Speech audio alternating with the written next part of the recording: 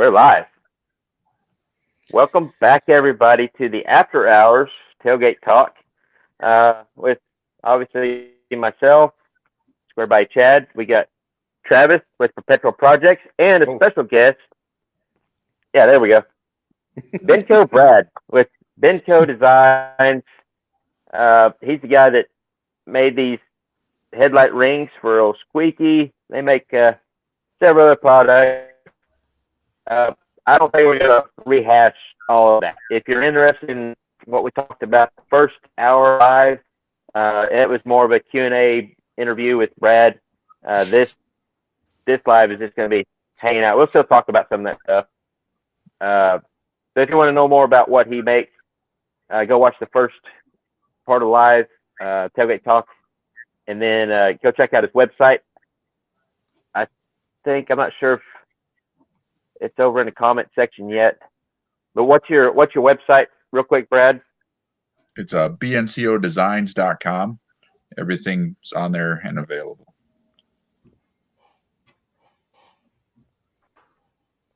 I think Chad likes the box, just he likes the rings. Well, I was trying to have a nice display, trying to be a little official, because I'm not smart enough to. I barely figure out how to put it on the thumbnail. But if I was doing this on a laptop and was smart enough, I could bring up as we're talking about. I could have brought up your products and have like a picture of your products. We'd have to get Buff to run the back end of the live for that cool stuff to happen. Right. Yeah. Like I said, the CAD thing, I can operate it, sort of, kind of. Yeah. See, that's the thing. I'm a mechanic. And I don't give myself credit sometimes enough for being able to do other things, but I'm not a tech guy. I'm just barely figuring out how to work these smartphones and all this other stuff. I think you're playing that off some, Chad. I mean, you're the one with the YouTube channel. Maybe a little bit. But hey, look what I just now figured out I could do 5 minutes ago. Look at this, guys. Whee! I don't know if anybody's watching this, and I don't care, but this is fun. It's kind of like the Brady Bunch. Yeah. See, hold on. Maybe that'll make it easier because, nope, I can't figure out which side you're on. I got you. First try. Yeah. I just got to start doing this.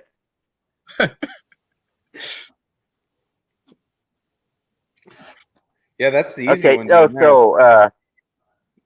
think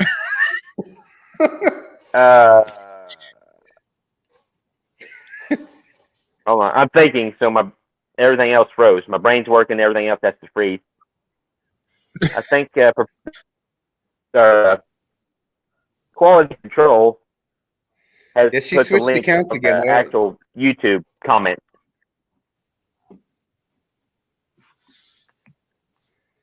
So what's this a link to? That must be to join the live. Okay, that's the link to join the live. If anybody else wants to join in on the live with Travis and Brad and myself, click that link, copy, paste it, do whatever you need to do. Buck's going to throw up. I think I made him dizzy. I think I made him dizzy with switching our... Oh, yeah, Chucky. No, I did have a drink after work a couple hours ago, but this is my official I learned on the... Yeah. I learned that on the Facebook Reels or TikTok or whatever that is that people with my level of anxiety, 2 drinks don't count. It's the first 2 drinks get our anxiety down, and that's where we're like a normal person. So I'm just almost to the normal person level. Brian Van Tana wants to add to the stream. Oh no! There's Buff in his 70s attire.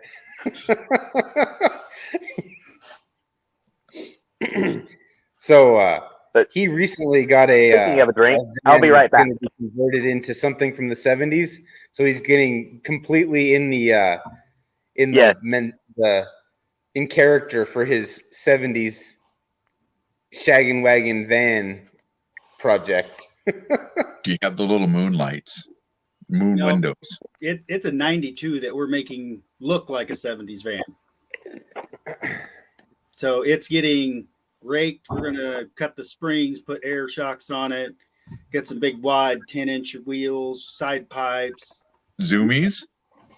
I don't know what we're doing on the side pipes. Just whatever cheap I can find. And I need a phantom grill so I can eliminate the 92 grill, make it look like a 70s. Oh, we're going to put a chin spoiler on it. Yep. And I got custom badges, which are just killer. And of course, $18 worth of outfit today, including the gold chain. Where did you find that outfit? Check out the boots. The boots with the All fur? included. It was Goodwill. Nice. You say somebody raided Goodwill's closet. Yep. $18. Probably the best $18 you spent today. Well, if it gets me views. Oh, see, I don't. Yeah, I left my hat out in the car. I guess I did that. So this is my display hat that I put in cream puff. And these old glass. Actually, it doesn't actually display stuff. I wear this out in public. I may or may not have worn this at Walmart. Yeah. I don't know, you know. If they can go to Walmart in pajamas, I can go to Walmart in this. Absolutely. Well, there's a reason it's called People of Walmart. Right. I think that I should make it front page. You're way too high class for the front page of People of Walmart. Yeah, you're too normal. That's never been said about me. Well, see, the thing is, People of Walmart, pants are optional. He may not have pants on, so. Oh no! Don't stand up. No, don't stand up. Check out the Oh, belt. look at that belt buckle. Oh yes, Oh, yeah. wow. Yeah, the belt. Yeah, that's pretty, isn't it? So Fancy. Ryan with Streetcar Chronicles has sent me a link to a guy on it's on Facebook or Twitter or not Twitter, but one of the reels and stuff that he's been doing. There's a guy, he has a hat almost identical to this, glasses almost identical to this. He's got the sideburns. He's got, the really tight T-shirt on. I think it says something about Winston cigarettes or something. Bell-bottom jeans, and he's got the snakeskin boots. He sends me this thing, and the guy's driving a square body. And I'm like, I've got everything. I got that whole outfit except for that red T-shirt. Right. So I got the hat, the glasses. I got some lizard skin boots. There you go. And I just need a really tight. I've even got some bell-bottom jeans that I wear all the time. Now I just bought them recently. Well, they're not bell-bottoms; they're boot cut, but they're a really wide flare. I was like, I've got that outfit, and I've got the '70s square body. So, Yep. You're set. Yeah, there may be another character on my channel. Oh. Some I'm all smooth for that. talking guy from down in South Mississippi. I didn't find a pimp cane. I guess I should have done that. The cane bin all had tennis ball ones. I didn't see any pimp canes. Oh well, I'll keep my lookout when we go to our thrift stores and stuff. Well, I decided the heck with it. I was editing video and I didn't like the intro and the outro. I didn't. So it's like, I've got to step it up. So I went shopping. So yeah, Buff, you need the red shirt, the glasses. You need a black, or no, it's a brown. Bandit wore a brown hat similar to this felt one. I mean, and you would look like the bandit because I that's kind of the bandit shirt. worn a cowboy hat. Just saying. Yeah. Not the right one, but it'll work. The bad thing now is I've got to have these things to read the comments, so I got to get out of character. Yeah. Chad, you got to get yourself a computer. Then it gets bigger. Well, that would mean he would have. Yeah, that's what she said.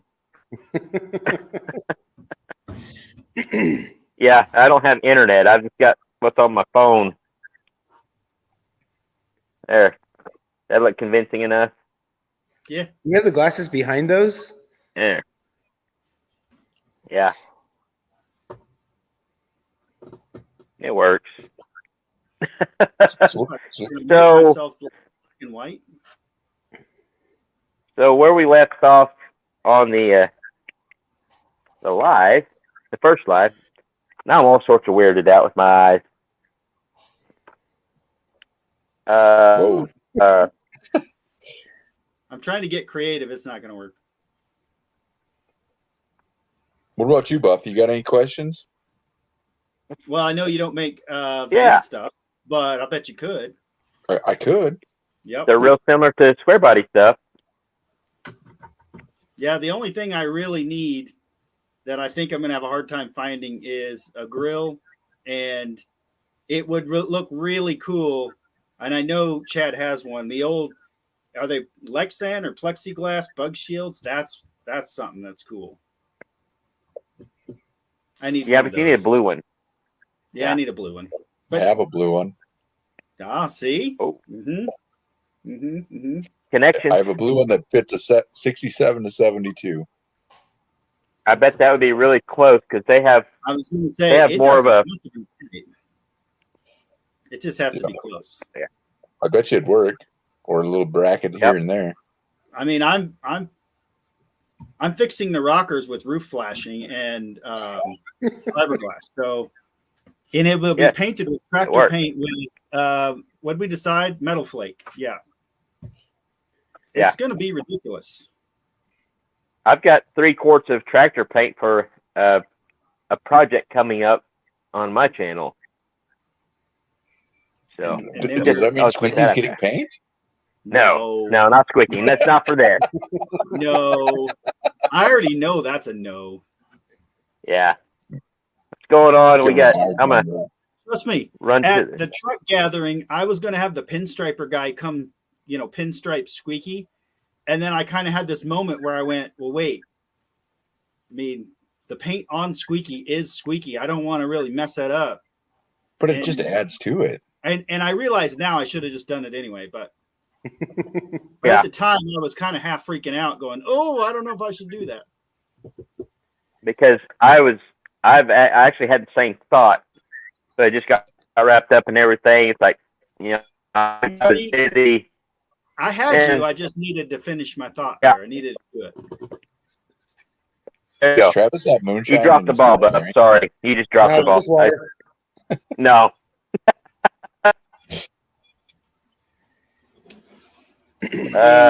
See who we got in the chat over here. Dandy Holmes is up to tonight. I don't know. Is he coming in? That's in reference to his comment before that. Oh, Dandy Holmes? I'm not sure. Not sure if he'll show up or not. I'm wondering if Stumpy will come back. He needs to make a comeback. I know he does. I need to figure out where he's at. Dude don't have a cell phone. I don't. He would. Of course, no. Brad, have you seen? No. Have you seen Stumpy on my channel? I have not. The character Stumpy that I do. Okay. So. Yeah, he's a guy that shows up on my channel every once in a while that is kind of the opposite of me.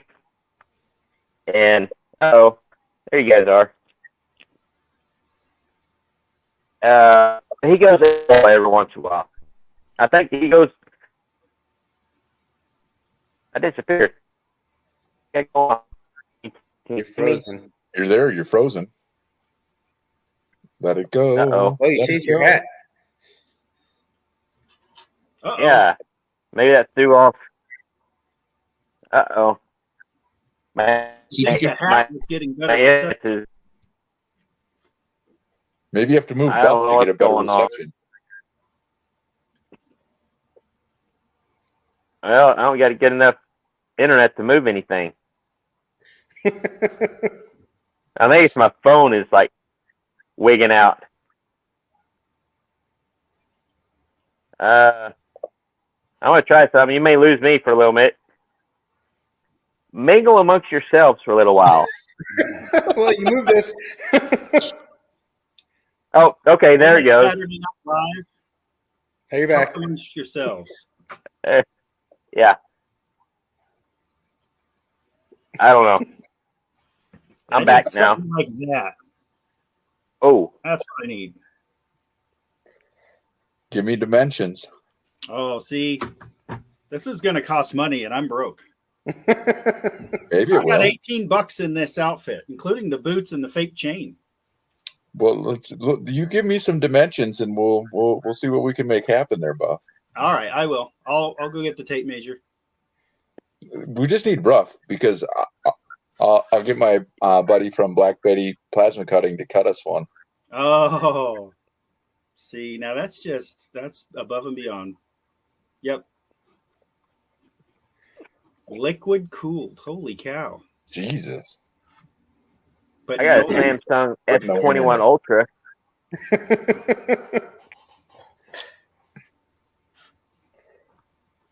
I'm all the cool my laptop needs. My laptop it shows. That's why it's going to freeze up and stop working here in a minute. That may be a little too much information there, Brad. Just saying. All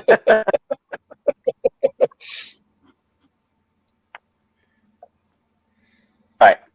So I've been on to my little story about the headlights. It's not going to even matter right now, but we pushed pause a while ago. Am I glitching out again?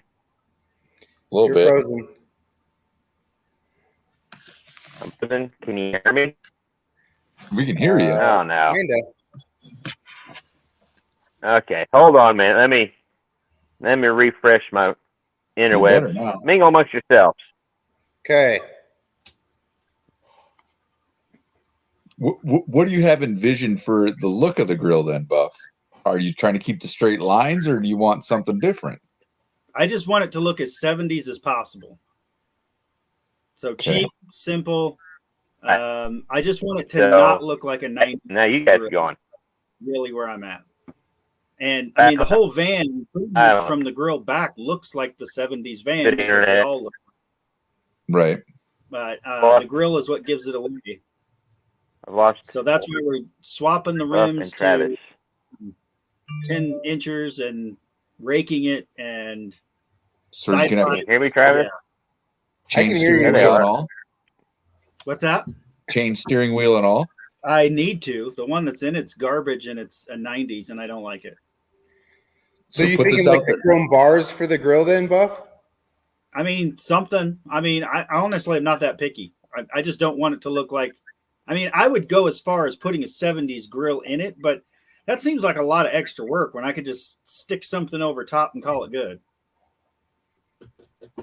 Because I'll probably just throw some 70s, the round buckets behind there, put the grill on, and I mean, I'm not going to do it right. I'm going to do it my way, which is get a welder out and start welding stuff. I mean, I can weld, kind of. Well, that's all.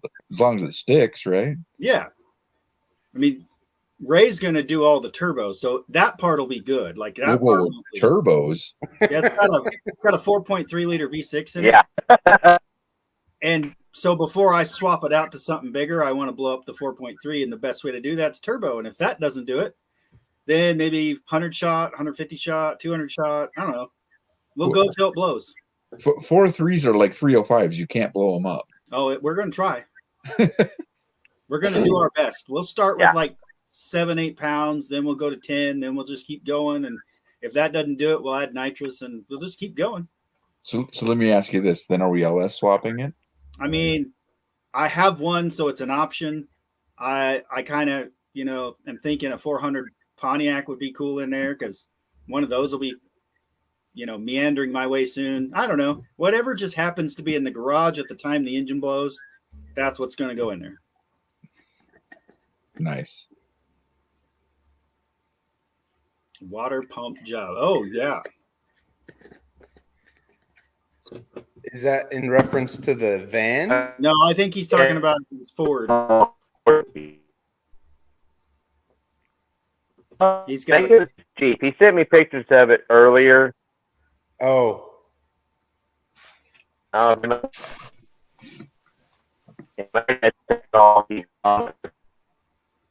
get through. I do need different. Chad's internet is really suffering tonight. Yep. See, I need different mirrors. Those mirrors aren't going to work for me. No. You need the mirrors off of Judy. I need the air horns off of that. No, those are not for sale. I know they're not. Those are part of that truck. I had an actual set of train horns. We're talking, massive, that my kid had, and he said, "Yeah, I'll give them to you." And the next thing I know, they're gone. I don't know where they went. I got two friends that work for trains, and I go, "I need one of those horns." And they go, "It's a federal offense to take one of those." I said, I didn't say that, but I just said I need a horn. Yeah, no, yeah. It was scrap. I found it as scrap. Right. I said they have to fall off a train at some point. Yeah, eventually. They got to rust away. Yeah.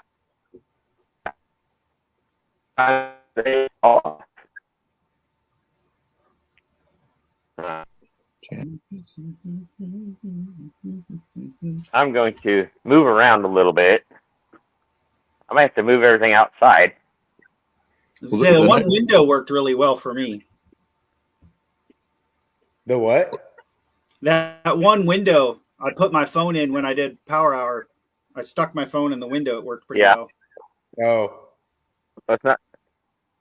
That wouldn't be very convenient for me to be standing at the window. I mean, but it is a nice night out, so I could open up the door and because I've got. It is definitely better. Yeah, I've got a lot of 4Gs right now. There you go. So, all right. Why don't we just lift this up and just go out to the ranch and sit around the fire? That would be better. Let's do that. Yeah, that would be great. I'll be there in 4.5 hours. I'm about 8 hours away, so. Oh, yeah. Yeah, I'm probably in the same boat. And I'm not driving Judy. No. I've got the rental for about another week, so I'd probably drive it because it gets 40 miles a gallon. Well, the next time Judy's going anywhere, I have sniper for it. I have a gear vendors for it. So then it might get like 9 miles per gallon then. Right. Yeah. I'll skip every other gas station. But I guess the nice thing about it going up every 2 hours was I got to get out and stretch. Yeah, that was the nice thing. We had, he's in the chat, Busted Grill Garage. He only had a single tank in his, so we knew we had to stop about every hour and a half, 2 hours. Well, Judy's got dual tanks, but I haven't ventured on pushing the switch yet. I didn't want to. I drove Cream Puff, and I'm telling you, I'm cruising along, and everybody else has got to get gas, and I just flipped the old switch, and boom, full tank. Good to go. Yep. Like I said, I was nervous to push it. I'm still nervous to push it yet because I don't know if it works. Well, that's when you'll find out when you need it. Only one way to find out. Right. So. That Cream Puff is about the best truck I've ever driven. Well, his name does fit him well. You walked away from your internet signal again. I think Cream Puff misses me. He doesn't say it, but I think he does. We had a good time. All right. I'm just going to set my phone down. Can you guys hear me? See me? Yep. Hello? Okay. I'm going to set my phone down and finish getting this set up. And I'm trying to do everything one-handed. We'll just carry on with that. Yeah, I Look can at the hear view. you. And yeah, That's beautiful. I can hear you and all that stuff. But We need to get him a I'm phone going to get my mount. chair out here. If we can get him a phone mount for Turtle, then he can go live on Turtle. There you go.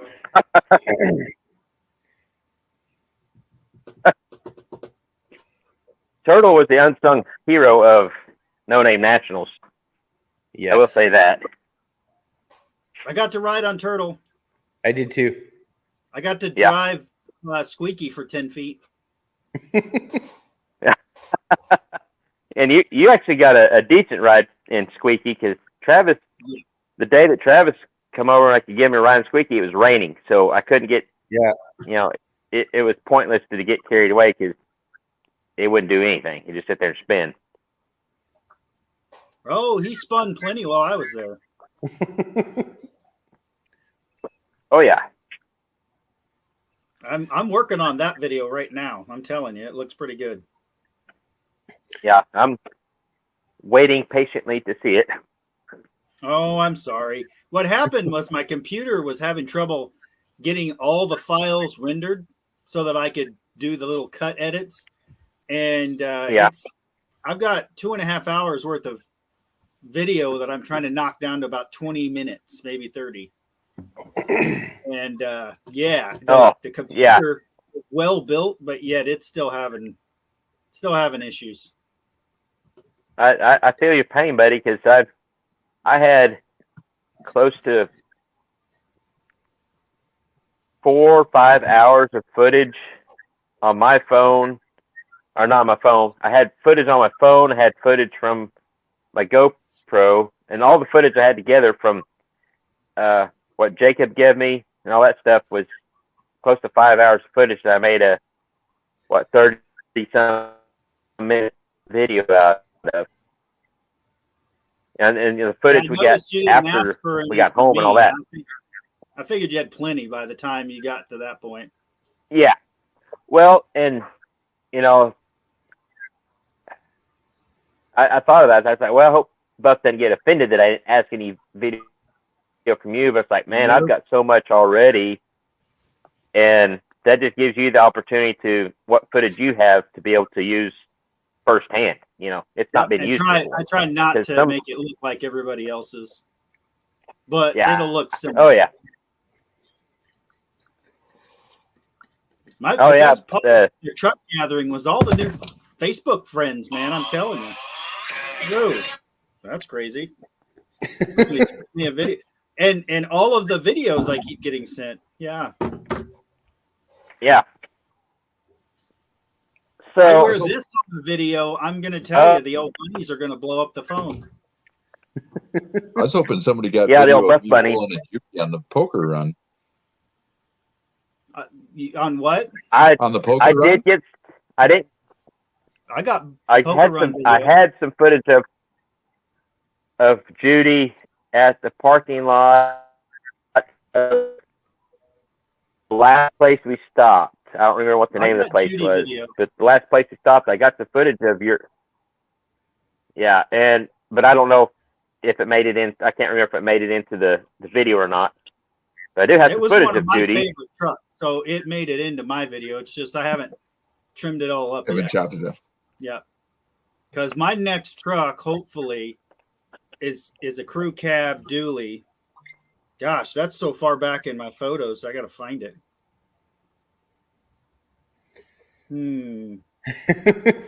Is that the one you've been teasing everybody with? The crew cab? Yes. Yep. Because it's probably not even available now, but I've been waiting on this settlement from the Impala crash so that I could try to get buying it. Did they ever find it? They found it. They as of yesterday they went ahead and totaled it, but they haven't given me my total payout yet. And since my purchase price was $0, and I put $0 into it, it should turn out pretty good. Well, yeah, it's all Always profit ask that. for more. Don't take the first settlement. Let me oh, there it is. There it is. Oh yeah. Now this is the GMC. Oh yeah. Still same thing, right? Yep. Yeah. I think I got. Yeah, there's a front view. Look at that. Yep. Just need some horns on the roof. Right. That's when I saw yours. I was like, I'd already picked this one out that I wanted. I'm like, yep, that's what I want. I just need to figure out if they work. It's got the running boards. It's just perfect. I just need to figure out if the horns actually work. Are they actual air horns or are they electric? They're electric. See, I put a tank on the 63 for the air ride, and I want to route one up and have an air horn on it too, because my RV has an air horn, a real one. As it should be. Yep, it's not a train one, but it's an air horn. So here's the link again. Thanks to Perpetual Project. She's changed. She must be editing videos and uploading or something. Okay, so here's the link to come live. My internet's sketchy. If you've been watching, we're still just trying to hang out and do the best we can. So yeah, if you want to come in live, copy paste this link and I'll get you in here live. We can hang out. Trying to go back through some of these comments that I may have missed. There's a lot of good stuff going on, but like this one from Steve Heighton, I think he's saying that I have a 339 waiting around to go in your van, Buff. That would be cool in the van. I've got people trying to give away my 339 to put in your van. Yeah, let's do it.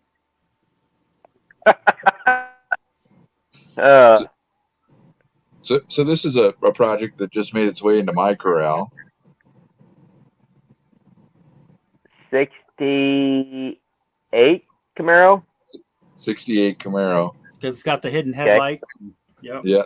Yeah. So the story behind it is the gentleman, or I should say the family I bought it from, the owner passed away, and the bottom of it, you can literally eat off of it. And it came with a aluminum 6-liter LS out of a 09 Caprice and about $5,000 worth of Brian Tooley racing parts. Oh wow. So that car should be a tire fire machine. Oh yeah.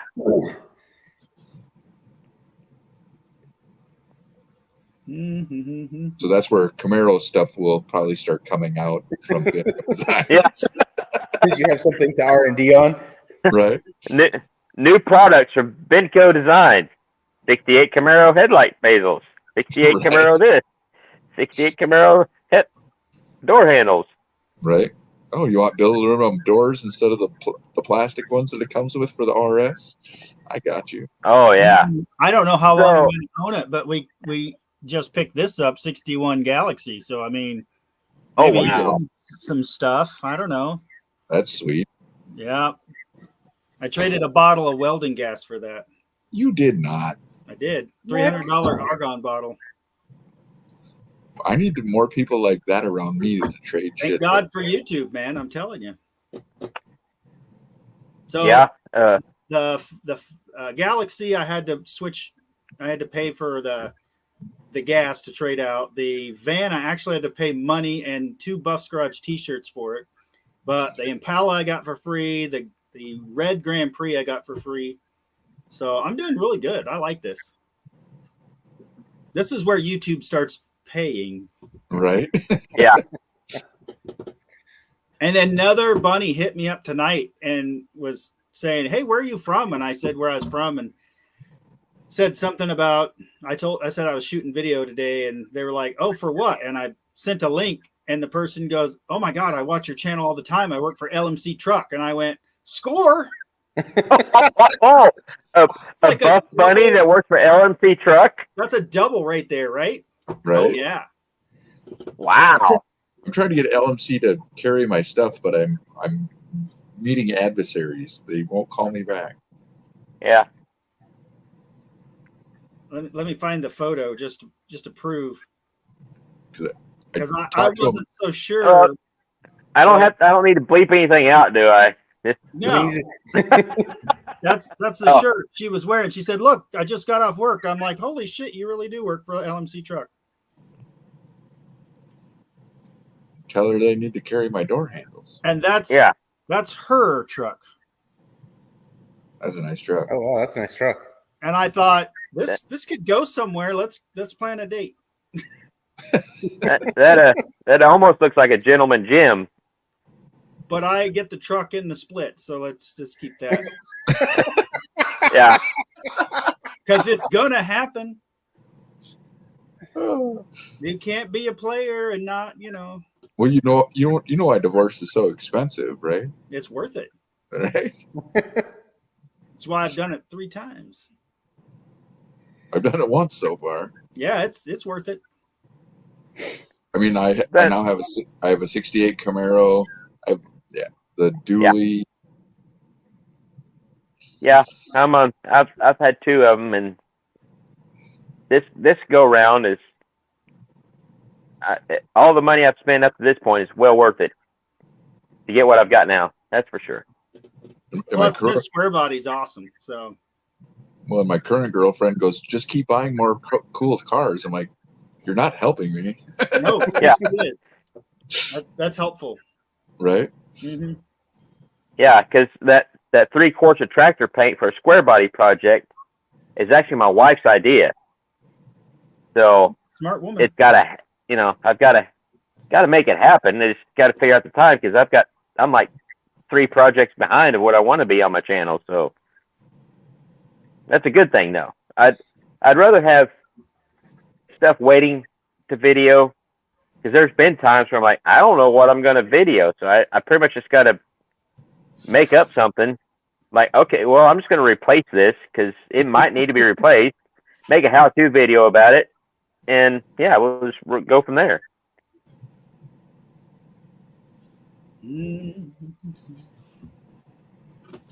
So like you said, so we'll have first gen Mustang and Bronco door handles coming next. So if you guys got any of that stuff. Oh, I can't afford that kind of stuff. They don't give those cars away. Did you see Freiberger sold the Disgusting? He did. Yeah. I saw that. Like $80,000. Is that what he got for it? $80,000. Now they did redo it. Bad, but everything was redone on the car. Yeah, the whole thing was redone.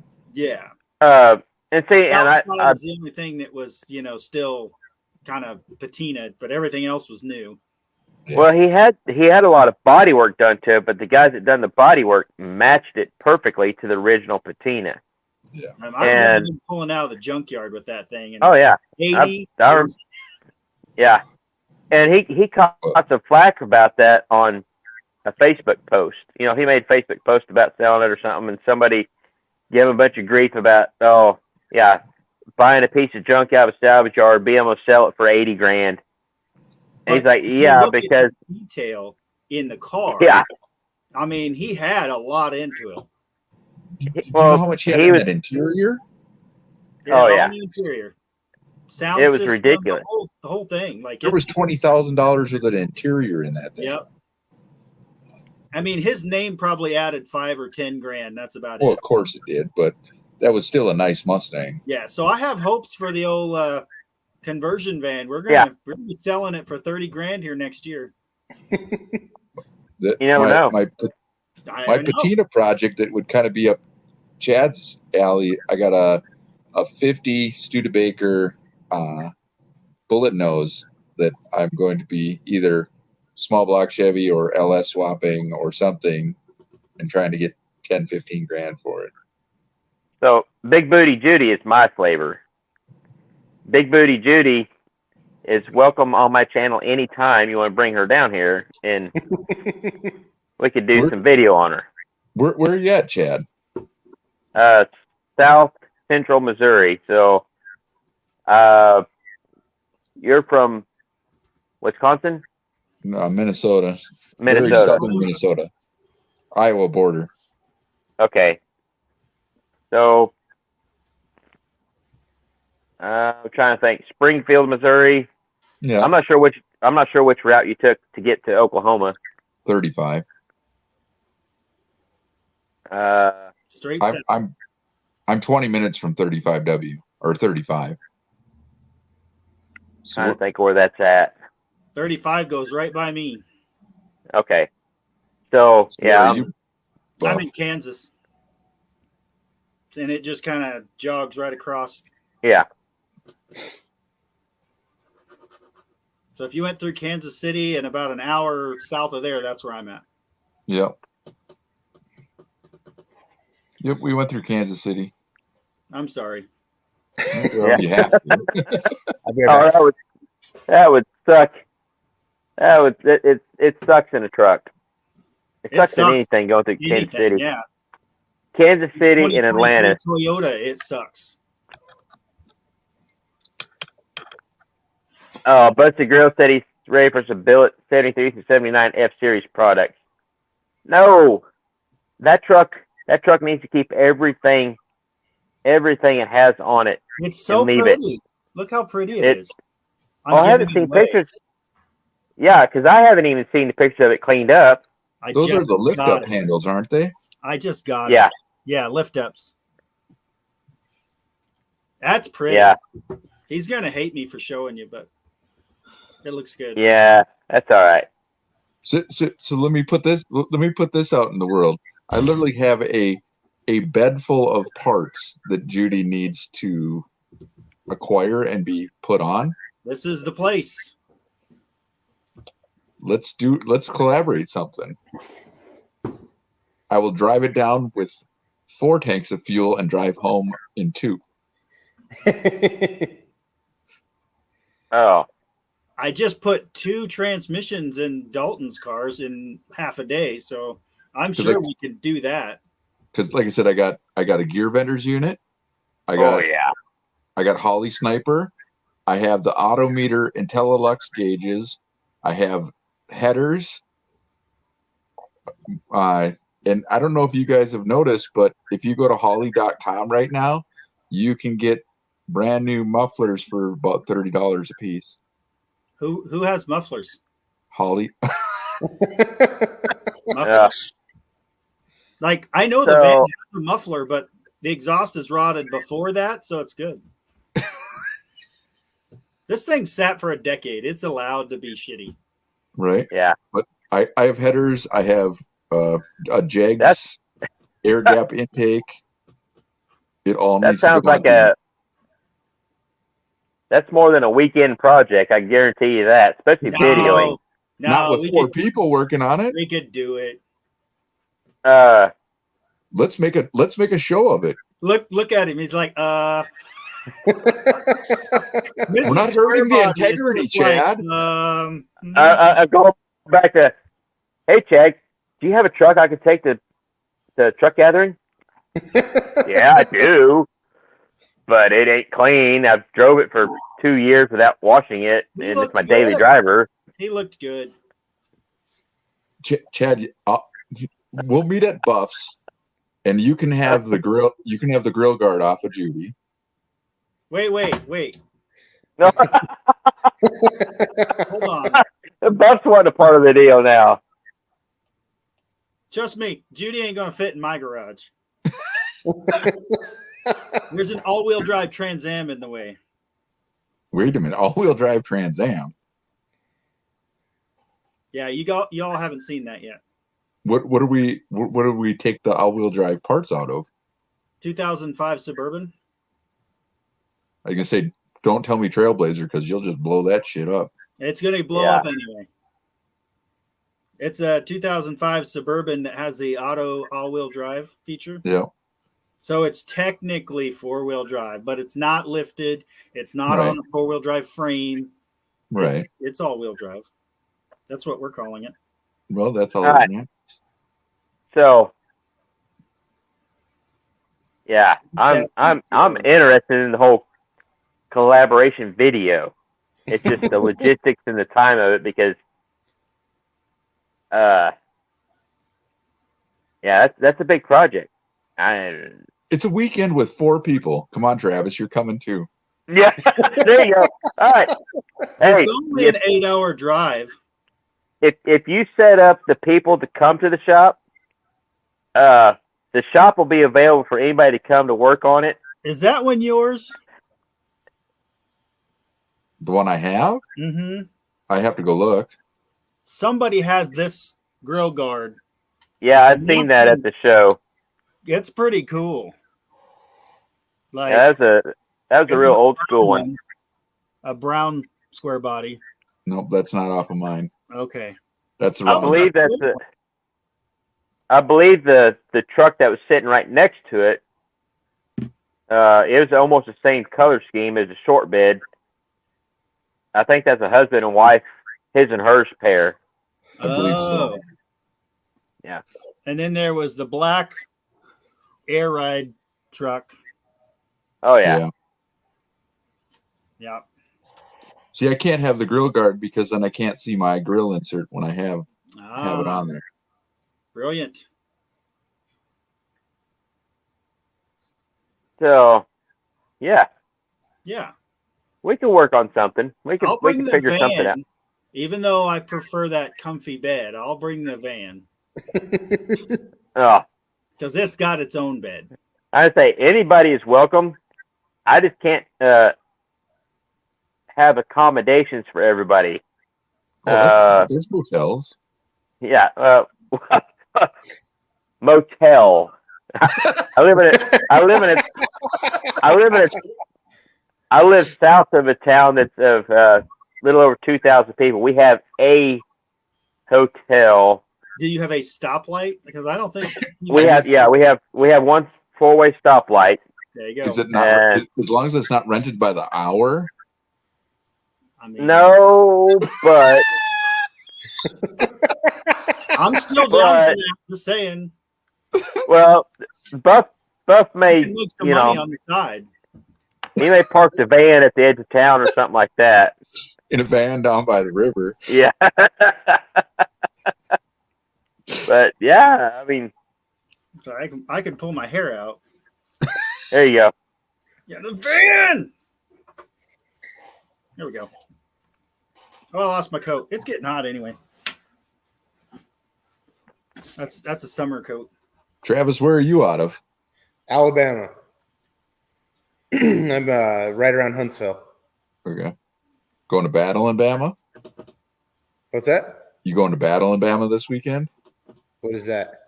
It's a showdown on the Gulf Coast. No, I'm way, way north, almost to Tennessee. I got friends in Coleman. Well, besides Chucky, how close is that? Coleman is about an hour and a half. Chucky's an hour and a half from me. My neighbors in Alaska are from Coleman, and they moved back there. Oh. So who is that saying they're donating their time for Judy? Java.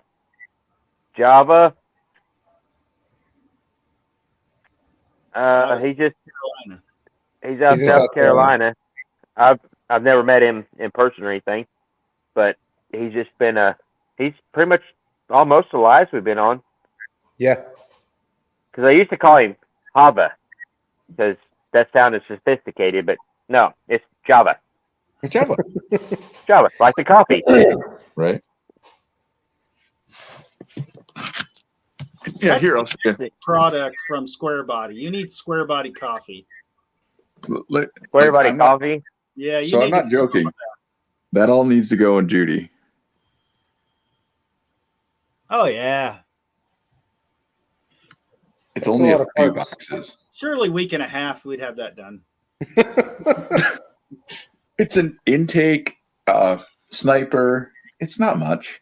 But you have to account for the standing Gear vendors time. But standing around time eats it up quite a bit. So. Well, yeah, and video. It'd be one of those where you just have to have the camera, camera set up in the corner. Anything you can do takes 3 times or more with video. So. Well, that Well, and you need girlfriends and wives to hold cameras while we work. Oh, see. I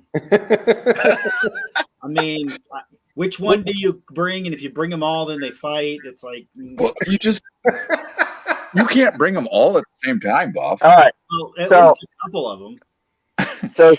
So Steven with Big Block 402 he's jumped on. He's gonna install the gear vendors. There All you right, go. Steven, I have 4 Harbor Freight jack stands. Your life is in those.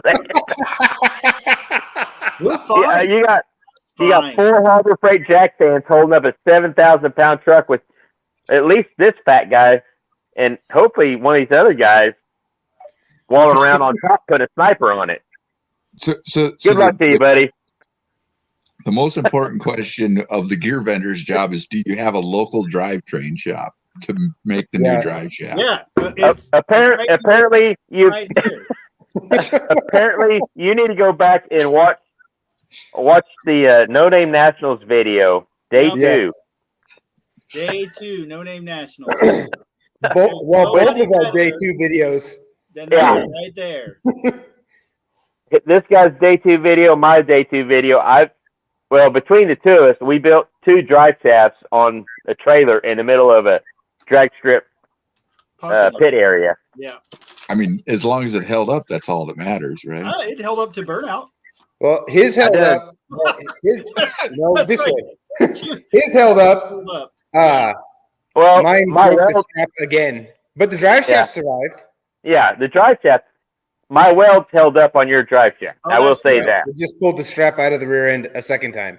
That's right. Now, You gotta keep I the will- air in I will- time. I will say this: as many drive shafts as I built in that short of time frame on the Big Booty Judy build, I would probably employ somebody else to do it because Yes. yeah, Well, that's not. we're going to want it balanced and all that fun Yeah. stuff. But I mean, That's just depends. extra. That's overrated. Well, I mean, it Depending depends on- on what you're doing with it. Here's the thing: if you kind of have an idea of how big you need, there was a company, and I'll get the name of it, but you get real close, and they'll make you a drive shaft and give you a little room. Right. It's a good company, and so far everything I've seen come out of them is really good quality, and it's pretty much on the money. I mean, on the serious note,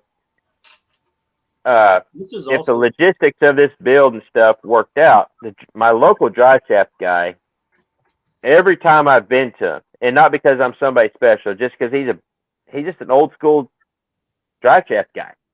I bring something in, say, hey, this is what I need. And of course, usually with the stuff I'm building, it's like, man, this ain't going to work. I'm like, can you build it for me anyway? Just make sure it's balanced. All right. Just pay cash. I never seen you if something goes bad. All right. But he'll have it done within an hour. Well, that's fine But- if he'll do it on a Saturday. Well, he might. I mean, call you them never ahead of know. time. So, yeah. Well, I mean, we can. Does he take bribes? We're making Chad really nervous, but give him a day and he'll come back. well, That's how I did it. I'm all for this, but there's a lot of logistics and everything to figure out about this whole thing. I mean, Show up, bring parts. That's all we need. I got a whole bed full of them. There you go. They're actually in my bedroom. so I'm off normally on Fridays and Saturdays. I get off at Thursday at 3:30. From Thursday at 3:30 till Sunday at 7:00 in the morning, I have off. So as long as we do the gear vendors Thursday night, so we measure it up for Friday so it can be done. We'll be spinning tires by Saturday night. Right. This is perfect. But what date works for you guys then? Yep. Do what? What, I what was date in works? another. I don't know. I mean, Yeah, I'm like, yeah, sure. Travis, I'll even buy your plane ticket. I don't care. Oh, this is hard to get out of now. There's no wow. But he'll need quality control to run the camera because this has got to go on. This has got to go on everybody's channel. This just won't be on my channel. This will be So a this is a joint thing. collaboration. So I have the major hang up I have is I'm leaving for Colorado for a month and a half next week. And I have way more that I'm going to get done there. But So that we're being saying in said- August. what's that? We're saying August. Oh, August. Oh, I didn't say it had to that's happen plenty of longer. time. Yeah, it's plenty of time. We can plan it later on. Yeah. September's pretty booked, but August is good. Yeah, I can't do anything in September. September's packed Yeah, for me. September's busy. I got like 3 shows at the beginning of the month. Because I got No Name, and then the very next week I'm going to Duct Tape Drag. So Brad, you're going to be at the C10 Truck Show in Springfield, Missouri. I believe so. All right. So I'm trying to make that and trucks and tacos or whatever that Aaron is putting on. Yeah. oh yeah, I see that. Yeah. Yeah, I'm not going to be able to make it to that one. I mean, I pretty much, as far as like the bigger shows, the truck gathering, I've already done that one. The next one's going to be in September. I got the truck show in September or in Springfield, and then No Name Nationals, and that'll be like they're 2 weeks apart. So I'll tell you a good show for everybody, and I've gone now 3 years in a row, especially for you, Chad, for being square body stuff. You gotta come down to Lone Star Throwdown in Texas. Oh, I Oh, want to. It's Do you want to it's truck on my show? list. hey, Me, Jacob. me and Mrs. Square Body are like this close to this moving to Texas, So am I. just because. I mean, I live too far north. yeah, everything happens in Texas. It's like, yeah, and I'm telling you, just be a spectator at LST. It is ridiculous. See, I'm Yeah. thinking Tennessee sounds good. It's like in the middle of all the. It's a short drive from everywhere, Right. and there's no income tax. Well, that's a good thing too. I mean, so is Texas, Florida too. so with going back to the Big Booty Judy project, Yep. Busted Grill Garage, I've known him since before the YouTube thing, it's before the YouTube thing. So he'd be in on it. He's local to me. Well, let's see. Let's put some dates on the map and This see could what get sticks. bigger than we expected. That's Yeah. fine. That's what this yeah, is all see- about. Yeah, but the sad thing is that kind of stuff makes me nervous. So nervous right off the bat. So I I'm hate gonna planning. hold I on. hate- I think I got my I hate meds. planning anything. You just I tell hate- me where, and you just tell me what dates work for you, and I'll plan it. All right, because Well, my wife. I got you. So Well, worst case scenario even on the drive shaft in your shop, we could build one that would make it home, and he could get it balanced and fixed when he's because it's going to be shorter. Right. It doesn't need to be longer. Yeah, it just has to be shortened. We could. there's- I know. I built a lot of drive shafts on this table with the V blocks and stuff, but yeah, that's for me. But like Travis said, it's worst case scenario. Yeah, Yeah, that's worst- if we can't get somebody. I bet we could get that dude to do it. I bet we could. Worst case scenario, I would take the drive shaft that weighs probably 100 pounds. I would drive that thing down the highway. Now I wouldn't like get it going too fast, but I had that truck in third gear, bouncing off the rev limiter at 5,000 RPM for a couple minutes, spinning dually tires, and never had a vibration. And the drive shaft wasn't the big problem. It was how I held the U-joints held in. A couple of grade 8 bolts that were actually literally hammered in, tightened up, hammered in, tightened up, hammered in. Yeah. I mean, cross threads are better than no threads. Oh, it wasn't cross Oh, thread. Mechanics Loctite right there. We're good. Right. It wasn't cross threaded. It was a strap and a through bolt and a nut, because that's all we could find that made it work, because it's supposed to be a U-bolt style strap or to hold the U-joint in. I mean, you might have to call in sick on Sunday. I'm just saying. I could do that. That's no big deal. I've done that before. I actually had to do that at the truck gathering, because when we got to Oklahoma City and my wife was trying to log us in or check us into the hotel through the internet, because you could do that kind of stuff these days. It's like, we got the hotel room for 2 nights, not just one. I'm like, oh, so it's Friday and Saturday night. Because I was planning on, after the show, hitting the road and heading back. And that's what I told the other 2 people, Buff, that guy, and Jacob, with Busted Grill Garage, because they were kind of, I mean, I could have went on my own, but they were part of our caravan, our convoy. And I told them we're staying one night. That's it. We're heading back Sunday or Saturday night. Well, then we find out, hey, we got a room for 2 nights. I'm just going to call in for work and on Sunday and not worry about it. So then Buff had to find himself another girlfriend for the night. Another Buff buddy. Just wanted to keep the bed warm. Yeah.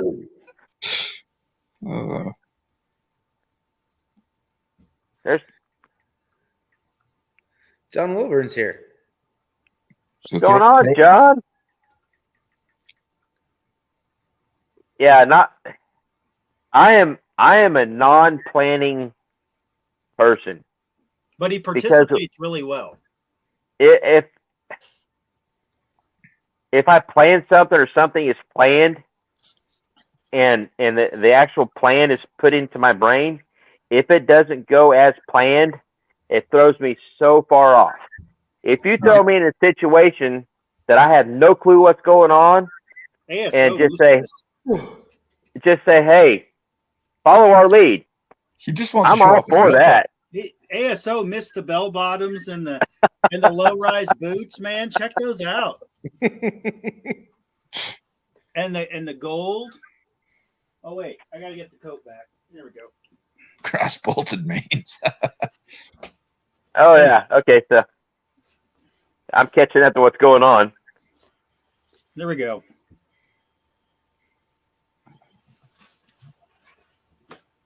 Yeah, they were way too close.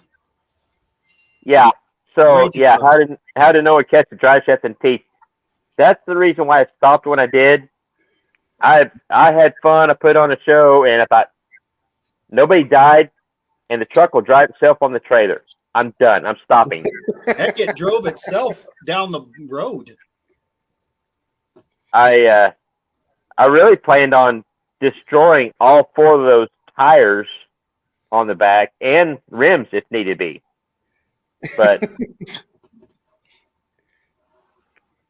cross ram, it takes me not cross ram U-joints. That's pretty much what I was running. After looking at the setup that you did, I felt really good about the truck until I saw what you did. And then Yeah. I'm the same way. and then I was like, I mean, it worked, but I watched how he ripped through that burnout. Well, he told me that they couldn't find a bolt to work, and he told me what he did, and I'm like, well, it sounds like it'd be just fine. And then I got in there and looked at it, and I'm like, oh. Yeah. I don't know. I thought it sounded great. And then he showed me, and I was like, oh. That's not so Yeah. good. That bolt and those bolts and straps are hanging on my pegboard. Those are. They weren't in there like this. They were in there like this. Yeah.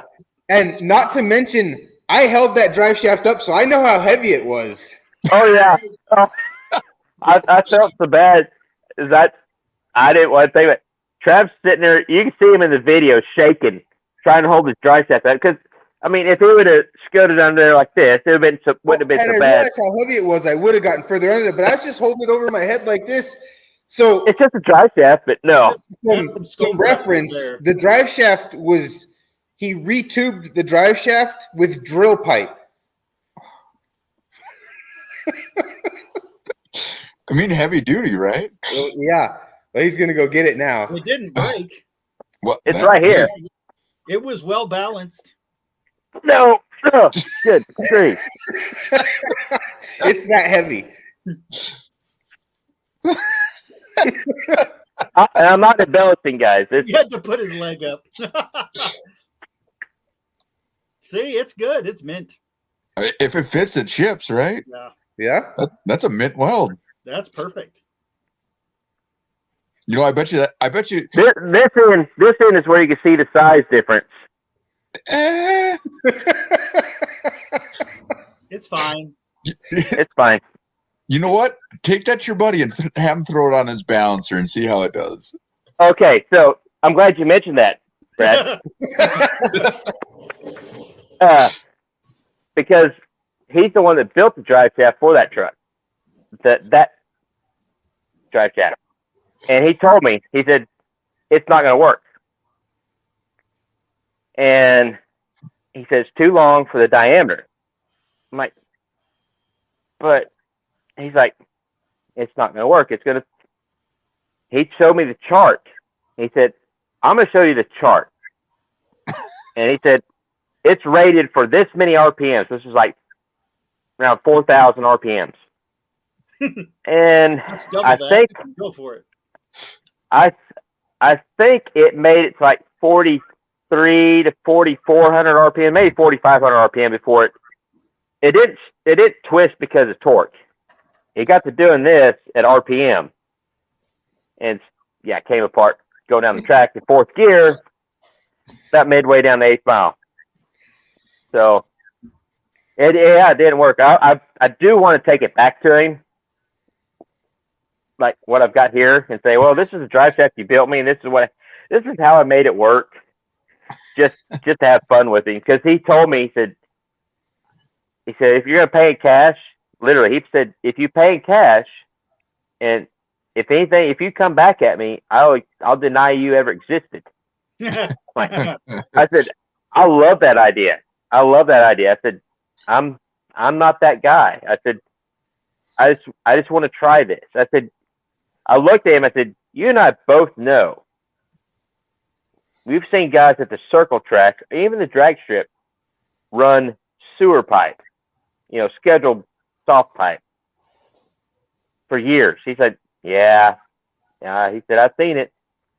I said, I just want to try it. I said, I just got in my head, I want a single drive shaft at this length. I want to try it. Like, all right, let's do it. So an hour later, he had my drive shaft perfectly balanced, everything. I gave him cash. He gave me a drive shaft. My buddy did this similar thing with a drive shaft guy told him it couldn't and shouldn't be done. He built it out of square tubing. I've done that several times for off road. Well, and that's what he was doing with it. And the guy's like, you can't do that. And he goes, yeah, but it's stronger for what I need it for. Yeah. And the guy's like, you can't do that. And he goes, watch me. So he built a square drive and he made it so it slid. Oh, yeah. Yeah, there's no less than a dozen videos on YouTube that show you that you can. I've done that several times. Because what all he was using was like a 23 horsepower Kohler engine running a hydraulic pump. He goes, I don't have enough horsepower to ruin it. Oh. It's literally being driven by hydrostatics here. He goes, I'm running a 23 horsepower Kohler engine that's moving pumps. I put those in full size rigs with V8. Right. If they're off road only. If they're going down the highway, no. Right. It was a road rig. But low RPM stuff, crawling. Right. Yeah, they make great drive shafts because they got all the slip in the world. You can make them whatever length you need to. They're easy to build.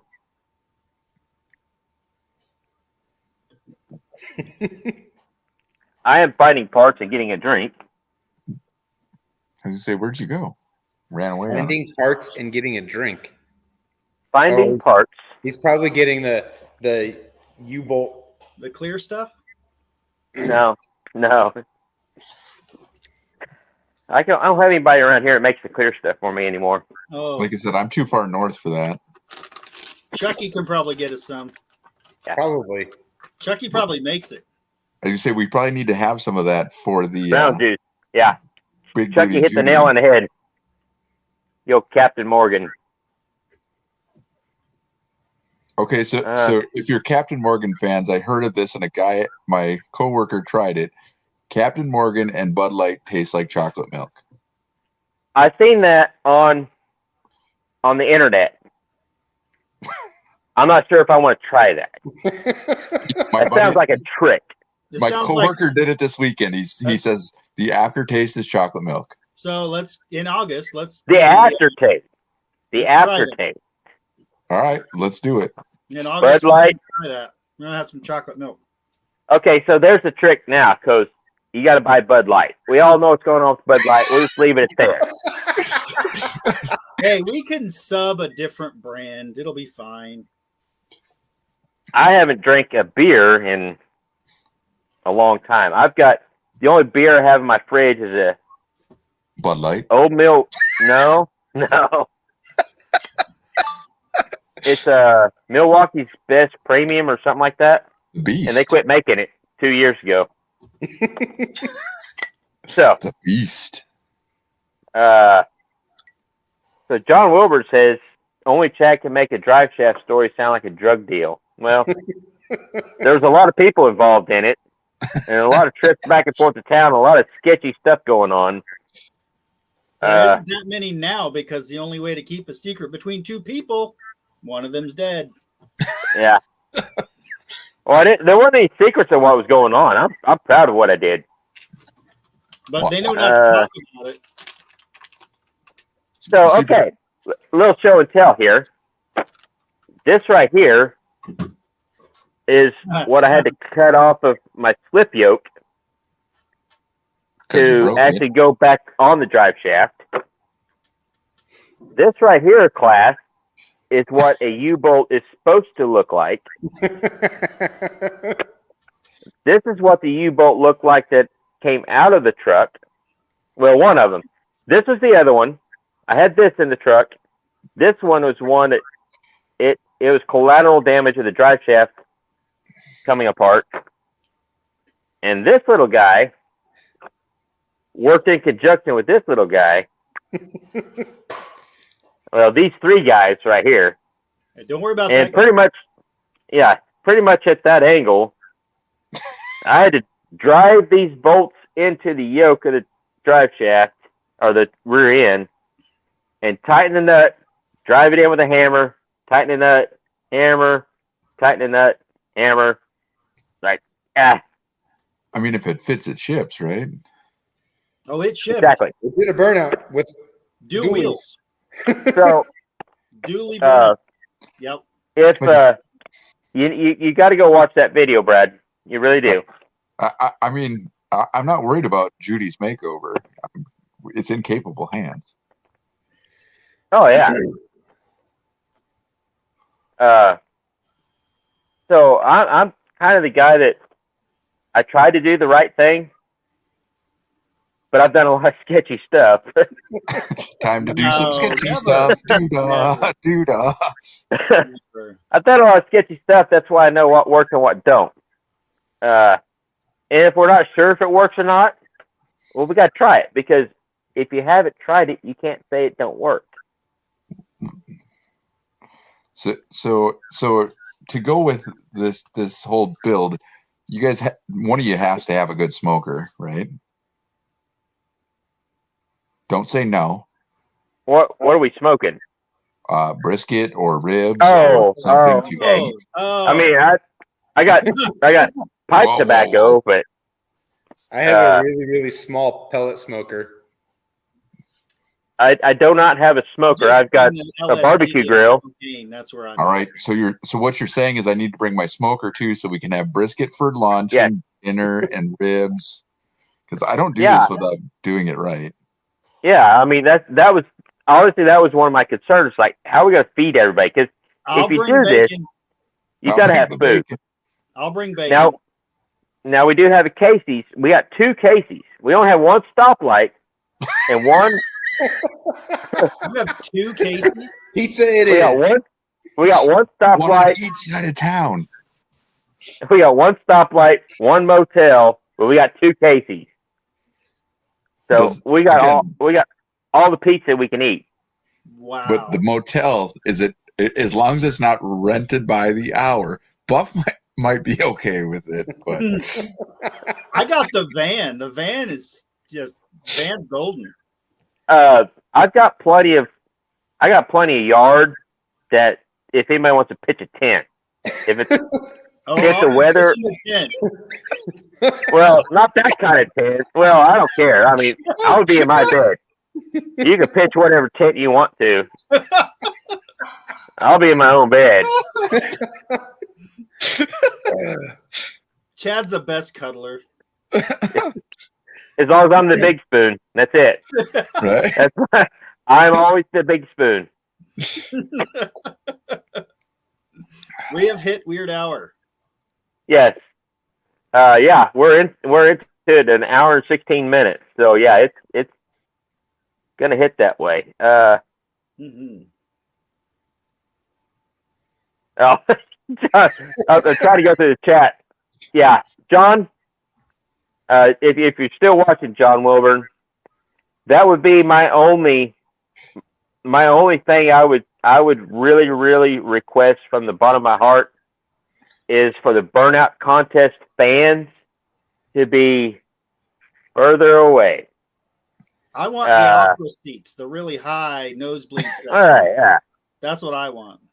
Because yeah, those the spectators right up against the barriers, jersey barriers, that scared the crap out of me. Because even if it just under normal conditions, Just I was ready to throw.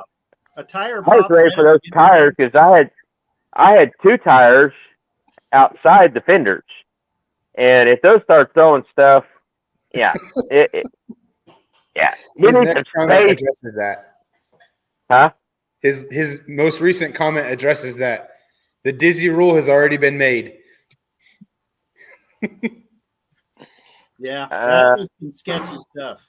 Yeah, Time to do some sketchy stuff. Do-da, do-da. yeah. So yeah, I mean, I'm not gonna say that I'm the sketchiest person in the world, but don't invite me to a burnout contest and say you have all the room in the world to play. 'Cause I like to play.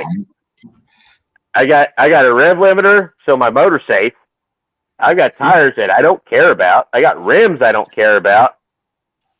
I'm just gonna stick it in high gear or 3rd gear at least and let it eat. Let it eat. But no, on a serious note, it was a good show. Yes. Dooley Actually, Burnout there's my favorite of all time. do what? Dooley Burnouts was one of my favorites of all time. Well, it was. I did put on a very good show. I will say that. I'm proud of my show I put on, but there were some other cars that had a lot more smoke and a little bit more action, or a lot more action. I mean, it was just. Oh, Hippie put on a hell of a show. Oh, and hands down. So, yeah, that was the thing. It's like there was so much variety. Yes. With the burnout contest, and that was cool. And it's like any show you go to. Like the truck gathering, there was trucks of all shapes, sizes, grades. If you want to grade them, you know. I don't consider my trucks show trucks. They're not show trucks, but they are show trucks. They're enough for me to show off. They're what I have. They're part of my. They're part of my show, and they're enough for me to show off. But that's the cool thing about this day and age. Is as much crap as we got going on in this world nowadays. Car shows in general are better than they ever have been because I can remember 10 years ago, you go to a car show, and if I pulled up in a truck like Cream Puff, They wouldn't even let you in. they probably made. I would have been the only truck like that there. Now, you could take a truck like Cream Puff or any daily driver. If you're proud of it, show it off, and it's welcome. Because I know as a fan, looking at these trucks, I love to see that just as much as I love to see trucks that have $100,000 put into them. I can see the love and attention in both genres, I guess you could say. You know, it's like Big Booty Judy. She's farm fresh. Yeah. I didn't see that you put a lot of. You didn't really zhuzh her up. She wasn't I didn't detailed. do nothing to her. She was driven there, set up for the show, and she was just what she was. And that's the beauty of that truck. Yep. And I think that's what everybody sees. I'd say most everybody sees in when someone brings a truck like that or like mine to a show. They just see the beauty in the truck itself, whatever it is. And you didn't have that 5-10 years ago. I hate to go into car shows, especially local ones, because you see the same cars, the same 10-15 cars every year, every show. And one of the local car shows I went to a couple years ago with Cream Puff, an elderly lady that had a restored, pristine car across the square from me. She come over. She's like, "Oh, you know, what are your plans for this truck? Are you going to restore it and do all this and this and this to it?" And everybody can see the potential in the truck. I can see the potential in the truck. That would be a nice truck to restore. I was like, no, I'm going to preserve the originality of this truck. I'm going to preserve its story the best I can until it's, till the point where it's not safe to drive. There's going to come a time that I need to really do something about it. And she just didn't get it. And I can understand her point of view. Like, why not do something about it? It's like, but on my end of it, it's like every scratch, every dent, every imperfection on this truck has a story. I may not know the exact story, but some of it I can kind of see a story to it, and that's a cool thing. Chad, and to your exact point, my 67, I mean, it's a pretty nice truck. It's not the best thing out there, but even me restoring it, it now has scratches and rock chips. I daily drove it, and everybody's like, "You're nuts. That's a $30,000-$40,000 truck, and you're daily driving it." I said, "Well, why else do I own it if I'm not going to drive the damn thing?" I didn't pay it yet. We're still paying the note, but like $50,000 for a used 2019 Ram. Yep. I'd rather drive a $50,000 restored square body, or have my wife's, because that's my wife's truck. Yeah. I'd rather have a $50,000 restored square body for us to drive around in place of that Ram. That's not our option right now. That's what I'm shooting for eventually. But honestly, that's why I have Judy. Yeah. I mean, a truck like Judy, if you go to buy a 1-ton,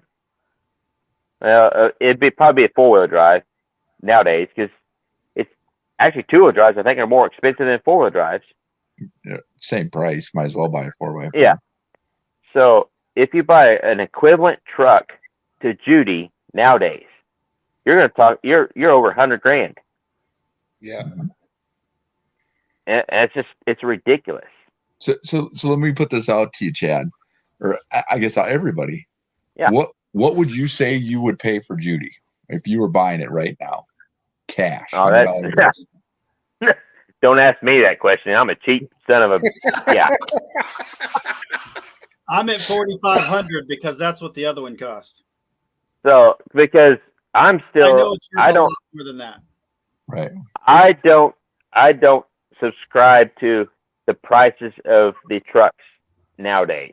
I don't either, really. It's overinflated. Now, Now, if I was selling Judy, I know what I'd ask for it. Okay, what's that number? What's that number? Yeah. Well, Travis, hit the video that says Big Booty Judy. That's not me. It's Chad. Oh, Chad. He probably Oh, can't I get don't- on his phone. I won't. Oh man, Yeah, because I'm gonna teach you guys how to do this.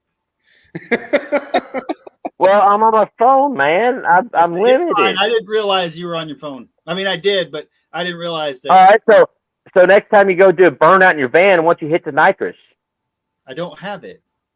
okay. No, I So- did it. I didn't realize that you guys weren't sharing. Yeah.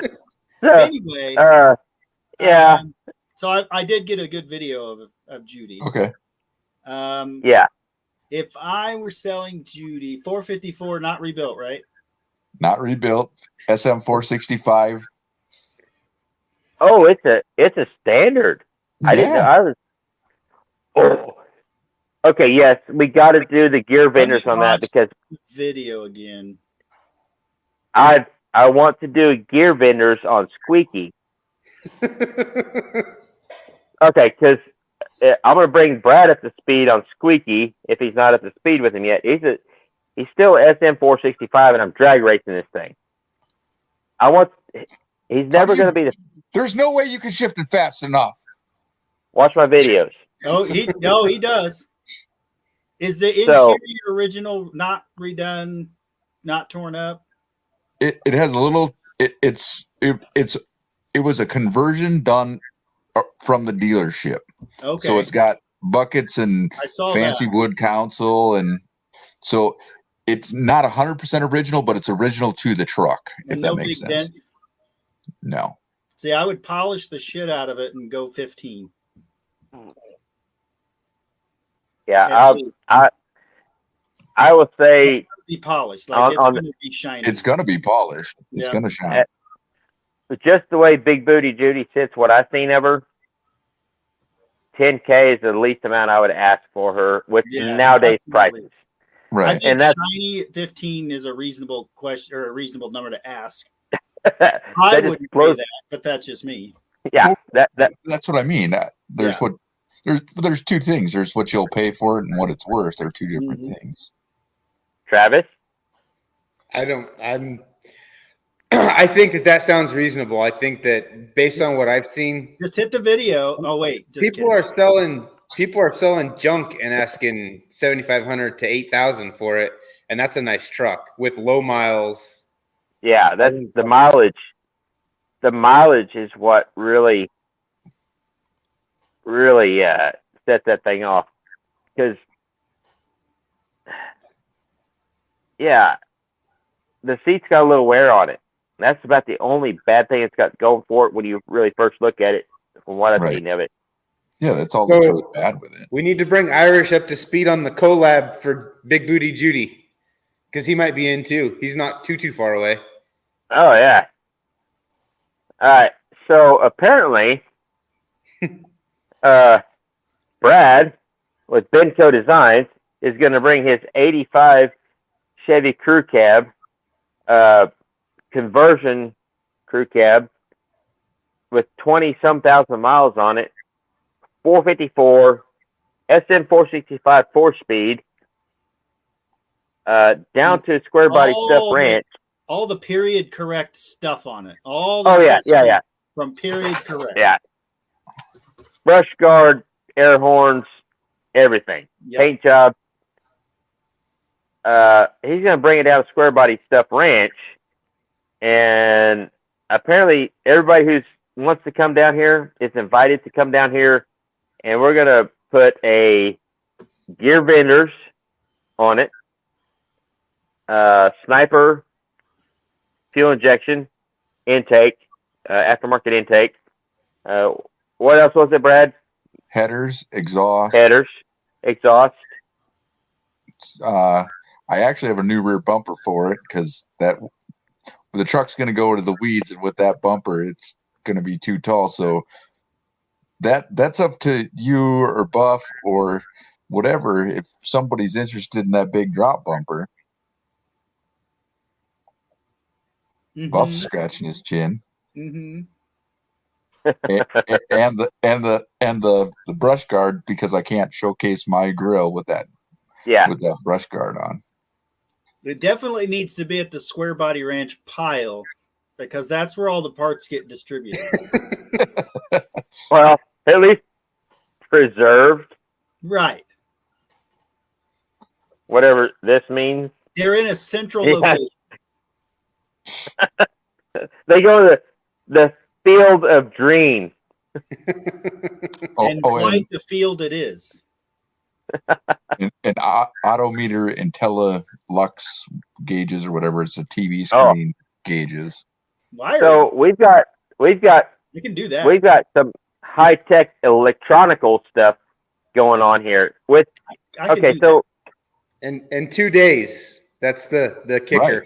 Right. 2 days, 6 to 8 guys. Well, 2 days video, like editing, like video, as far as the video is concerned, right? Yeah. Oh, so we'll basically get the lug nuts. That's how Motor Trend does it. It's a 2-day build, but they take 3 weeks to do it, right? Yeah, but there's also a team of guys working all night long that you never see on camera. Yeah, but we're going to be the team of guys. Oh, okay. But we got to have the craft services table. That's a must. That's in my contract now. Craft services. Experienced that. Yeah, the food. You got to have a food layout. Oh, yeah. Oh, I'm making brisket. Didn't you hear? Pole barn garage this weekend doing the transmissions, and halfway through, there was just this full table of food. Man, I was like, I expect every time. You're not coming to Pole Barn Garage. You're coming to Square Body Stuff Ranch. I know we're gonna up it. It's upped. I've got a calf out here. We could slaughter real quick. Rotisserie. That's fresh meat. Real quick. I got a couple cats that show up that we could have some Chinese or something. But poodles and noodles. Slab of lab. There's probably some armadillos we can have some soup out of or something. I don't know. Just get your own bowl out of the armadillo. Yeah. Yeah. So Steven brings up the drive shaft. Now, out of all the whole build, the drive shaft will be the. It's going to be the first thing that has to be done. And that's the thing is, I've built enough drive shafts that I've driven on the highway for years. Yeah, I'm not too worried about it. If we had to do that, even just to make the video, we could do that. Worst case scenario to get him home. Yeah. And, well, hopefully get him home. Wow. Hey, everybody succeeds at the end of the YouTube video. Just saying. Yes. No one ever Yeah. Everybody bring your cameras. Your you know. Oh, yeah. I mean, if this is going to happen, and I'm He's getting it. He's getting there. He's almost convinced. Bottle of Crown. Look at that. Look at that. Yeah. Sweeten in the pot right there. Those would look good on Squeaky. I'm just saying. This is starting to get good. If we could work it out, seriously, I'm for it. I'm all for it if we could make it happen, because this would be a great thing for everybody involved. Yeah, everybody involved, because that's what it's about. It's like Buff said. You know, he went to Dalton's and had a big spread of food. Now you're not coming to Pole Bar Garage. You're coming to Square Body Ranch. It's a little different. Yeah, it's a little different here. Square Body Ranch. Square Body Ranch is so much. Do you have power? I've got to sit outside to have enough internet to do a live video. There's no internet out there at his place. I'm telling you, if you have expectations when you go to Dalton's, you need to lower them and then lower them again and lower them one more time and you can get through the door because your garage is well organized. It's clean. Dalton's is like, it's a free for all. It really is. Yeah. I'm going to say now my garage is not that. And it was pretty bad when you seen it. No. But that's the thing is it's all a matter of perspective. It's all, everybody has their own level Don't of come look at my shop. Yeah. And I still have parts on the ground in the garage from No Name Nationals. So I'm just saying mine's pretty bad. I just showed you all the parts are in my bedroom. Yeah. I mean, there may or may not be an engine in my kitchen right now. I don't know. Oh, so Big Block 402 says his schedule has him off most weekends in August. Richard Pratt. Hey. So, all right, Travis. Yeah, get Richard. We'll get a bus. Come on, Travis. Travis. That's a big ask. Richard doesn't like to leave Colorado. Have I ever asked you of anything? Okay, Richard. This big? So let's bring him up to speed. Yeah, Richard, you're coming to Square Body Ranch sometime in between now and August, end of August, and we're gonna completely rebuild an 85 Square Body with a bunch of goodies. Yeah, in my shop.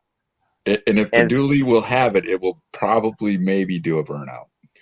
And if you blow the tires, he has a tire machine. I'm just saying. Right. We could do some burnouts, and I could provide the tires to put on it. That way you don't have to. Yeah, the wheels and tires. I've already got them in the barn. That way you don't have to burn your own tires to make it back to Minnesota. All right. It's just sad that you can't share the video of Squeaky doing a burnout because I did put it in there. Yeah. So I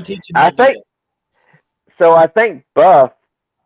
If anybody's watched my little short or my video of Buff and I playing around with Squeaky, Buff has better video on his end of things than I got for that video, and I should have. I should have been in the whole thing. Well, yeah, you should have been double fisting that thing because that's just how you should do it. But yeah, I know. And I should have had you get out when we do donuts on dry pavement or launching on dry pavement. I should have had you get out, but I'm just not real comfortable around my area of sticking around too long in this part of Mexico. That's why we need a chase car and a drone. Yeah, we'll have this all figured out by August. If I would have realized you had a drone with you, we should have got that thing out to had it chase us the whole way. Yeah, it would have followed. Yep.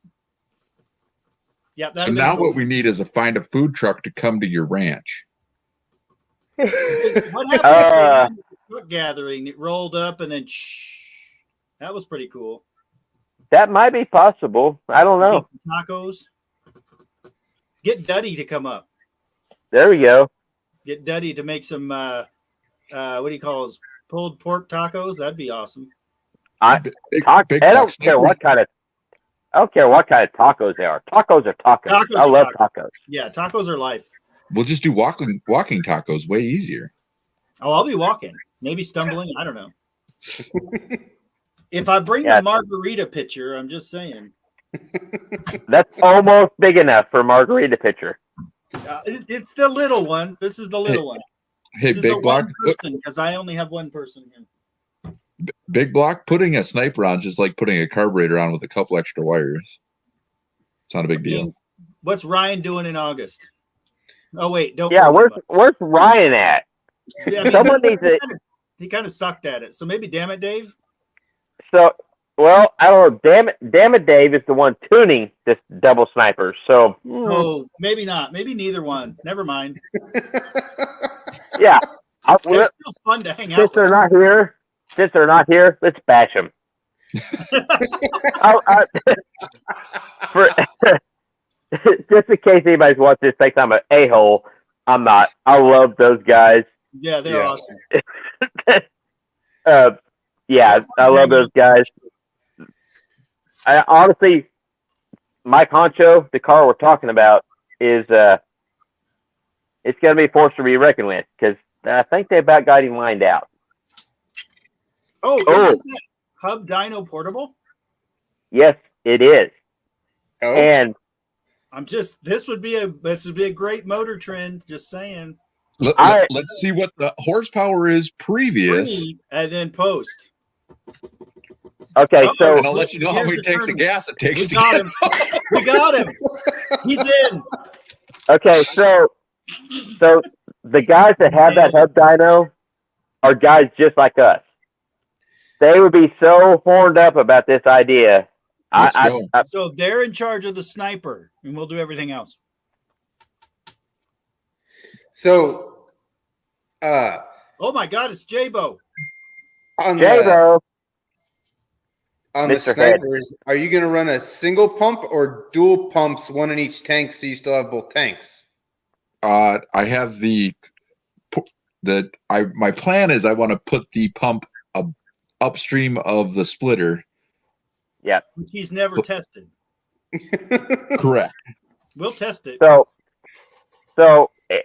for this scenario, unless he tests the splitter beforehand, but we'll just either way,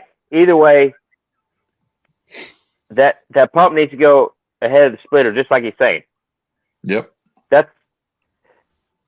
I feel that's how people put the pumps in the tank, and that's a good idea too. But if you have a dual tank setup, it's tough. Especially on these older trucks, put one pump ahead of the splitter. Make it simple. Keep it simple, stupid. Yep. I don't know why everybody has to overthink stuff like, brakes and exhaust. There's no need for any of that. Brakes, exhaust. I literally just drove that van 300 miles and it's only got front brakes. It's fine.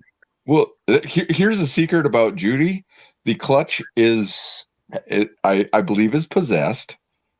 So it drove just fine all the way to my girlfriend's house. I got there and I had to fill it up with fluid, and it worked great all weekend. And it's been sitting for I've driven it around the yard a little bit, but the clutch pedal all of a sudden is not working again. And I just need to add a little bit of fluid and it'll be fine.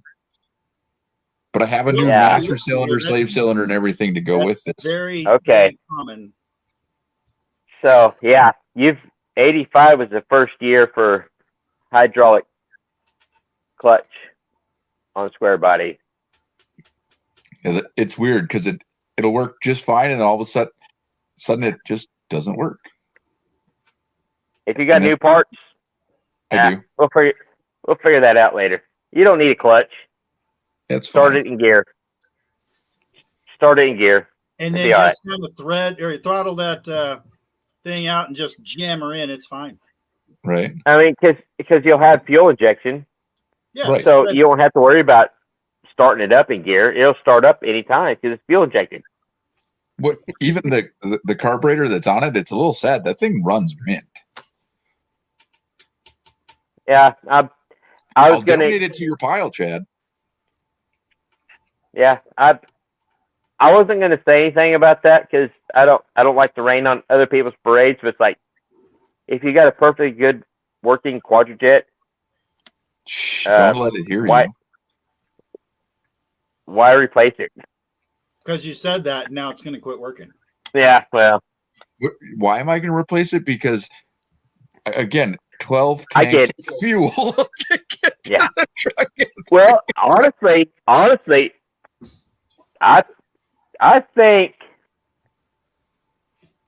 I don't know. Of course, this will be on video. We can all go back and see this.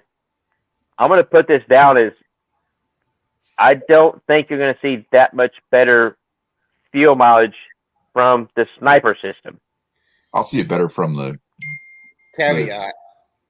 from If the gear gear vendor. vendor. is tuned right, but the gear vendors is going to help a lot. So here's why I say that, because I've got an 84 crew cab, 4-wheel drive, 454, 4-speed. I've driven that thing so many different combinations. Well, I've driven it with a 350 that was way too big of a cam for that truck, for that heavier truck, but I had 456 gears. I got 11 miles a gallon with that truck on the highway, not loaded, or with a load of wood on it. I don't know what a quart of wood would weigh, a couple thousand pounds, 1,000 pounds. But I would average 11 miles a gallon with that truck then. With the 454 and 373 gears and 37-inch military tires and the 4-speed, I was averaging 12 miles a gallon on the highway. And it's not like straight flat Kansas ground. It was hills and curves and on and off the gas quite a,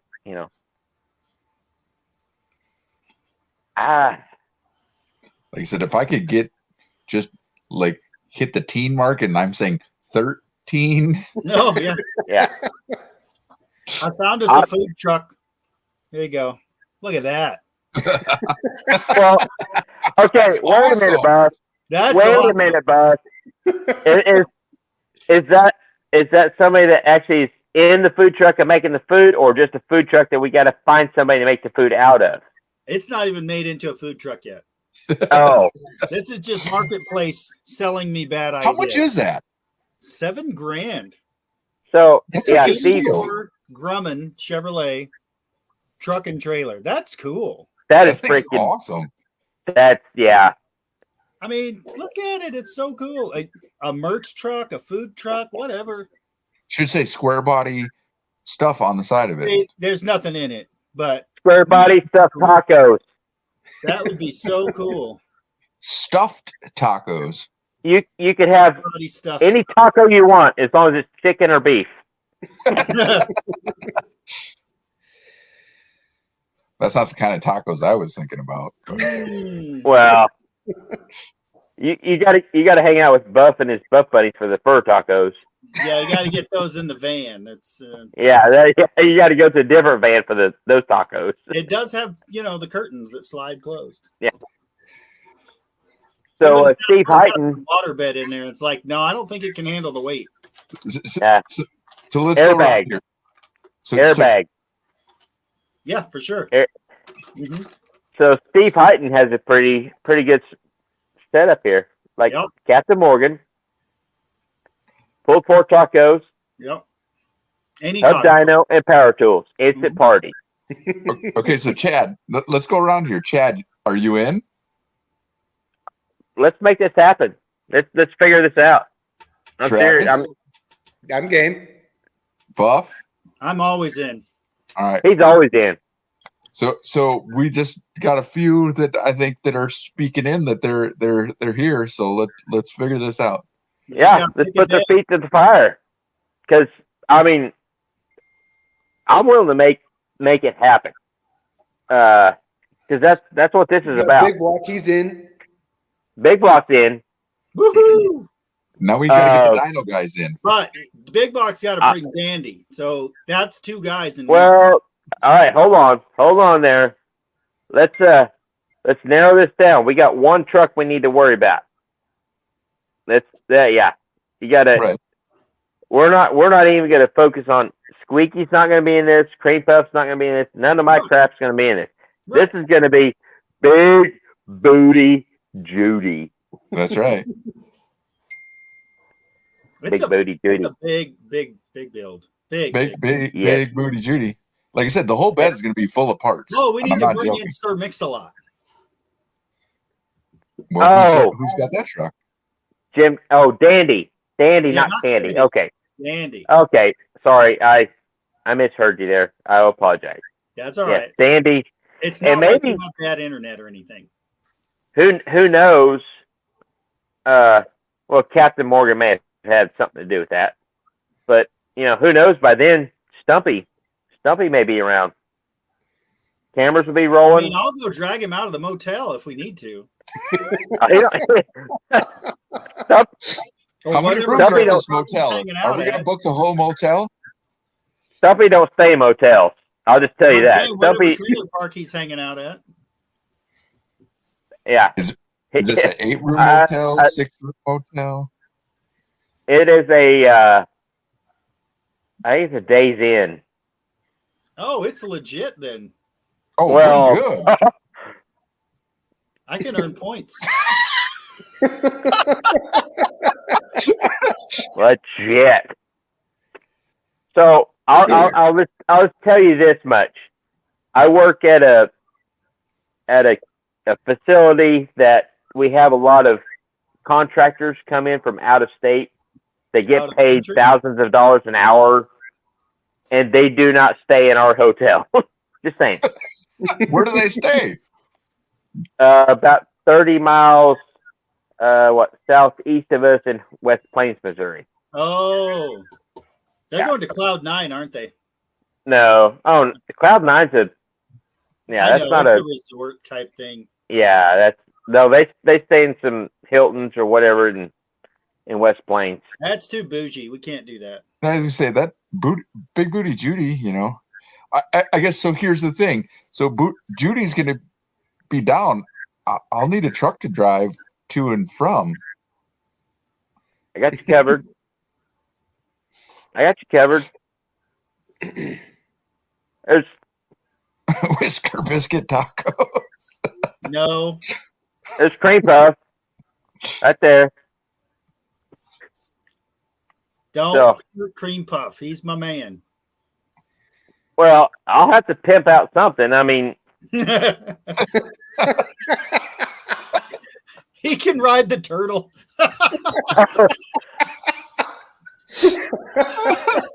so I will say this: since it'll be his truck. He's the star of the show. He will have priority. Like Oh, okay. All right. Fine. he will have the best of my options. I ain't got much, but I do have It options. won't be Maxine, so it's probably going to be Cream Puff. Cream Puff is awesome. Oh yeah, I mean Maxine's available too. I mean No. whatever. I've got options.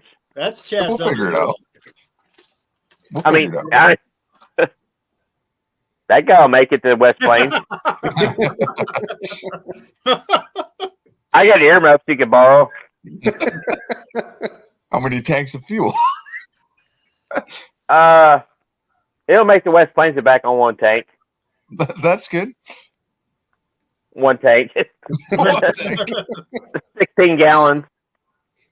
Maybe. Yeah, it'll make it down there and back in one tank. See, we made the whole poker run up at or over there at Oklahoma in one tank of fuel.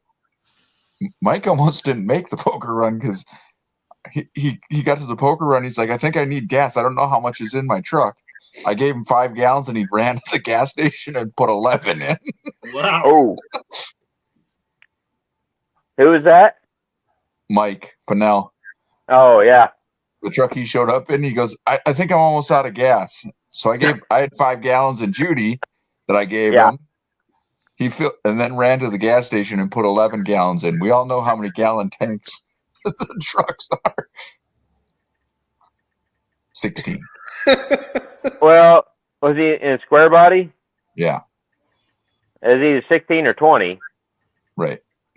So now I know the short beds will be a 16. It was Either a way. short box. It was a short Yeah, box. it'd be 16. I mean, Judy's got the 20 gallon, Yeah. or 2 20s. But I don't know if the other one works. I'll figure that out before I get there. Yeah. let's do that. I had to plug my phone in. I almost forgot. It's 10 o'clock. So Buff, I think just from the talking, I think, I might hold off on buffing it till we get there. And then I got a buffer. Someone could be running the buffer while we're working on it. If you want the paint burned through, then I'm your guy. Yeah, That's what I'm good at. I can burn right through it. I don't care. One Richard, one you've part, already been volunteered. You're coming. You got to come in from Colorado. yeah, Richard. Newsflash: we don't know the exact date, but you are coming. That's just all there is to it. Relocate the dipstick for the trans, even though it's a manual. We're going to relocate it through the glove box. Yeah. So. We'll put him on the buffer because he can reach all the spots. Yeah. Yeah. Perfect. And he has experience. He does. Yeah. There you go. So yeah, Richard, thanks for volunteering. Perfect. Richard, I'll call you tomorrow and fill you in. Yeah. So get your bus ticket there, Richard. So now the one thing we need to do is reach out to Poppy's Patina. I got that number. There we go. But you've got sweet patina. Yeah, he's got sweet patina. Yeah. Either one. Or sweet patina. He's got sweet, I got poppies. Yeah. Reach out. I've got connections with both kind of, but yeah. Yeah. Travis, you gonna make it? No, cut out? I'm going to bed. Okay. I'm going to bed. He's just close enough to that other time zone that he's tired. Yeah. Yeah. Travis. I'll catch Richard up tomorrow, and I'm sure we'll be more planning going into this, but I'm in. All right. All right. Nice meeting you, Travis. Nice meeting you too. We'll see everybody tomorrow. Thanks for coming. Or later, not tomorrow. No. Next week. We're not doing this again tomorrow. I've been up for 24 hours. Next week, Chad's channel. 2 weeks, my channel. Sure. Yeah. Okay. Yeah. We'll plan on that because they're going to be on the road. Yeah, we'll be on our way to Colorado, so we will not have phone service when it's time for the live next week. So just make sure you get a lot of video when you're out there. Will do. Big Block has a good point. We should put together a group text for this. Facebook Messenger. That's probably a better idea. Yeah. Yeah. So, okay. Chad, you're central, so. Oh, so I got to do that? No, well, you're friends with all of us. You just set it up. You set it up, and I'll take it from there. There you go. All right, we'll figure that out. We'll figure it out. See you later, Travis. All right, we'll see you guys later. Have a good night. See ya. Yep. Bye. All right. So, I mean, as far as I'm concerned, we can hang out as long as we want. I don't know what your schedule is, Brad. Don't matter to me. Okay. So, and then Mr. Vantana down there, he's chilling out. He's good. I'm just waiting on my next text message, and then I'm out. Your next text message? What's that? Whichever one calls me back. Oh. Wow. Oh, yes. Steve Heighton has a very good point. He had to go back to work, but I'll tell him he needs to be there. Yeah, Chucky needs to be here for comic relief. Yeah, Chucky from Chucky's Garage is he's that guy that every shop workplace needs. Of course, we will get so much less done with Chucky there because he will make us laugh. I don't know. He's I see him. You know, it depends on at a workplace. He seems to me the guy that's like, let's get this done. Let's have fun doing it. Let's get it done. We'll get the job done, then we'll have some fun. Right. Or we can, and I'm kind of the same way. It's like, I want to get, if we got a job to do, let's do it. But if we're having fun doing it, that makes it more enjoyable. So let's have fun doing it. Absolutely. Right. Absolutely. I think that's where this is all at. I think that's what's going to make this awesome. So Don't with you me, love YouTube? I'm just saying. Me being the guy that hates planning is like, my mind is spiraling out of control with this whole deal, because how is this all going to happen? How is it going to? But then the other part of me is like, well, the other part of me is like, we don't have to plan every detail. No, absolutely but not. We can make this happen and make we can make roadkill look bad. I'm saying, and I'm not call and they'll be like, "Hey, where are we with this?" I'm not even worried about that. I just want to make everybody's time here working on that truck a good time, and then document that and make that happen. And people will then want to go buy their own square body truck and watch square body stuff on YouTube. Chad, I can appreciate what you're saying, but I think honestly, the parts will come, the people will come. It'll be a truck at the end of it that's awesome. Yeah. I don't see why it won't work. We just got to make it work. And that's just something. That's just something I've never really dealt with. As far as, we're coming to my shop. We're gonna make it happen, and it's gonna be cool, and it's gonna be. It may not be epic. It may not. It's gonna be epic. It's gonna be epic.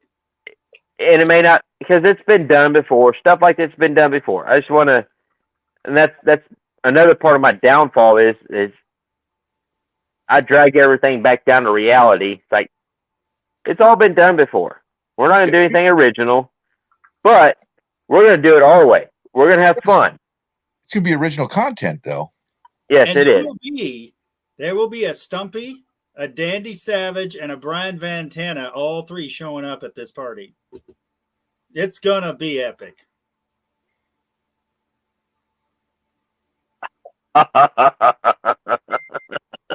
The Daisy Dukes are coming out. I'm just saying. Yes.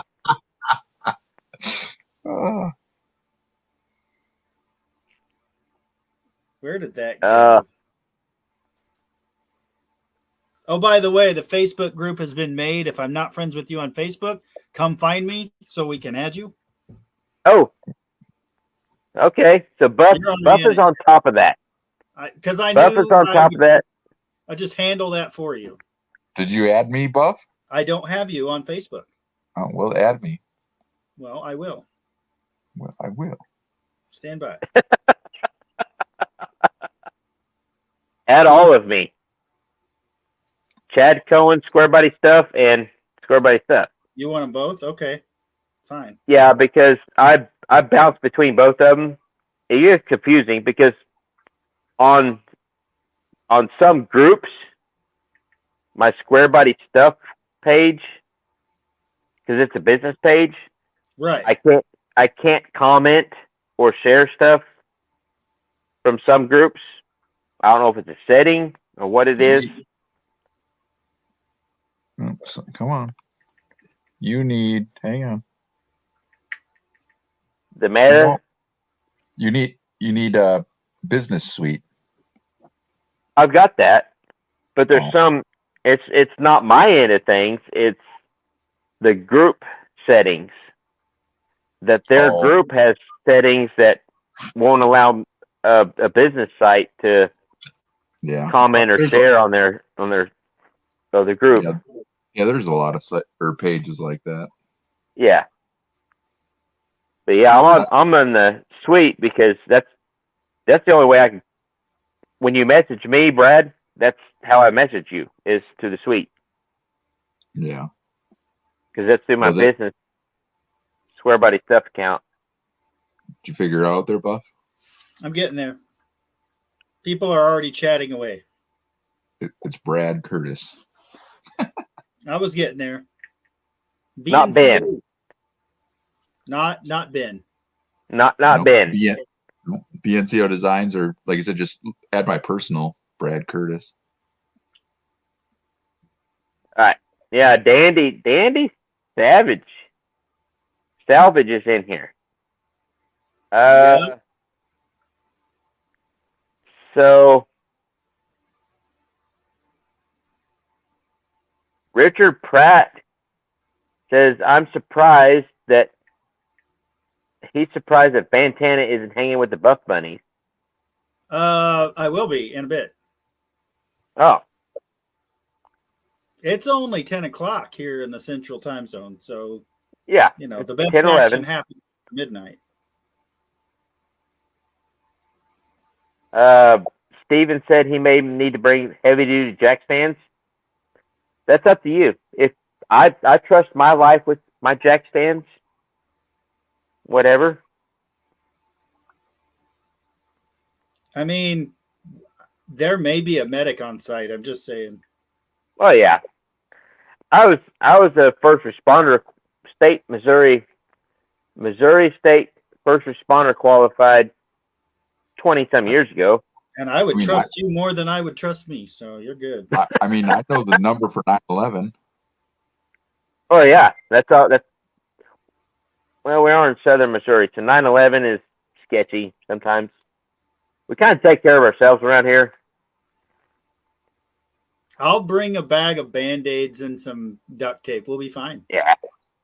I got duct tape, Band-Aids, super glue, Electrical tape. I've got a leather sewing machine. Ooh. We can handle some heavy duty stuff. So Yeah. This video gets it goes private, right? well, Or private. I just leave it unmonetized. If I need to leave it private, I can. But No, I was because I was gonna stand by. Say I stitched my daughter up when she went through the barbed wire fence. Oh yeah. I glued the forehead there. Yeah. And if anybody, I've delivered a lot of calves and pulled a lot of calves. It's the same thing. So, we can handle that if anybody's pregnant and having a baby.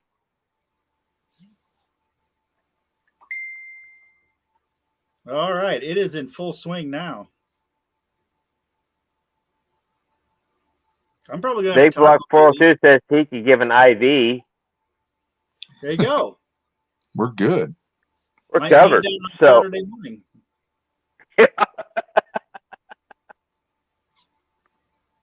yeah, so we'll just have to figure out some sort of date on this thing.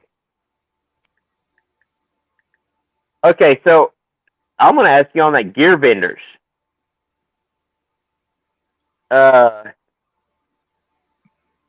Does it have a electronic control for it? Yes. Or is it manual? Okay. So it comes with a shifter button and I read the instructions a little bit. So when you are using the gear vendors, so like, let's say you go up into second and then you push the clutch in, push the button, let the clutch out, and now you're in gear vendors and you're splitting second gear. And then you're gonna push the clutch in, hit the gear vendors, shift it into third, let it out. You're gonna go in third like normal, and then you push the clutch in again, push the button, let it out. Now you're in fourth or third gear overdrive. That seems easy enough. Yeah. Okay, so that's getting me all sorts of horned up with my application. Well, because it's not cheap. Because it's not just an overdrive.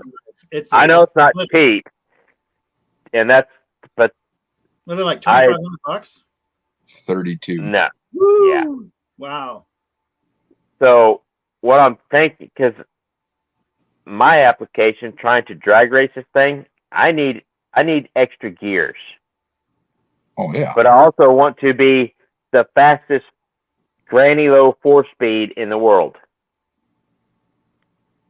That's what I want to make this truck. I don't know if I want to make it. I'll have a gear vendors to do that, because then technically, is it still whatever? But a gear vendors would help this thing just everyday driving. Yes. All right, so You're probably not going to bang. You're not going to bang it while you're drag racing. You'll use it outside of drag racing, but not during. I've actually seen some guys use gear vendors while drag racing.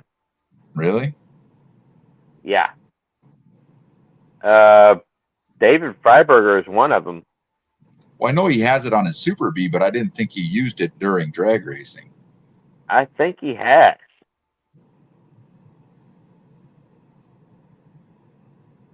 All right. So, side note, I'm going off on another deal here.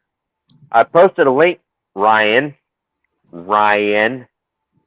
Streetcar Chronicles, Ryan Wing. I posted a link.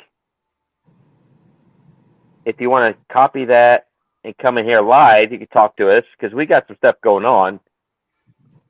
And I know you got a lot of stuff going on, but you might want to be a part of this. I mean, who knows? Does he need to be in the Facebook group? Well, I need a commitment from him. Yeah. I want to hear him say he'll do it. Well, yeah, but I mean, I'm not going to ask him questions if he's not going to come in here live. I mean, obviously he's either on the crapper or eating tacos. Well, on the crapper. Well, I'm going to go get some. Ryan, you are clicking this link and getting in here live. That's what you're doing.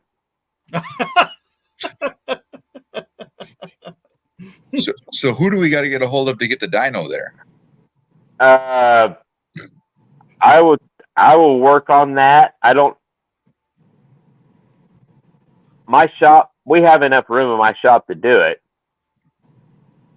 Remember, Judy's got hips. I know. I've got a truck bigger than yours that I fit in here. So, well, it's the same size, I guess. It's a 4-wheel drive. Well, I'm just saying, width wise, once you get that. Yeah. I've got the same width, 2 of the same width trucks that I fit in here. So as far as the logistics of fitting your truck in here and doing that, I think we can make that work. It'll be tight. I'll admit, it'll be tight. Do you have a pad outside for doing the dyno, I guess? No, I really don't. And what we might have to do is actually do the dyno at their facility, which is about an hour away. That's fine. And then, yeah, we can do the dyno at their facility. That would be best for them. I guess figure out what works best for them, and let's try to. Yeah. I think that would be the best part of this whole thing, is you put all this shit on your truck, and yeah, and because if we could, like, for the after part, like after all this stuff's done, and we could actually drive the truck up there, or even trailer it up there. So I have a trailer we can put the truck on, right, to get it to the dyno. That way we could, because the nice thing about the hub dyno is you can put on the hub dyno and drive it like it's on the street. Right. And they can. Well, do they only have a hub dyno, or? Yeah, that's all they got. Yeah. But you can load that thing and drive it like it's on the street with the hub dyno, and really tune that sniper. And if the sniper, if everything's set up right, the sniper should learn pretty easily. Yeah. And from what I've experienced, I haven't had one myself. A good friend of mine had one, and he's not a techie guy. He's not even a carb guy. He just likes to bolt shit on and make it work. Right. And it worked for him, and he loved it. So I don't think we'd have any problem with that. But, it's like the gear vendor saying, we could put that truck on the dyno beforehand, make a couple pulls, and see what it makes. And then, yeah, they actually like using that as a tool for this purpose. I think it would be, not only great for you, me, everybody involved here, but it would be even great for them because you go, you know what, these guys here at Square Body Stuff, Binco, Buff's Garage, they all did this, and we, the truck came in making 185 horsepower to the wheels, Yeah. And they put headers on it. They put I have the Jegs basically knockoff of the air gap. Yeah. Yeah. They put all these little performance parts on.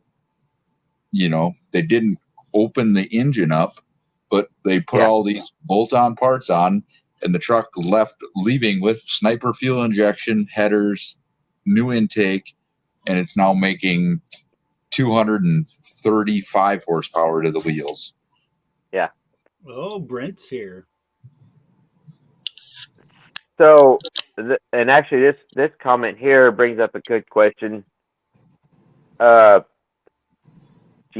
the sniper setup, do you have the distributor with the sniper? Yes, I have the hyper spark and everything. Everything. Okay.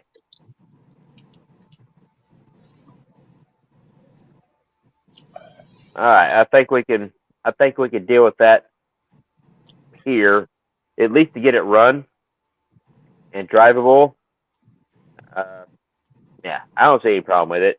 No, like I said, even if, and I guess, I don't know, it's up, that'd be more up to the dyno guys, but if they are like, hey, we'll tune this thing better than the sniper will tune itself, I'm game.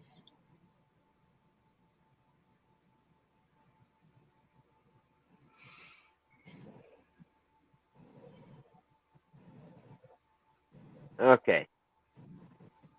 So, Mongrels is saying the sniper self-learning, but tends to only be the fuel map. So,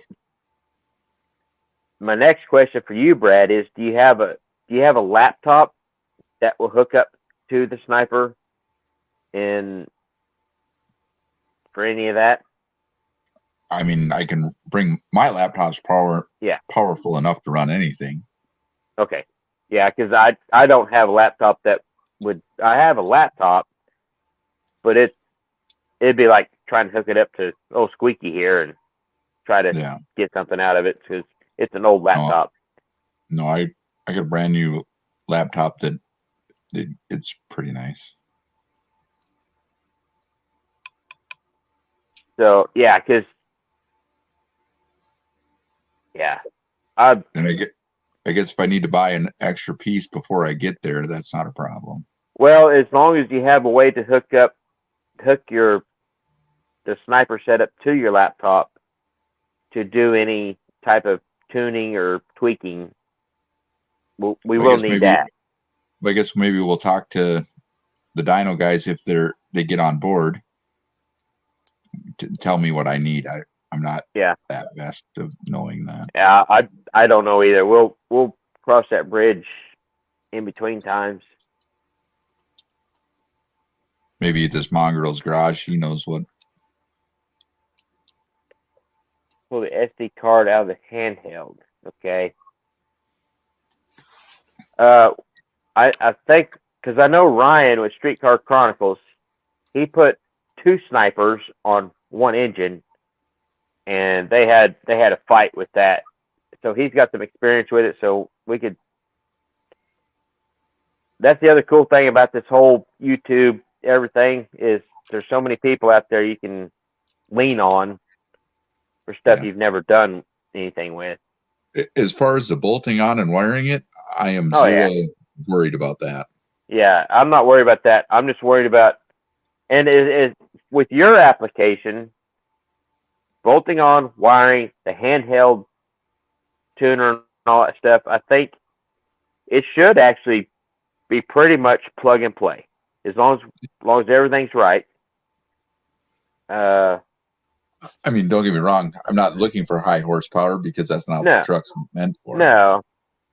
No, but what we could do at the cool thing about the dyno is it'll actually see, you could actually tune it, and see where the horsepower is changing. If you make a change, if it does any good, if it does bad, it's a really good tool. It's not just for how much horsepower can you make peak. It's a good tool for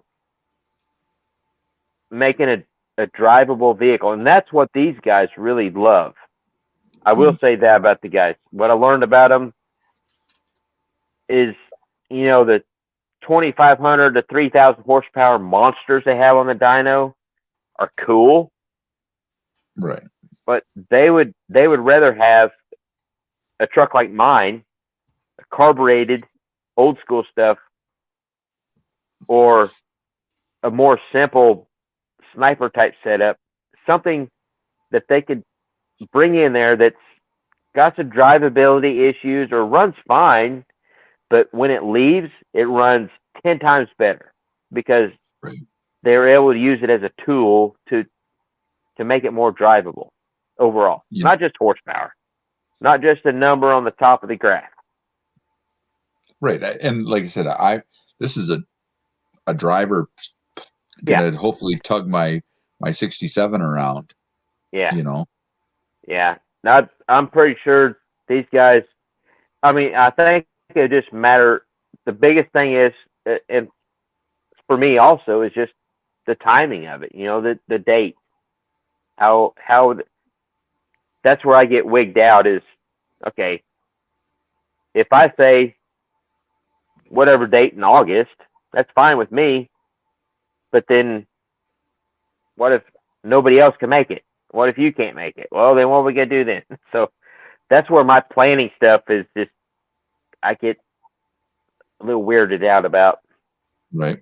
Like I said, we just need, in a way, 4 or 5 core people that the date works for, and the ones that can come can come. Yeah.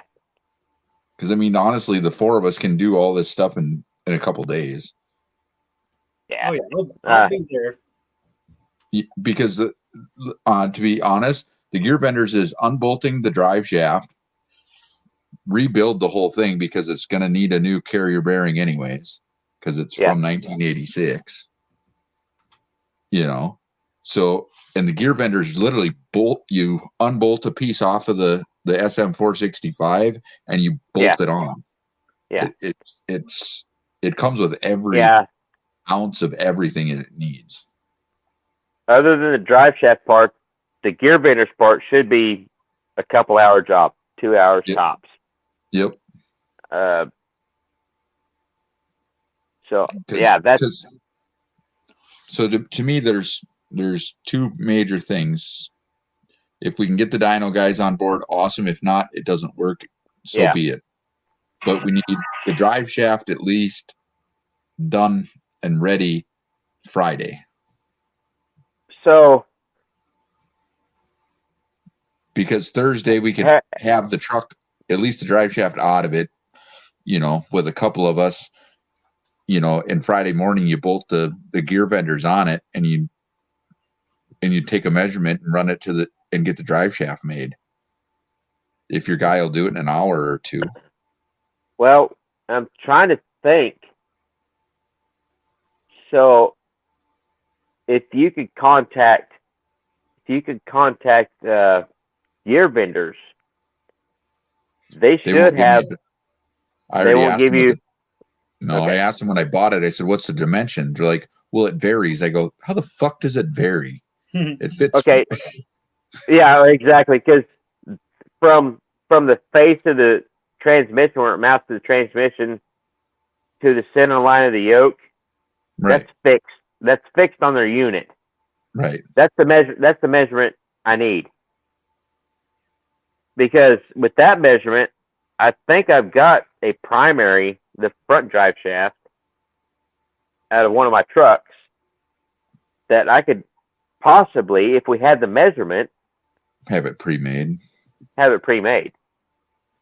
Then you just leave your drive shaft with me, and we trade it out. Right. No big deal. Right. Now, see, now you're planning. That's just crazy stuff. But I guess we could put this out on Facebook, because somebody has done this and there's a dimension. Or you've got the gear bend. Do you have the gear bender's unit? Yeah. Okay. Tape measure. Yeah. So, But you you got to can bolt set- it on. all I need is a measurement from where it bolts to the transmission. The face. Say this is the transmission. Yeah. This is the gear benders. Yeah. They make. I need a measurement from the.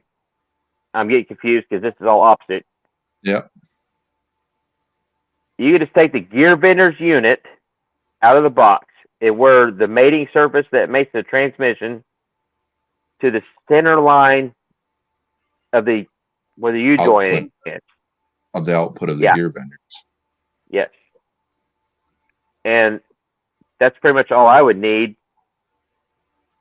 If it would be better to like double check, take a video or pictures or something. Like I said, I'm on a crew cab though as well. So I've got 3 crew cabs on my property.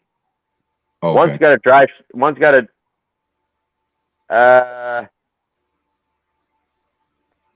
Well, the one I drive has got a 4-speed in it, so I know that length.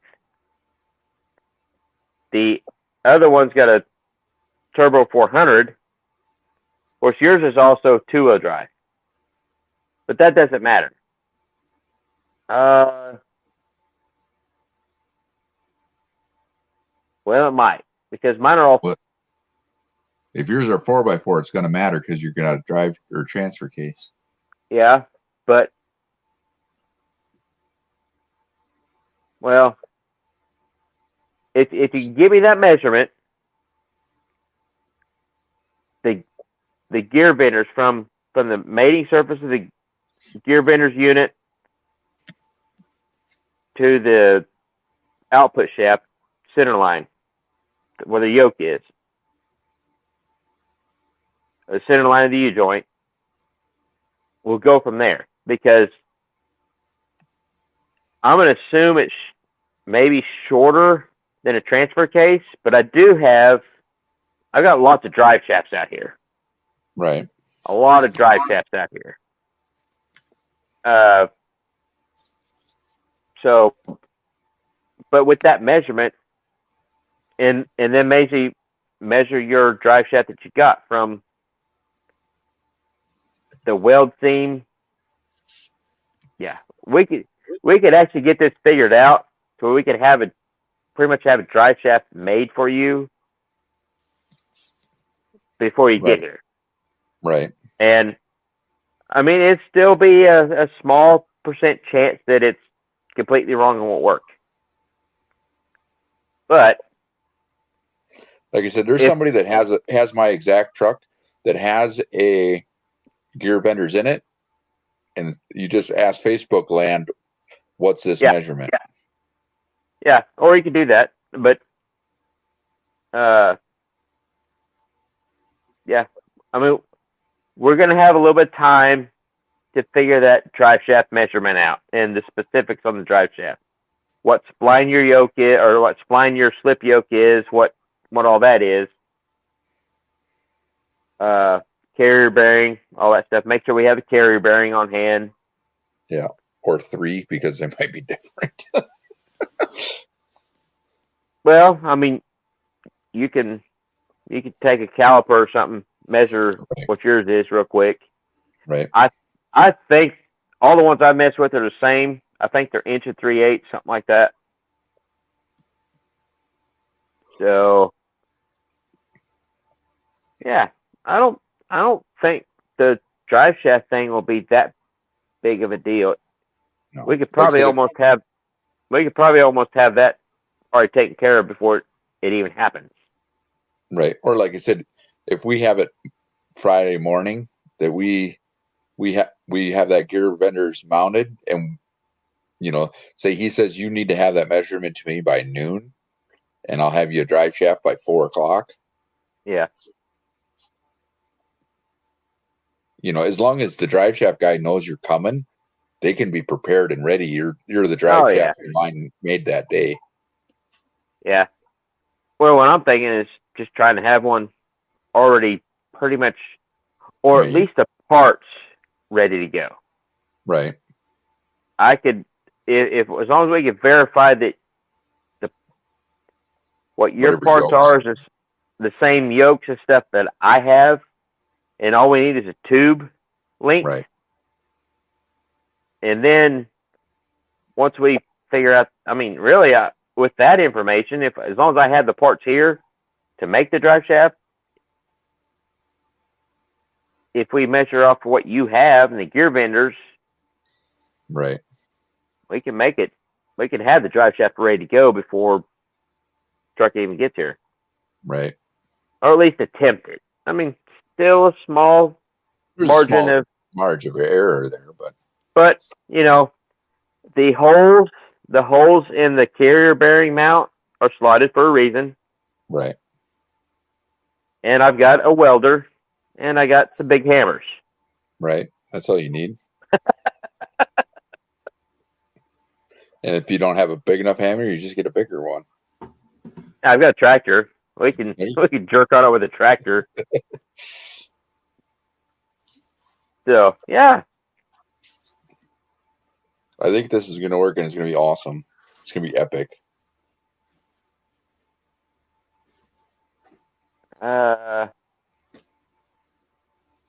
No, I don't like to plan, Richard, but sometimes I'm not planning. I'm designing. That's different. We're plotting. Yeah, we're plotting. We're building. That's different than planning. We're plotting a build. Yeah. I heard hammer. Hey, there's Buff. I heard hammer. Bigger hammers. Mm-hmm. Bigger hammers. Yeah, like gear vendors. That's right now. That's a little above my pay grade, but it's something I really want to mess with, and even above that, this is just gonna be a really cool video to try to put together. So I think the 3/4 of us, let's work on a main date. The only issue I have, and it's small at that, is I just got to figure out the weekend I don't have my son. Yeah. And I don't mean that he's a small issue. I mean, he is 5, but yeah.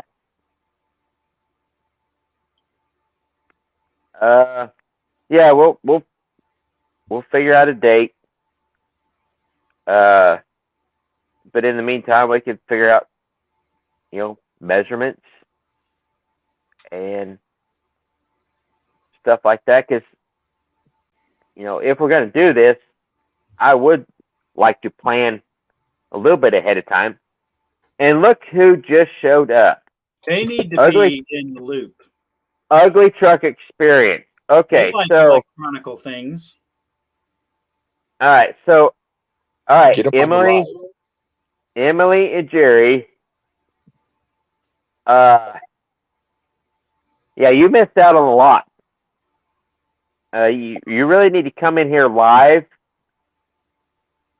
Hold on a second. Let me see if I can. Where did that go? There it is. So, Emily and Jerry, you guys need to come in here live so we can explain to you the mess we got going on and what we're planning, because it's going to be great. And I think you guys at least might want to be a part of planning something. Hang on. So we're going to make Judy great again. Make Big Booty Judy great again. Right. Of course, no, the other thing is we're not LS swapping it, so they may not be interested because they LS swap everything. But we are doing the electronicals on a BBC. Yes, we are doing some electronical stuff. Judy likes the BBC. So, right. The BBC. Yeah, don't sound it out. And we're not talking about but the we might be. Black Chevy. Black Chevy. Big black Chevy. Yeah. Like every time I do a search for Big Block Chevy, it comes up something else. I don't understand. Well, see, Richard dropped the ball on us. Well, Richard, go find that truck. Yeah, why didn't you just take the measurements? Because you knew we were going to need them. Call him up, Richard, and say, hey, I got to do a check on that just to make sure it's still good. Yeah. Richard, you're letting me down right now. I still love you, big boy, but you let me down. Yeah.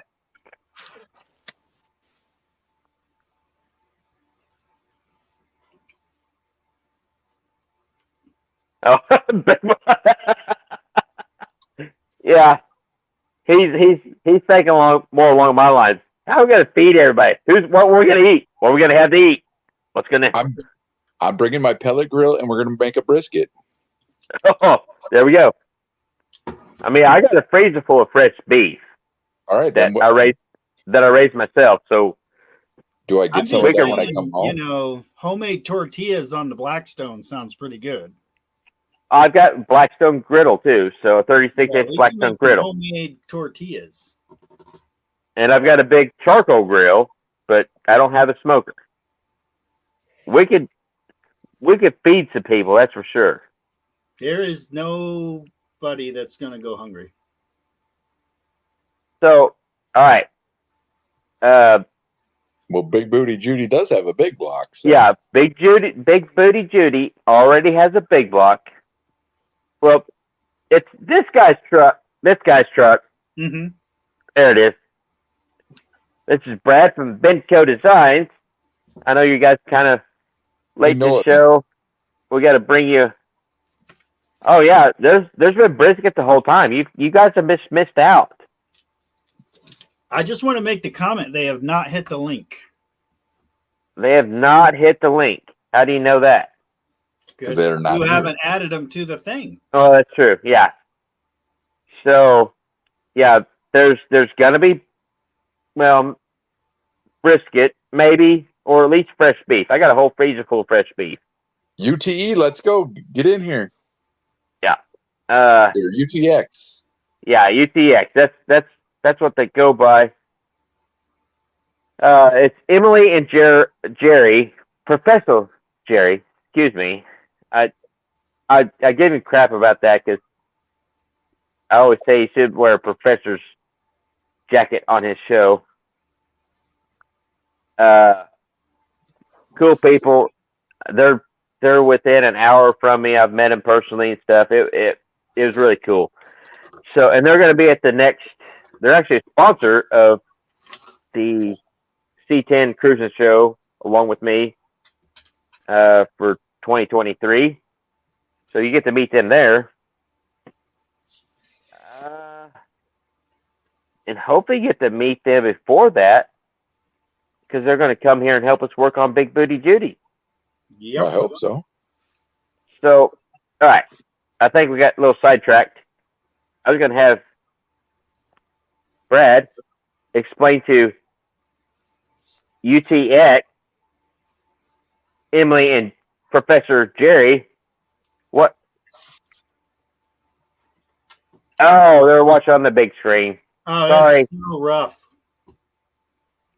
You're lost, I guess. But I'm gonna have Brad over here explain what Big Booty Judy is and kind of what's going on. So Big Booty Judy's my crew cab dually with a 454, an SM 465. That's right. There you go. Four speed. Well, she's really only a 3-speed because first really doesn't do much. It'll crawl in first. Yeah. Right? Do not say that on Facebook. They will rip you a new on Facebook if you say it's a 3-speed with low. Oh no, it's a 4-speed because it's got 4 forward gears. I mean, my knob says L and then 1, 2, 3. Yeah. Okay, so yeah, we'll move with past. the internet. It knows everything. We'll move past that. So anyway, 454 4-speed. What's the gears you got in the rear end? 411s. 411. So we 454 4-speed 411 gears. Talk slamming on my them. language. Can't find them, grind them. Double hump heads. Oh, no, that's No. small block stuff. Yeah. Oh, Yeah. what about double Dang it. pumper? So Big Booty Judy, we brought her to the truck gathering, and the truck gathering, we took 12 tanks of fuel to get home and back, or there and back, I should say. And so I've determined that Judy needs a gear benders, a Holly Sniper, Hyper Spark, headers, a Jegs air gap intake, new exhaust, and some mufflers that Buff doesn't know what those are, Mufflers? and tailpipes, The quieter downers? Yeah, I don't have those. the quieter downers, Yeah, I don't have those. and at some point somebody is going to be buffing and polishing the truck with either sweet patina or what's the other one? Poppies. Poppies, and make her shine like a diamond in a goat's ass, Mm-hmm. because I heard that's a thing. But all said and done, a bunch of fun guys, gals that some have met and some have never met, and get together and shoot some good footage and have fun and eat food. Yes. Food. That's And really it's all gonna happen. It's a barbecue that we're going to just work on a truck while we're there. Right. Yeah. It's all gonna happen at the Square Body Stuff Ranch, apparently. So Jerry could bring a case of Diet Cokes, and Emily, you could bring your buffing gloves to help buff the truck out. Actually, no, Emily's really handy because she's small. If she get Does her she little fit in hands small in places? tight, yeah.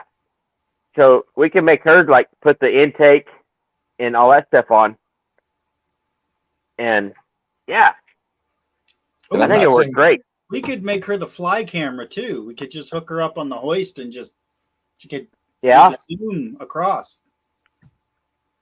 like Yep. swinging it back and forth. Yep. We're gonna make this like the what is that? Circus Olay or something like that. Yeah. Yeah. Oh, and I forgot one of the most fun parts is the odometer and vision gauges. Oh, the gauges. So that's where I think. Uh oh. Lars What's going is on, here. LP94? Lars is here, and then I'm trying to read this. It's true. I've unplugged many connectors that Jerry's fat fingers couldn't reach. Yes. Perfect. Yeah. These guys, not very friendly with electrical connections in tight spaces. Little fat sausages. Yeah, little fat sausages.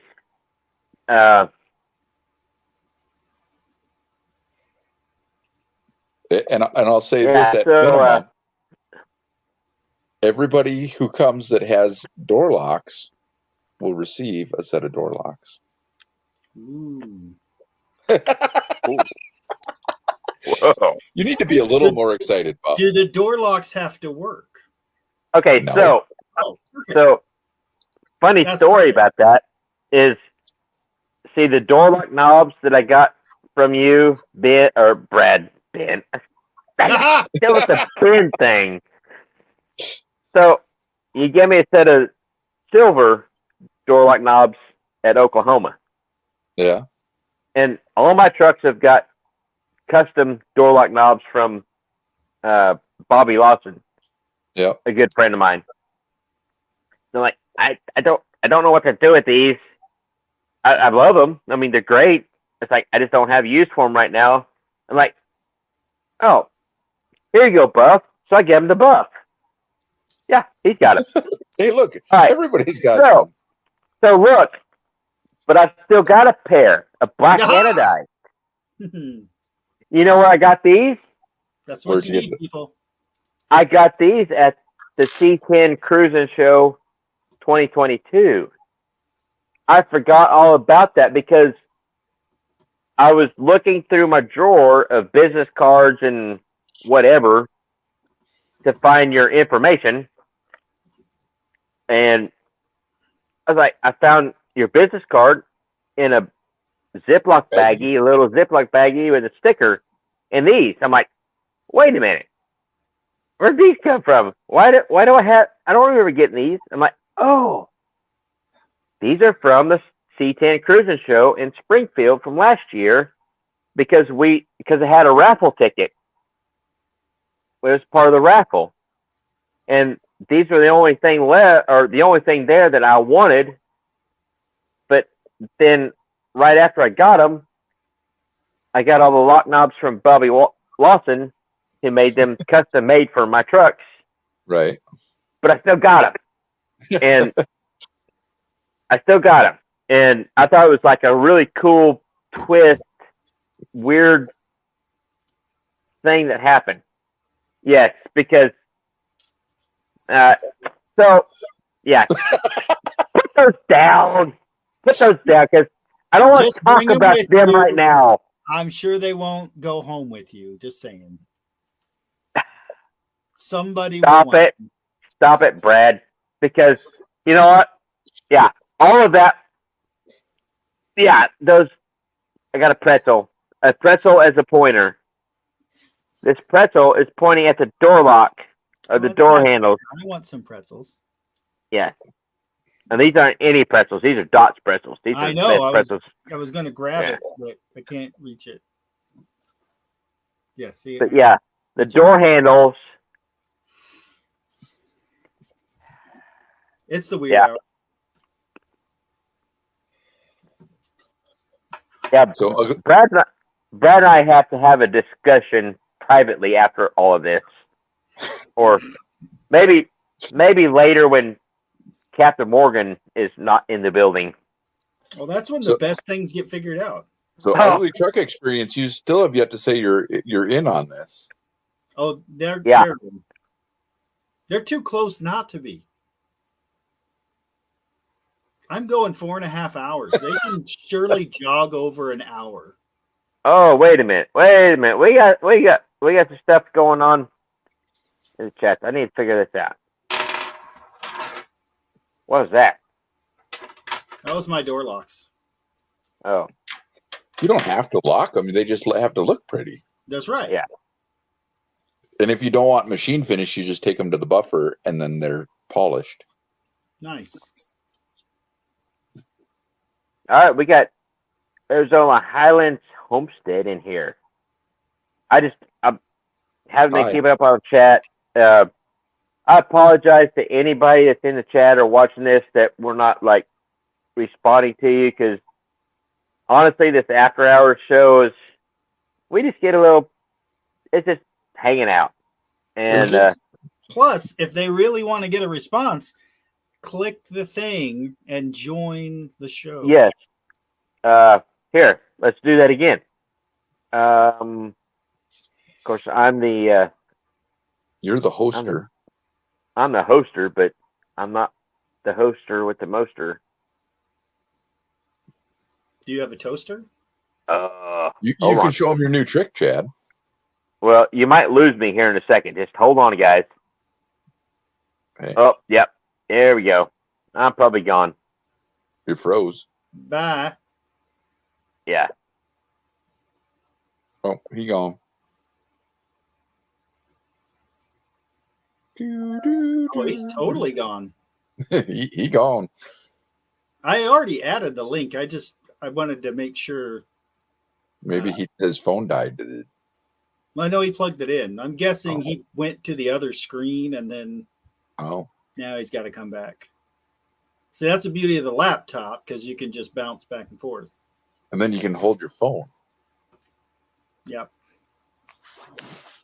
It's been blowing up. Here comes Chad. Yeah, here I am. Hey, guys. Hey, Welcome to the channel. Welcome to the show. Oh, we just started. Yeah, we weren't live. Yeah. Right? Like, we're almost 3 hours into it, and I'm finally figuring out what's going on here. welcome. So, So what did we miss, Chad? I don't know. You tell me. Well, you're Let's the one see looking here. at the chat. I don't know how to do that. I'm new to this stuff, remember? So here's the link to go live. See, that's what I was trying to do when I lost myself.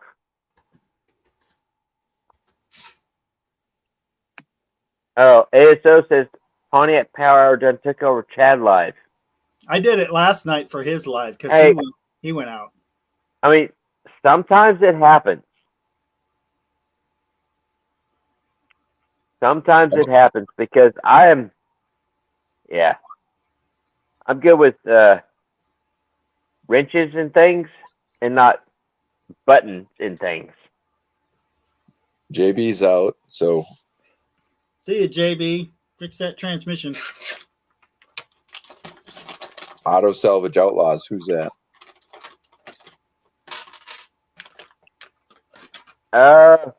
They're a part of the No Name Nationals family. Yep.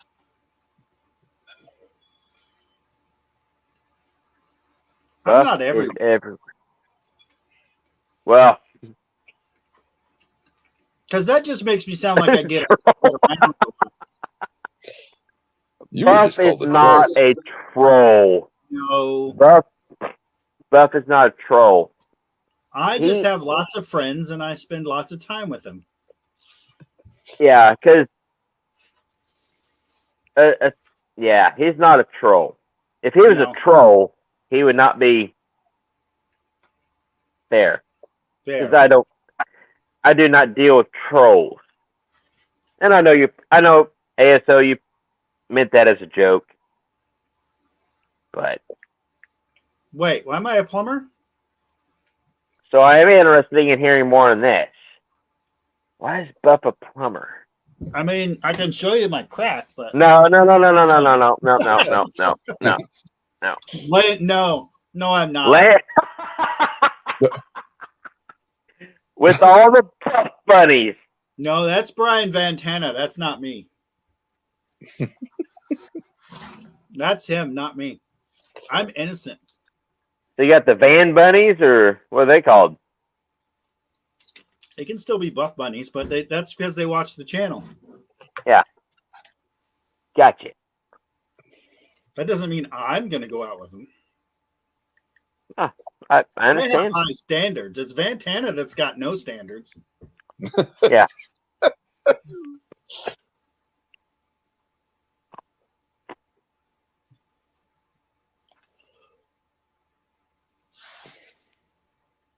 All right. This is what it looked like when I pulled 63 out of the weeds.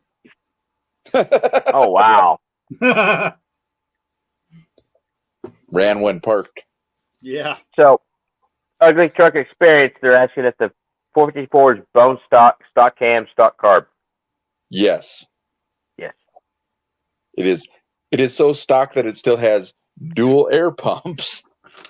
Yeah, it has got 20-some thousand miles on it. It is very, Like, very, very it is stock. a true like diamond. Like it is pristine. Okay, so actually, It might make Chad cry a little. I just now it just now hit me. It just now hit me. A 20-some thousand mile 5 or 6? 85. 85 Survivor custom. That's a video. Like that's gonna be It's a Cheyenne. one hell of a video, especially with It's a Cheyenne. Yeah. Oh, So Cheyenne is Or no, Scottsdale. Sorry. Scottsdale. It's a Scottsdale. Oh, okay. So Scottsdale was like the second to lowest model. So it was ordered as a Scottsdale, sent to a aftermarket company to have The conversion. zhuzhed up, converted. Right. To get the bucket but seats, the wood headliner. But it was a Oh, Scottsdale with the V22 option package to get the quad headlights. And a roof rack. Roof And rack would have been something the aftermarket thing would have Yeah, done. I'm just saying it's got the roof rack, the grab Yeah. handles, tow mirrors, bed rails, running boards. Yeah, it's Yeah, holy smokes. So yeah, Can you share now show the picture now- again, Buff? now the gravity of it's pretty. See, I can't add Ugly Truck to the chat that we have because I only have their Instagram. So if one of them has a personal Facebook, come find me. I won't Facebook stalk you. I'm just saying put it. They do have Ugly Truck Experience Facebook But it won't let page. me add square body stuff either. It'll let me add you, but not square body stuff. Oh. I don't know why. I'm not sure how some of that stuff works because that's why I have the two different things because the Chad Cohen square body stuff is just like my regular personal page. Right. Sometimes then- the personal and business can't mix. Right. Yeah, and then the square body stuff is a business page, so it What's don't up, all Chris? it don't all mix together. But then again, it all mixes together. Right. I don't understand it. I just let it roll. 'Cause if you And use the little app, They're thing, wondering yeah, what a Facebook is. A Facebook, it's this little blue icon, right? yeah, a Facebook is where you go to find out when you have ADD and you didn't know it. That's TikTok. Well, see, TikTok and Facebook all interlaps. I quit TikTok because I got to find out too much stuff about myself that I didn't want to know. So I quit TikTok because Did I you got Twitter all over your ADD. Facebook? Huh? Did you Twitter all over your Facebook? No, I do not. I've never Twittered.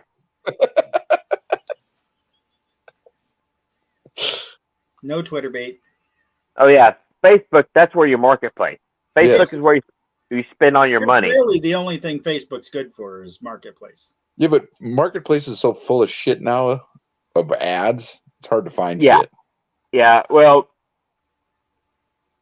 Except for that Craigslist. sweet trailer that Buff found. Yeah. Yeah, isn't that cool?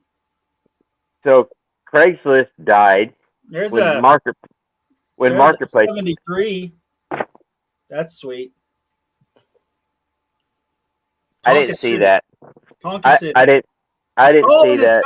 it's got a port. I didn't. I don't see that. Ryan Chad. said, "Get a van." Did you not remember that? Ryan said, "Get a van." Out of you, me, and Ryan, who got a van? Just saying. Jerry went on the Facebooks or the TikToks. So I think I would think say Chad- the Facebooks. Yeah. Chad needs that trailer truck combination Oh, fifth wheel that- thing. Okay, so that's the thing is, I don't want to be like, I don't ever want to make. I'm not searching for that video that like pushes me, like makes me a million views. Yeah. Well, that's going to be Big Booty Judy. Maybe. Yep. But I'm not searching for that video anymore. I did for a long time. I'm like, what's going to be that video that, like, You won't goes know viral? Hits. So I'm like, nope, no more viral video searching.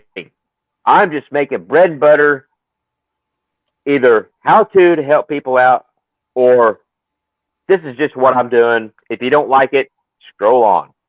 Right, exactly. But but that's the thing is, I want to make it someday to where I have the FU money, to where I can be scrolling on Facebook Marketplace, or I can have my buddy Buff say, "Hey, look at what I found on Facebook Marketplace," and just jump in my square body or fly on a plane and go buy the SOB. Yep. That's what I'm talking about. Oh, see, and then I got my number one fan, Jacob Carter, saying, "Want a square body ramp truck?" Yes, I want a square body ramp truck. Who doesn't? That's like the top of my want list. But every one of us want one. My want list is up here where you can't see it, and then my budget is down. Not that I'm broke. I'm not poor. I just have a budget, and my budget's down here. So you can't see either one of them. I don't can't have meet. money. Oh, yeah. Big Block 402 said we all want a square body ramp truck. Yep. So you guys want to see the coolest taillights that will be on Judy? Yep. Hang on. Maybe not. I may not want to see these. We want to see them. I want to see them. That Squeaky needs something like that. Well, Squeaky don't have taillights like that. That's fine. We can do something similar. His are simple round ones. We can do something similar. Those are cool. Now we're hitting the brakes. That's when they turn on. That's cool. Wow. There's a lot of technology going on there. I'll bring those with too.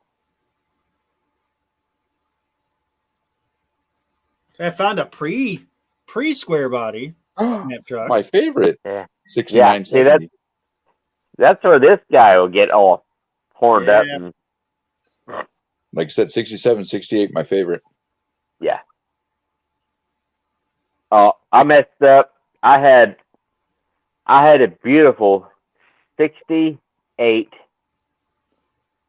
3/4 ton. It was a flatbed. It needed a regular bed on it.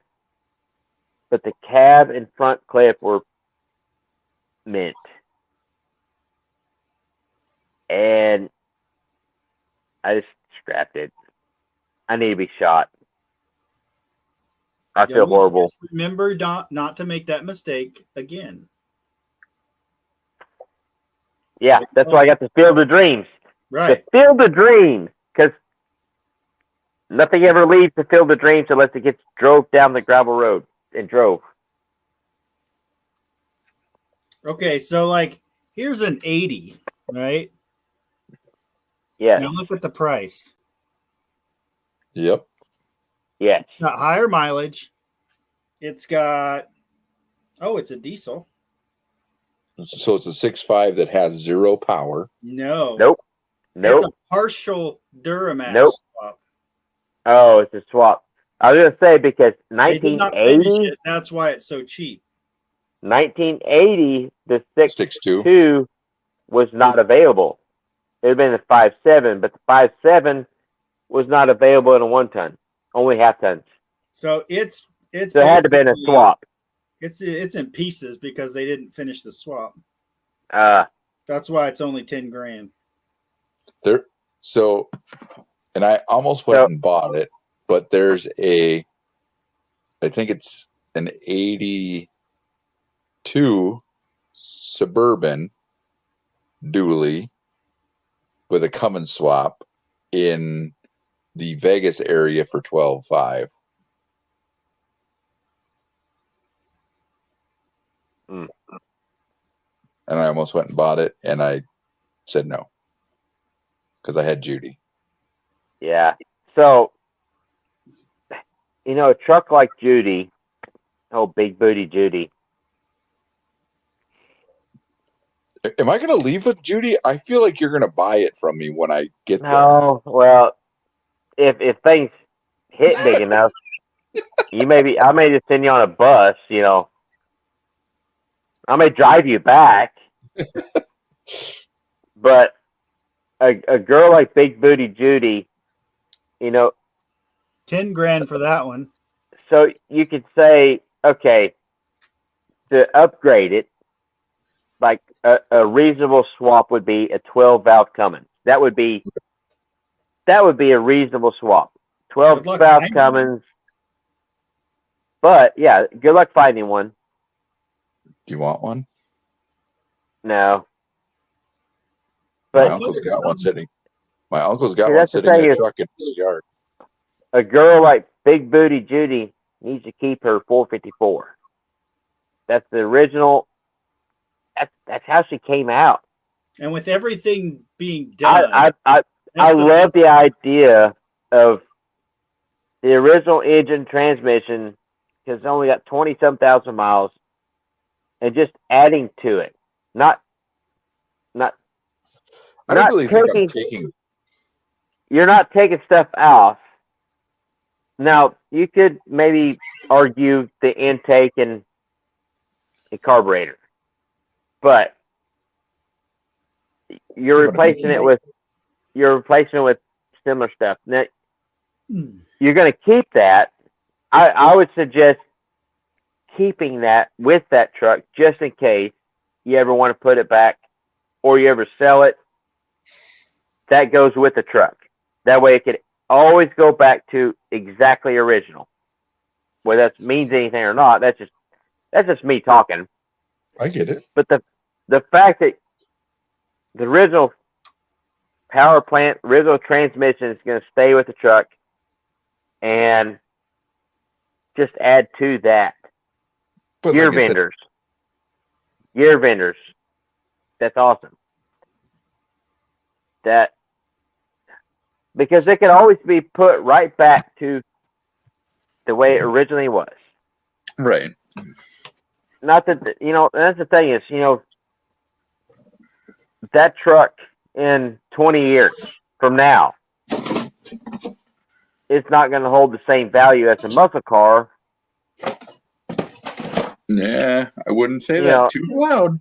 Well, it might. I mean, because actually, that's like stuff we've talking. That truck is worth over $10,000 right now. And that's, in my reality, yeah, yes, it's low mileage. But in my reality, what that truck is worth back in the day when things were sane, that truck is still a $5,000 truck. The way it is now. Not with the upgrades, but the way it is now. It's really low mileage, but if it had 120,000 miles on it, it'd be worth $3,500.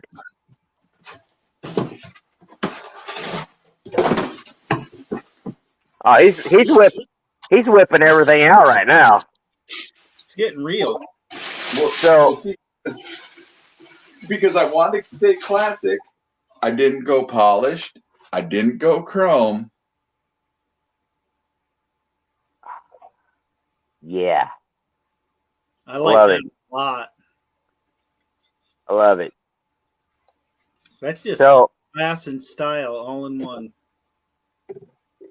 did See, there's those connectors she was talking about that she can get her fingers back there and plug in. yeah, that's where we need Emily in to help with us. I think we lost them. Well, they were watching on the big screen. They probably fell asleep.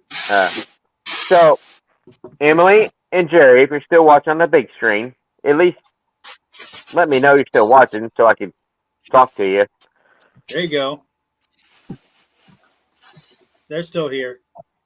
Are they? Okay. Oh, okay. In and out. That's all I need. That way I can. I don't want to talk to you and you not be there. That's kind of weird. I talk to myself all the time. Well, that's beside the point. I'm okay. weird that way too. So, of course, this goes for anybody watching this.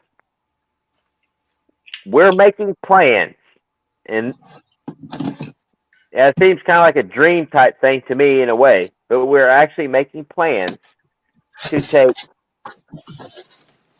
Brad's 85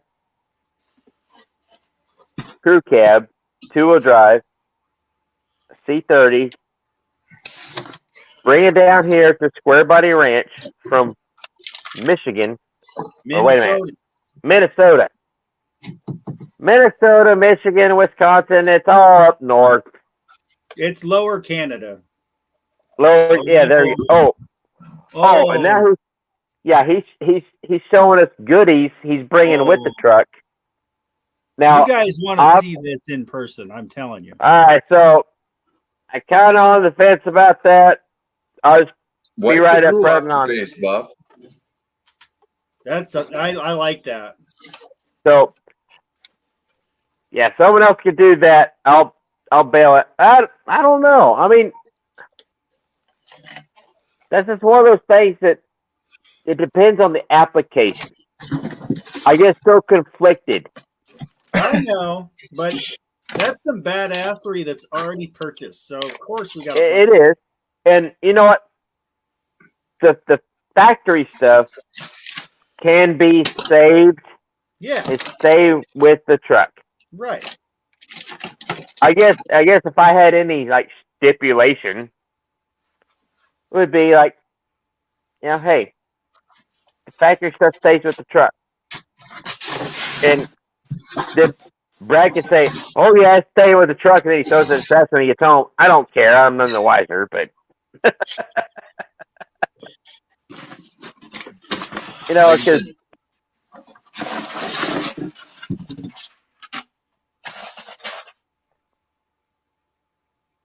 Mm-hmm. Yeah. Hyper Spark. The Hyper Sport. The Hyper with the sniper. Yes.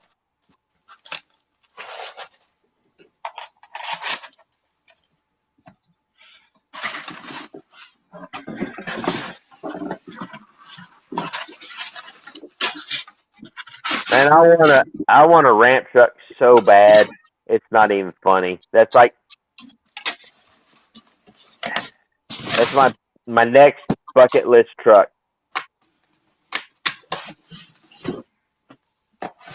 It's an ugly truck experience. Is in and out. I wonder if that's because they said they were watching on the big screen.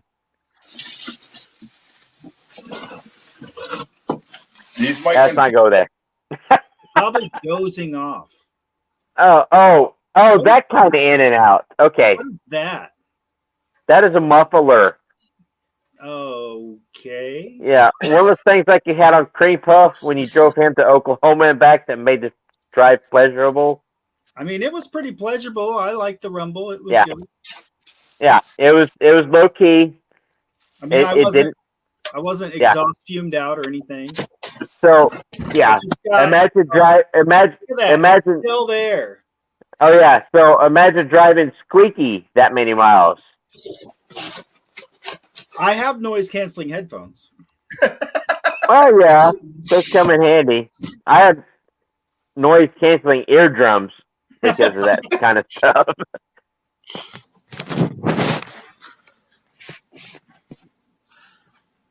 Yeah, when it comes to a ramp truck, fuel mileage, that doesn't even matter. I It, think Ugly it Truck is offering to wire everything. Who is? I think Ugly Truck just offered. so okay. So ugly truck, Emily and Jerry, we are counting you in. We will As a see you definite, there. you're not able to back out. This is a definite.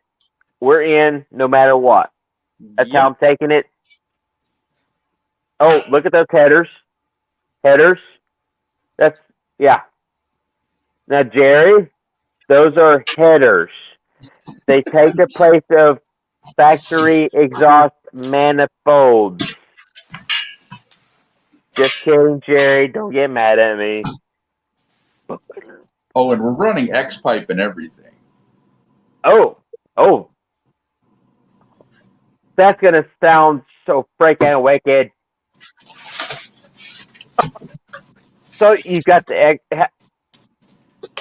pipe and all of it. Yes.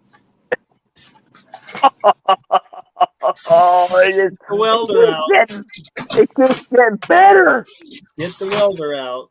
We're gonna have some good time. Oh, it's out. Yeah, it's my welder is out and hanging and dragging the ground right now. Oh yeah.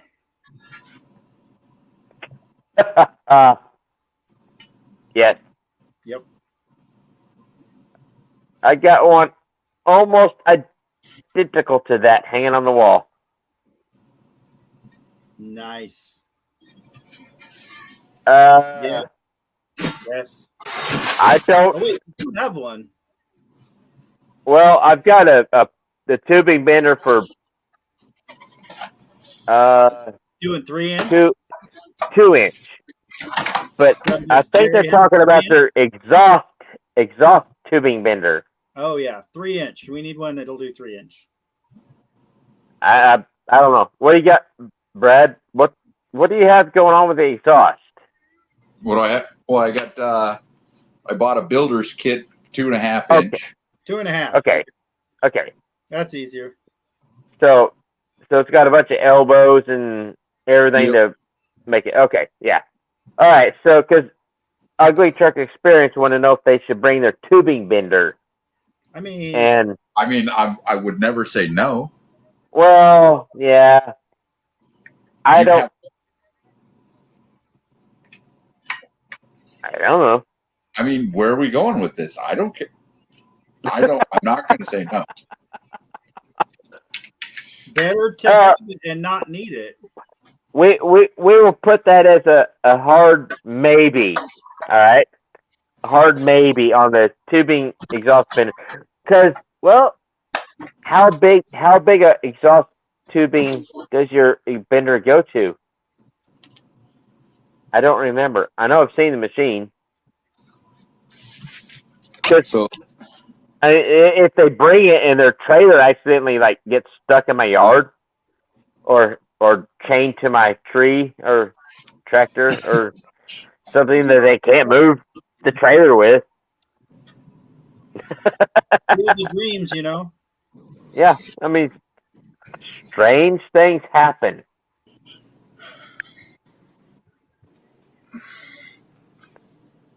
But serious note, I don't know, up to 3-inch. Oh yeah, bring it, and hopefully it makes it back to your shop. Anyway, so we need to coin this as making Judy great again, or greater. Greater. No, it's got to be big booty Judy. Right. Making Big Booty Judy great again. Great again. Making Big Booty Judy get gas mileage again.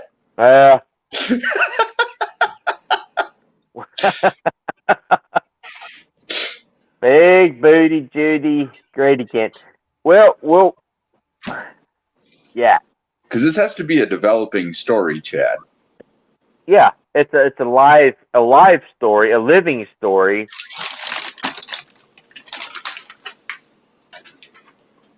Because we're all right, let me try to count.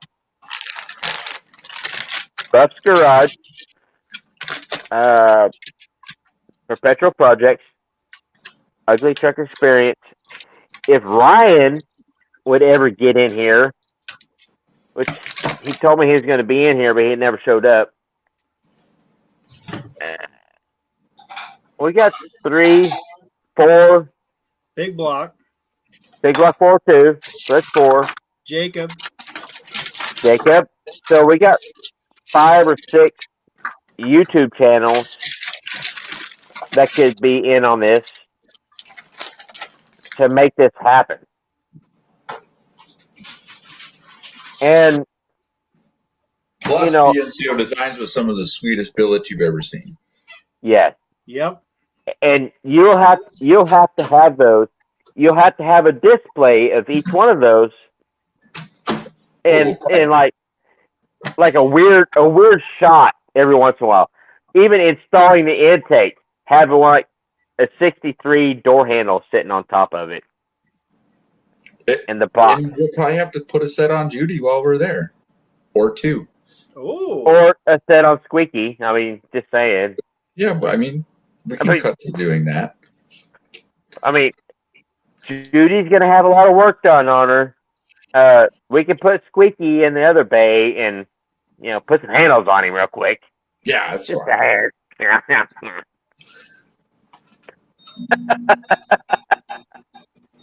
I mean, because you could do the brush finish on Judy and then display how the black finish looks on Squeaky.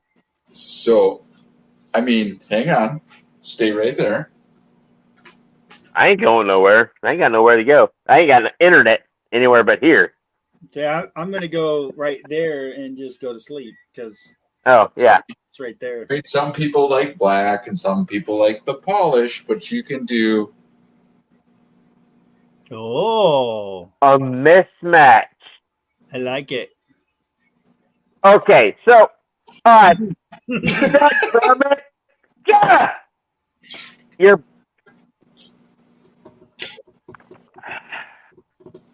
Or you could do polish with a black button. What's it called when it's like the red colors? That's what I'm talking about. Is the polish with the black button because that's close to factory. See, because this is what Judy's getting. Because eventually Judy is going to get a complete body makeover, and she will be black. And where it's light tan, it'll be orange. And where the light tan stripe is, it'll have a silver stripe. It'll be the same graphics, just new and improved. And if you don't know what I'm talking about, Chad, go to Benco Designs Facebook page and you can see the renderings. Pretty sure I was just there. Because I used to do auto body for a living, so I can't leave shit alone. I understand that, and and that's what alone. Like, I mean, really. And that's the thing is that's what I'm really trying to grasp with this whole world is everybody's got their thing, and I like to just leave stuff the way it is. To remember it the way it is. But it's going to get the same paint job. Exactly. And that's the thing is, I don't want to take anything away from that because that's going to be awesome also because it's still going to be the same truck, just the next stage of Big Booty Judy. Right. That's like Jew Daddy that's had however many paint Oh, jobs. 11 Oh, paint yeah. jobs in the last week.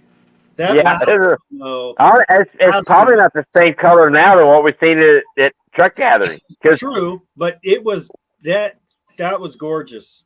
when he pulled up, I'm like, I was drooling over it because John is an awesome paint and body guy. But I was looking at that truck, I was like, I don't remember it. I don't recognize it. But it's pulling up right next to us in our booth and everything. I'm like,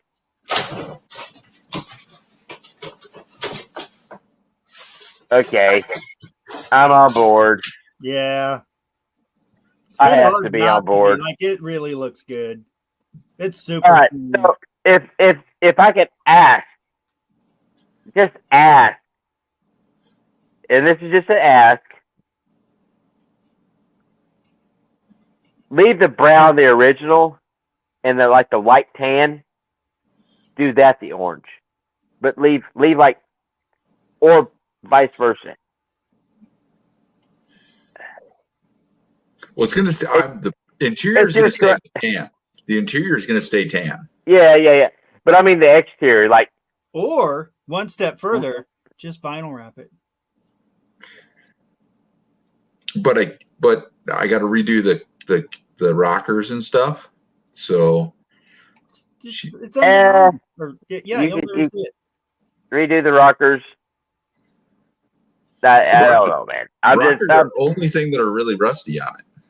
I'm just spouting my suggestions. I'm not saying what you need to. Grill.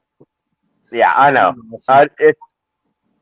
It's a top-notch work, and I know that truck is going to be well taken care of, and everything's going to be done correctly with it. So, that's the thing. You start talking to people about what you want to do with your vehicle, and it's like, look at that. If you had a short bed, step side, you probably wouldn't keep it a 4-speed. You probably wouldn't put a 14-bolt 3/4 ton rear end in. But Chad, you built it the way you wanted it. Exactly, and that's the thing. When people ask my preference, or how do you think I should build this, or what do you think of this build? I hate that. I hate it too, because build it the way you want it. Exactly. Yeah, because Big Booty Judy needs to be preserved. Exactly what she is. See, I feel I'm doing that by keeping the homage to the paint scheme. Everything. Yeah. Well, that's the thing. Is what you are. And I love the picture that Buck showed me of the design of it. I love it. Because that's the 80s design. That's what I love. So, I mean, and it really doesn't matter what I think. I mean, and as far as like cars and trucks, you can do whatever you want. Yeah. The whole upgrade stuff we're wanting to do to them down at my shop. That is, and I'm conflicted about that too, because all right, that's still taken away from the originality of a 20-some thousand mile square body. I'm like, but it's going to be more practical and still on the road versus parked in a field somewhere. Exactly. It's going to be, I don't want to drive this because it takes so much fuel to drive it, or it's just not fun to drive it. Because that's the exact argument. Every time someone talks crap about 63 Pontiac, I say, well, it's not in a field where it sat for 40 years. Yeah. It's out on the road. You could have that thing in second gear, push a button, you're in second gear over. Mm-hmm. And then shift into third gear, push a button, you're in third over. Shift into fourth, you're in fourth gear, boom, push another button, you're in fourth over. It's like a big rig, man. And then you go, wah, wah. You got the air horns on the top. And if they don't work, we'll make them work. Yeah, we'll make them work. We'll figure it out. But So, I can either fix it or break it. That's really the two options. right, yeah, And I can either fix it or destroy it. I need those I lights, got a hammer. those exterior lights fixed, or new. Oh, the ones on the ones like On the roof? by the handles. Yeah, by the handles. Oh, by the handles. Yeah, those things are. Yeah, those are like a custom deal. I don't know where There's to got to find be those. somewhere. Somebody has NOS parts of those somewhere. Uh, And yes, I'm eating pizza rolls. oh, that's fine. I'm about to grab my bag of Dot's pretzels. Yeah. Just rub it in my face. I'll rub it wherever you want me to. I don't care. Why do you have to push a button? Can't it be Bluetooth? No, I don't think so. No, you got to push a button. It's a button. I For the gear vendors, why would Jerry. it be Bluetooth? I guess He might lost his what- Wi-Fi. what I would, because the gear vendors, you could actually shift it if you're in. Oh, they're making fun of me. Yeah. Okay. So the gear vendors, yeah, if you're in third gear yeah. and you want to go, well, If you're going to Trying to downshift, is that what you're asking? I'm trying to think of how it actually works because I'm trying to figure out if it can work off the clutch switch Oh, you are Or- trying to Bluetooth it. or some other switch to where it's not just a right on. No, because it can't be on the clutch switch because if Then you're, you'd never get your. you'd never get in and out of it. And if you're using So- your clutch when you're slowing down and stuff, then you'd be switching it back and forth. And Yeah, that's true. Right. And the truck has to be going a minimum of 20 miles an hour to go in and out. So basically, even though it technically can split first or second gear, you're not going fast enough. Yeah, I mean, with the SM465, you can't split first gear. Mhm. And barely split second gear. Right. Well, if you're revved out in second gear, you can split it. Like I said, yeah, you're you don't basically want- only splitting third and fourth. Nah, you could 20 miles an hour is plenty of splitting second gear. I was thinking that David Freiberger. I mean, and that's the only instance I could think of right now that I can remember him explaining how his gear vendor worked in his Super B.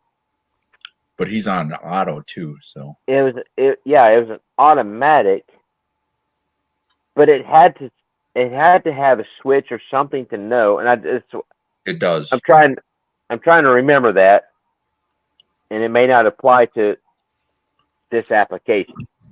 So you may just be seeing me thinking about something that doesn't matter. What- But Well, I think I'm what you're trying to- thinking about is the drag application, and the reason it works for him is because he's in an automatic. Yeah. Well, I'm thinking, and because I'm thinking it's in an automatic. He don't have to push a button. He does. It automatically shifts. You can push button still. Is it still? Mhm. Okay. Maybe that's where I was off. Yeah, because the gear vendor still acts as its own entity, even on an auto. Okay.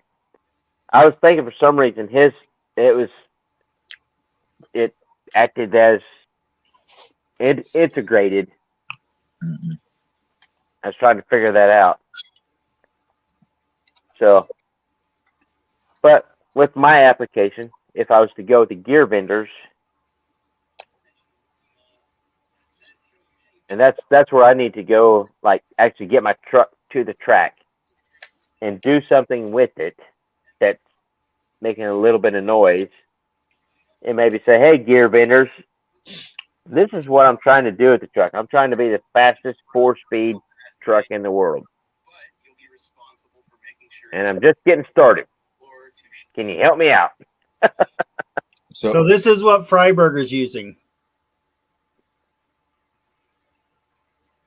That's his gear vendor switch. If it looks familiar, It's like a headlight switch, yeah. it's mounted on the floor, and that's what he's using to switch his gear vendor on his auto. Okay, so Creativity. I like it. yeah, It's probably because it took it off of the shifter and put it on the floor so you could just mash it. Yep. yeah, and it looks kind of factory. It's factory-ish. Yeah. Yeah. And that's why my 2-step on Squeaky is actually, I've got it wired into the factory clutch override switch for starting the truck, but I had to modify it to make it work correctly. To where anytime I have the clutch pushed in, unless I'm way down, which I just should never be that far down, but as long as I got the clutch pushed in, the ignition botch is on a 2-step, like whatever I got that set on. And then if the clutch is all the way out, then I'm on the max rev limiter.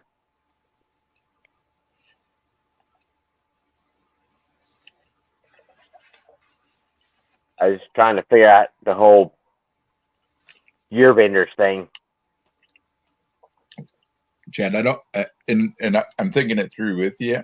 I just don't know, other than It would have to be a manual switch. No, I guess I don't know if a gear benders would help you go faster, except for final drive. Except for final drive, it would in between second and third, because second and third is such a large split in gear ratios. Because when I was running it with the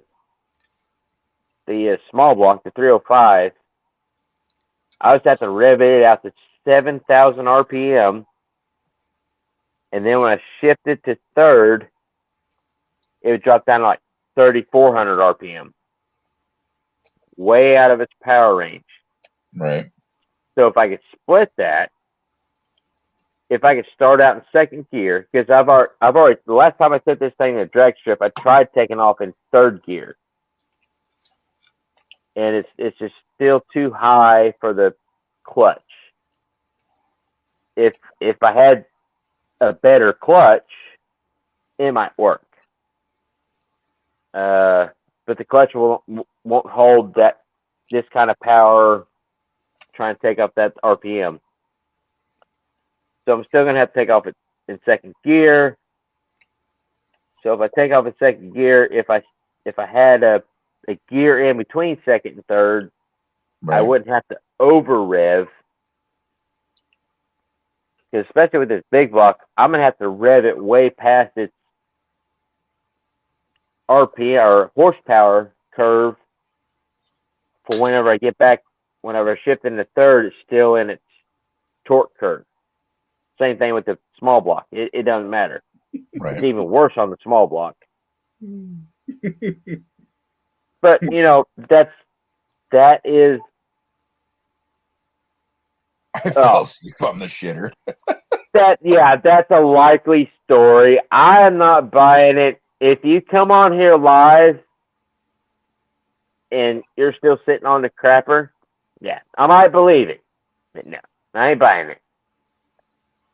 But yeah, it's, and I know if I put an automatic in that truck, it would be way faster.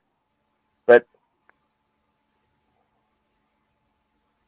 His legs are asleep. It's going to take him a minute. yeah, That was the longest shit in history. yeah. He probably had a lot of tacos. That's yeah. Well, if you had a lot of tacos, that should be a short shit. Well, it may be a build-up process. A lot of weird stuff, and then tacos.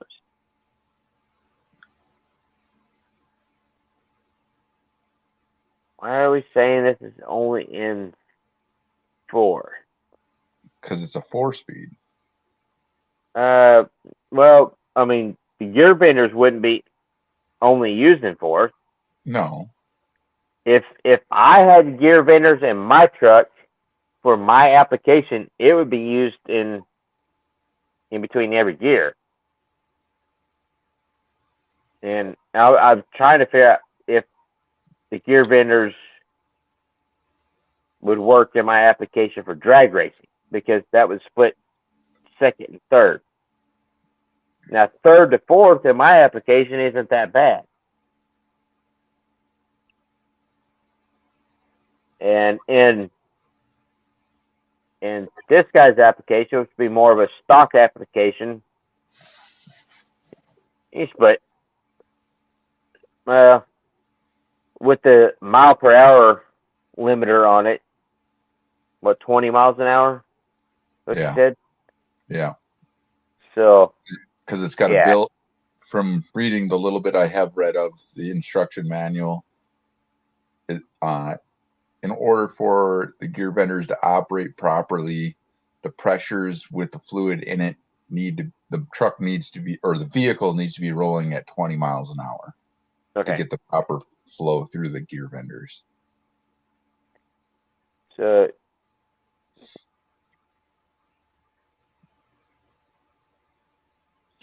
because you're basically not going to use it launching out of first, and for 2 reasons, in my opinion. You're not going to want to push the clutch in, get a split second of a gear shift from second to third. You're going to want to go from second to third, split third, go to fourth. Well, actually, my experience on this transmission is the split between second and third is the widest. And you should be able to go from 20 miles an hour from second to third, in second gear isn't that big of a deal. Well, I guess probably for you, I mean, you got steeper gears than I do. So. Well, and I'm talking about my crew cab that drive on the street that's got 373s in regular gears. I got 2 trucks with 4-speed in them. And I'm thinking about it right now, that if I was going to drive it with a splitter, I'm just not sure about the 20, because that's the thing with it. With that transmission, the second to third gear ratio is the widest. If you could split that, that would be the most beneficial on that transmission. Because from third to fourth, it's not that bad. It's really not. Yeah, after fourth, once you get into fourth, yeah, you need an overdrive. But if I had to pick my ratios on that transmission, I would want a gear in between second and third and an overdrive. Right. Between third and fourth, it's fine. So that's why I'm very, very interested in seeing how it works out. Well, we'll find that out. I guess that's another thing we can talk about in the videos. Yeah. I mean, all of this right now is just kind of speculation and just bench racing, because I've never messed with one, and I'd love to.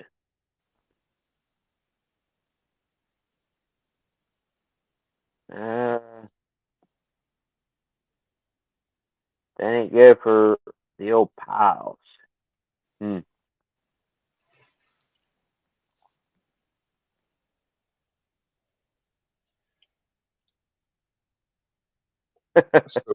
So splitting in between third and fourth,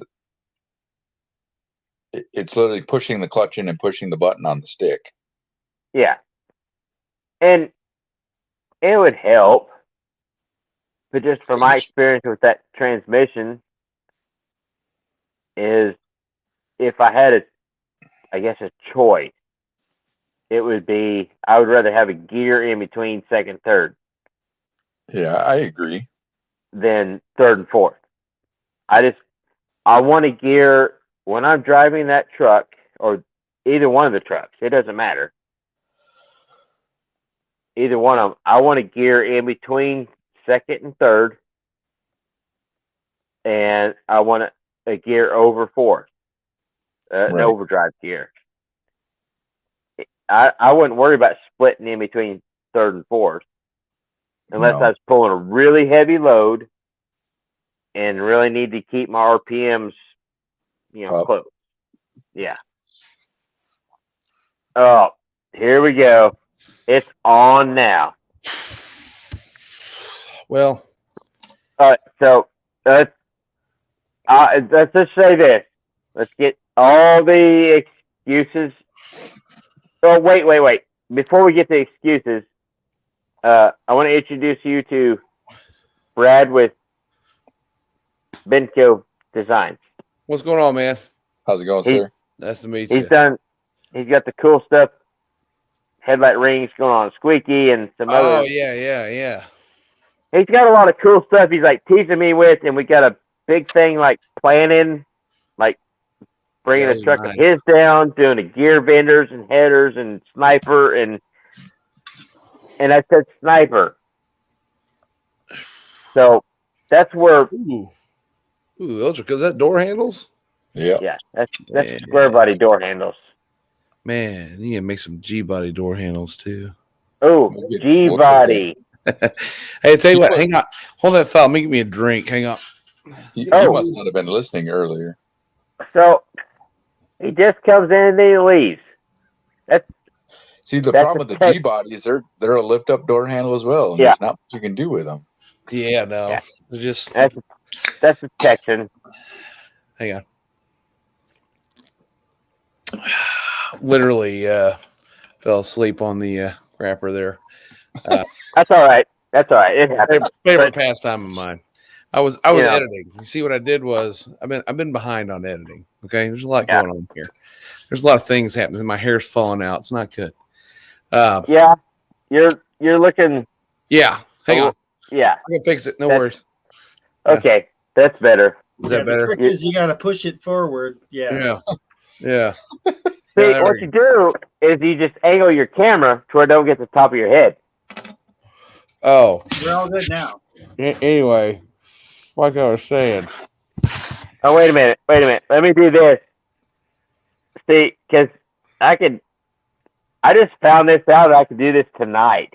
Oh wow, that's weird. You keep moving me around. Yeah. I'm going to get See, sick. I keep switching you and me, and no one will know who it is. That's pretty legit. I'm not gonna Yeah, lie. that's pretty, yeah, I agree. Yeah, where's your glasses at? I took So, them off, man. We could really, You wanna wanna throw them off? I need more light If to you get the red in my beard. Which Chad, Yeah. if you didn't have red in your beard, it would be. well, Yeah. actually, it's the lighting. It's Yeah, the lighting, it's lighting. because Ryan's beard is just as red as mine. Yeah, it's a little thing. Here, hold on. That's I not just good. got all the gray, so Yeah. Yeah. Still a little too much lighting, but Yeah. Yeah. wow, no, that makes me look weird. yeah, you There's look a like a little- creeper. That's kind of cool. Yeah, that's like, there's That's- a glare coming off your forehead. yeah, we're not doing that. Oh, come on, man. Hey, No. there's a van you could borrow when you're creeping people out. Free look, 10 millimeters, little boys. So has Brian, how much have you been listening tonight? So I've been listening off and on because I've been parenting and editing and then shitting, and then I fell asleep. So Not necessarily in that order. Not necessarily in that particular order, but there may or not have been. And then I had to talk to the guy who's going to do the painting at the house that my wife now wants done that she was okay with before, but now we're going to get that done. So there's been So I've caught little glimpses. I know there's some fuckery going on because you guys were talking about there's some kind of event or something that you guys want to do, but I didn't catch the first part of it, and then. No, it's not an event. What are we going on? It's a full-on truck build happening at Square Body Ranch, and you're part of it. Oh, so okay. You didn't catch that. When are we doing this? Well, we're not sure about that yet, okay. But you're a part of it. Okay, because you've got the most experience with the Holly snipers. Okay. Yes. And you got to drag Damn It Dave with you. Yeah, because Damn It Dave's got to come. Because we're all right. So I'm gonna try this. I'm gonna try this, Brad. So, because I'm excited about it, because we're gonna take Big Booty Judy. Did you get the name? Okay. Big Booty Judy. Okay. 85 square body crew cab 1-ton 2-wheel drive. Okay. 454 4-speed 411 gears. We're gonna bring her down from. Come on, you got it. Michigan? Nope. Minnesota. Dang it! We're gonna bring her down from the up north, and from the From frozen lower tundra. Canadian. From the frozen tundra of the north, Minnesota. we're gonna bring the Big Booty Judy from up north Okay. down here to southern Missouri, and put a Holly sniper, a Jegs RPM air gap copy intake on her. And Headers. Gear vendor too, right? Is that what we were talking Yes, about? the gear vendors. That's what I'm actually more excited about that. Gear vendors, headers, and dash gauges stuff on her. What I didn't catch is this the dually that was for sale? It's always for sale. Well, see, and then there we go. Okay, let's make a deal. Sounds like it gets more expensive. Buddy, It's more expensive when it comes down to the ranch. No, that'd be cool. I'd be welcome totally. everybody to Let's Make a Deal. Your host here.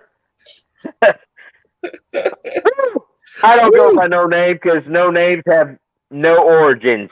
We got a racked and stacked, buddy. Scratches, No scratches, backstory. dings, no dings. You got it. We got it. We got us a square body by this guy up here. We got a fire by this guy over here.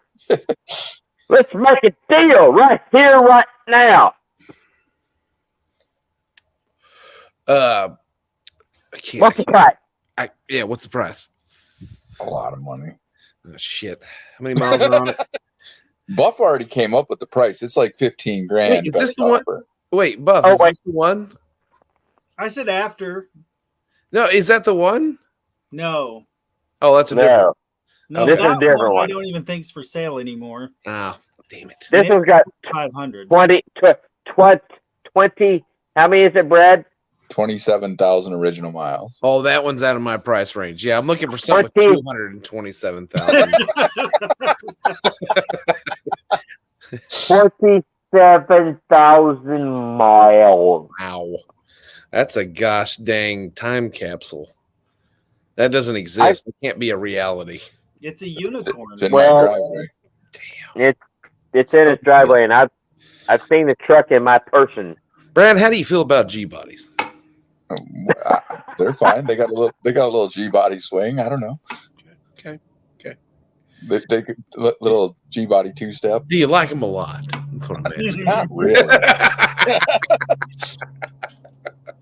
Hey, How about the 468 big block dual turnaround snipers? Named Mike There you go. Honcho. And already got the name Mike Honcho. That name's worth 10 grand. There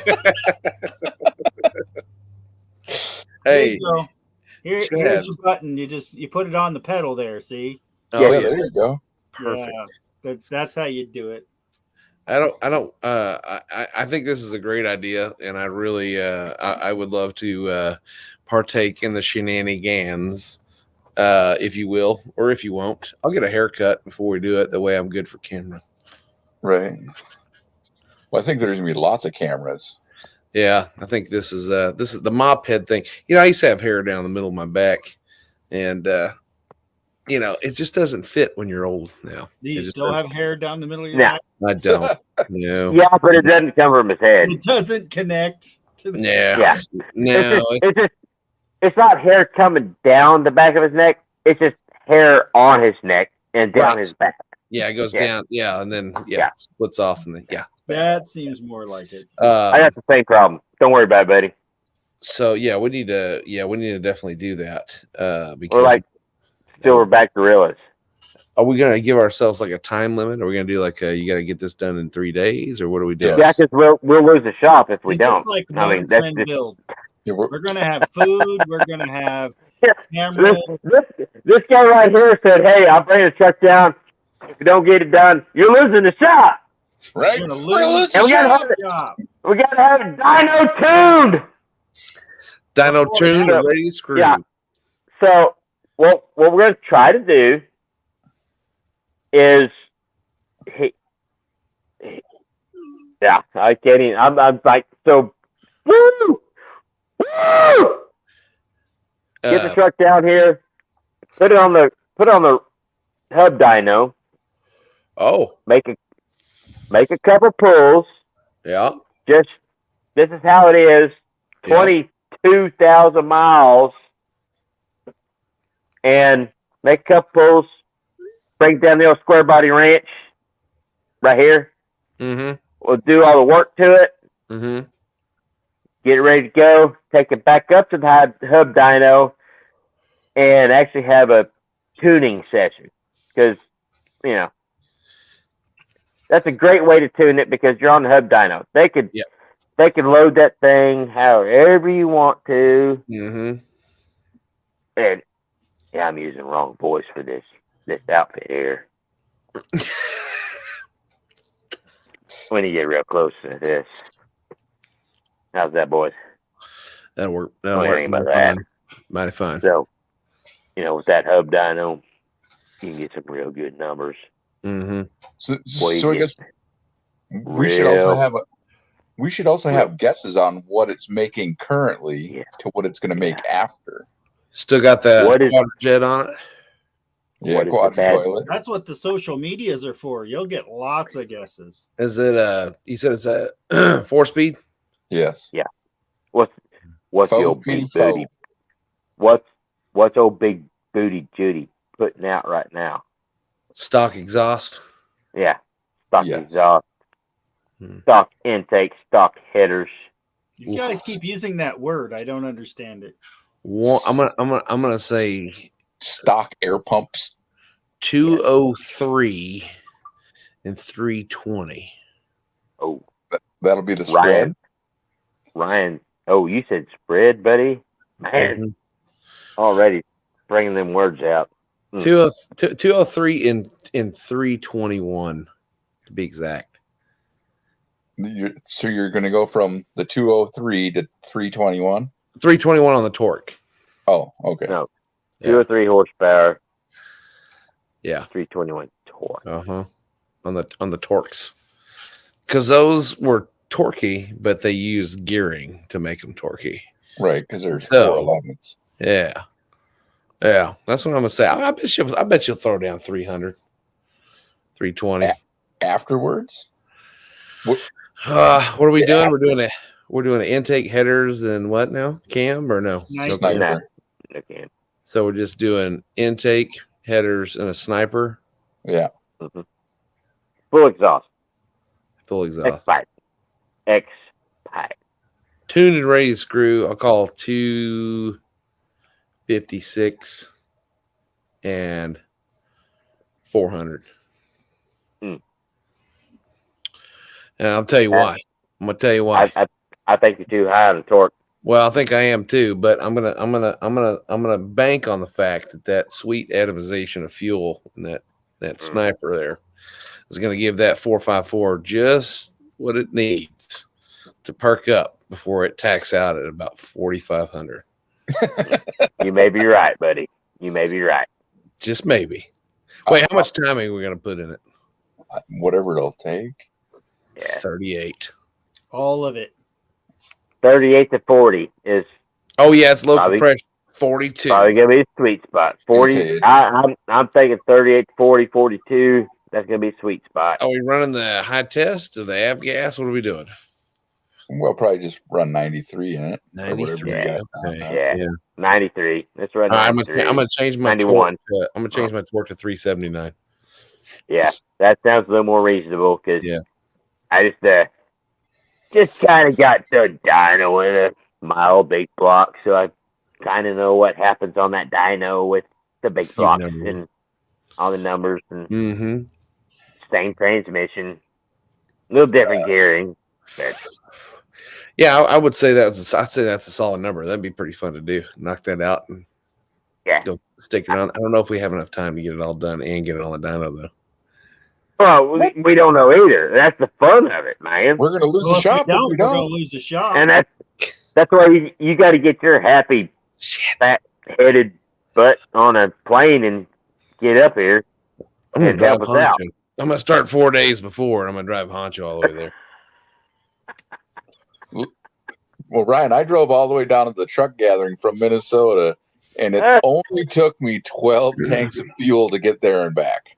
12, How 20-gallon far was tank. it for Ryan? Oh, that's right. Oh, yeah. It was only a couple, 2 hours from you. I don't want to talk about it. See, this is wait a minute. Hold on. This is cool. I just seen something. This is what I look like with a goatee. Hey man, that's pretty hardcore. I'm not gonna lie to you. Goatee and sideburns. Yeah, that's pretty hardcore. I'm not gonna. Yeah, I used to rock that, but then I started getting the bulldog cheeks, so I just let it ride, man. Yeah. There's some breaking news on my end. Yeah. Not breaking wind. What's breaking? No, we already did that earlier. That was rough. I literally, before I got when I woke up on the toilet paper roll, Yeah. my face was on my phone, and I kept feeling it buzz, and I'm getting messages from a guy, and his Daddy? name is Bo. No, Duddy's fast asleep. He's an 8:30 Yeah. guy. He's like a 7:30, 8:30 guy. Yeah. 8:30, he's out. Yeah. So this guy messages me and says, "Does that car have 3/8 copper on the rear fender lips? If so, I know that car. My dad built it 40 years ago. Did it have green AstroTurf carpet in it with sheet metal door skins?" And so I was like, "What the fuck So is he's talking about the 55. Yeah, I didn't catch it at first because I wasn't awake yet. And I said, "Hey, Bo, I'm not sure what you're talking about." And he said, "You're Yeah. 55 Chevy." I was don't know what you're talking about because I just woke up on the shitter. Yeah, I'm like, "Oh." And I said it's got like a 1-inch pipe around the wheel openings. And he says, "No, where the wheel lip is it cut and is there copper inside where the pipe is?" And so I go outside and look, and sure enough, I can see some copper sticking out. Oh, you're shitting me. No, I swear to God. So look, he goes, my dad chopped 3 of these cars in the early 70s. And he's from the Tyler, East Texas area where I ended up getting the car from. Yeah. And so I sent him a bunch of pictures of the car.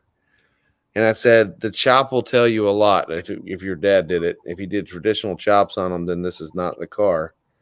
And he just sent me a bunch of pictures of his dad's. There's 3 of them he built that were chopped with tilt noses. And that one at the top up here looks like the car. Wow.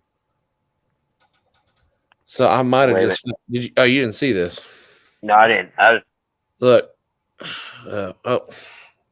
Why is that on there? Here we go. These are the three cars his dad built that he chopped. What does that look like up there? yeah.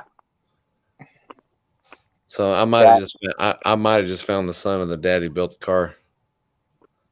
Is his dad still alive? No. Oh. But is his son still interested in this stuff? Yeah. Yeah. He Cool. lives out in East Texas, about 25 minutes from where I'm moving. So he said when I move out there, he gave me his number. When I move out there, he said, call him. He'll come take a look at it and see if it's one of the cars. But I'm looking at one of these pictures, and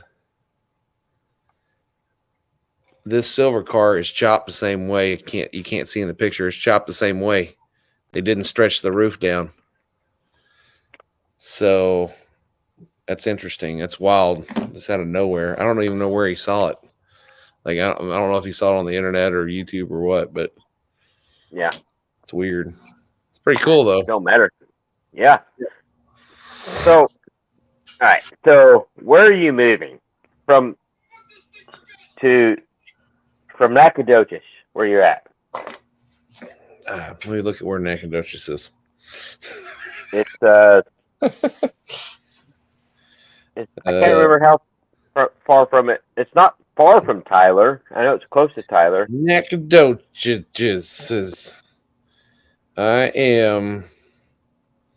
Oh, yeah. I'm a good ways. Really? Yeah, Nacogdoches is south of Longview. So Yeah. you know where.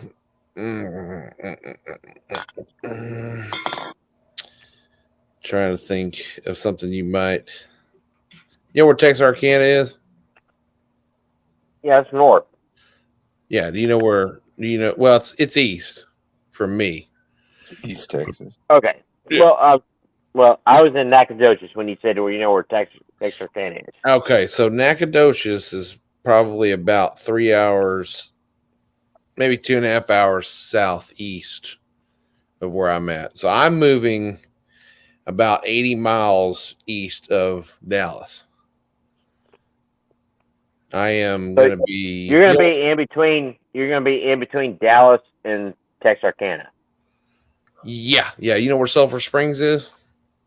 Not really, but if I know where Texarkana is, and I know where Dallas is. Yeah, I won't be far from Sulphur Springs.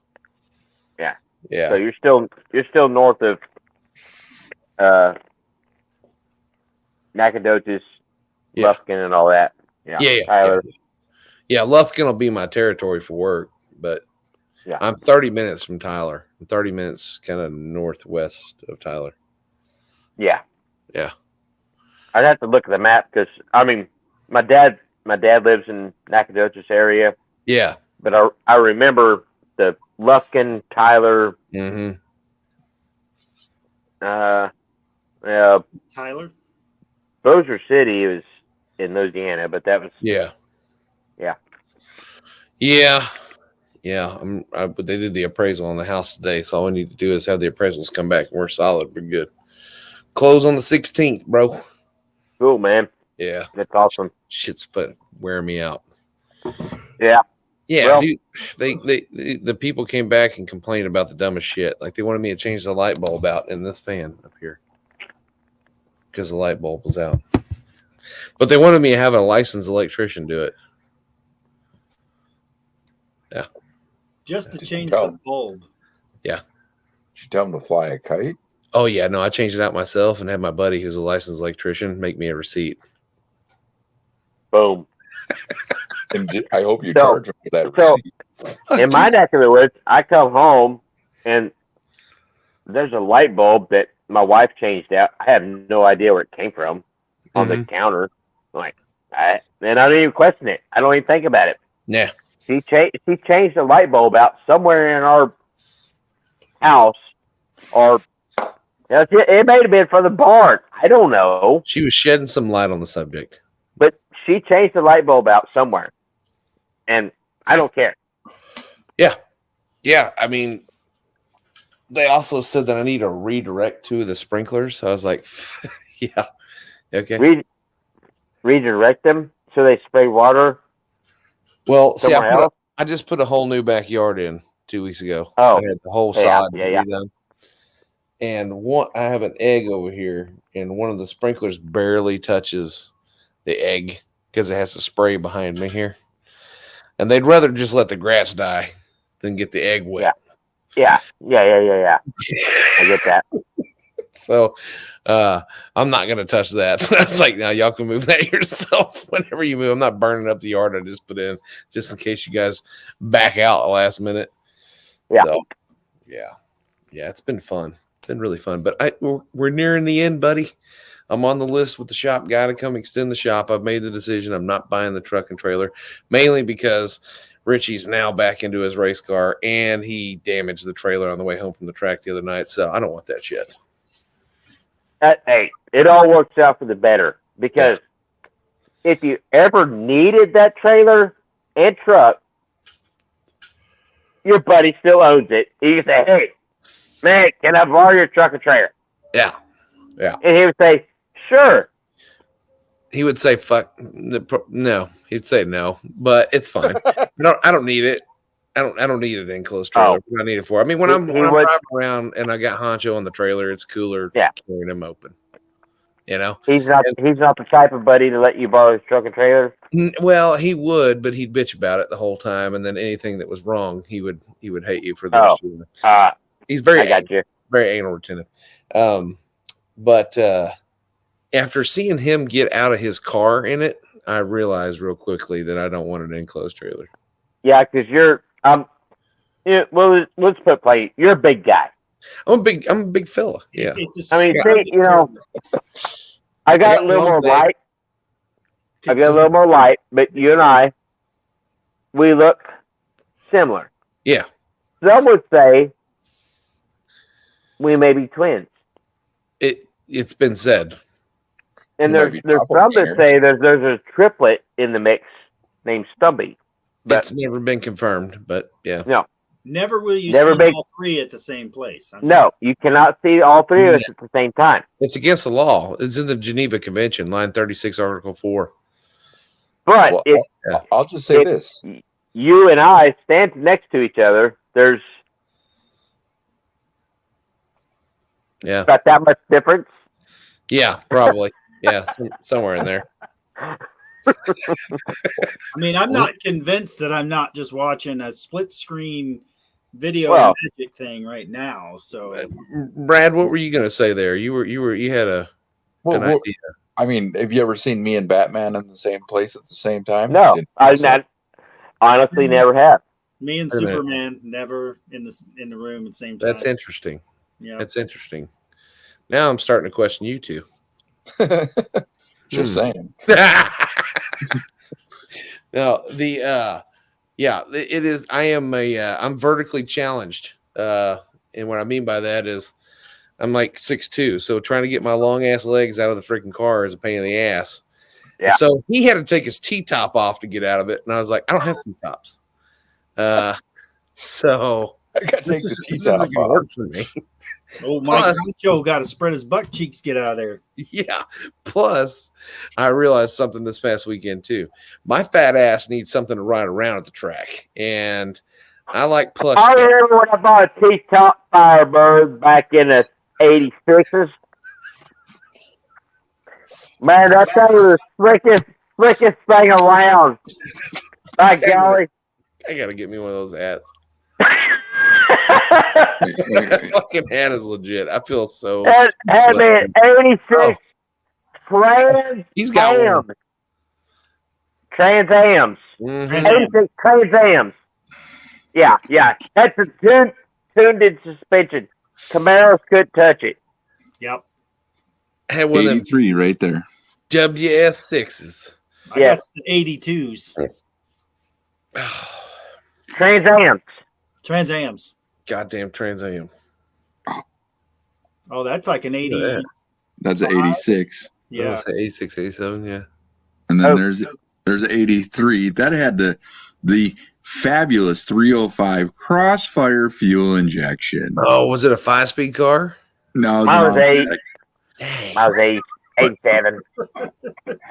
Fun fact, did you know that in 1990 or 91, they track Yeah. tested the I RS owned one of them.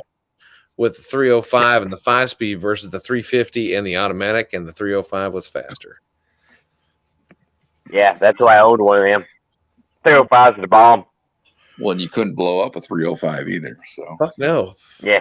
No. Little moonshine. Greatest Boot little motor basic. ever made.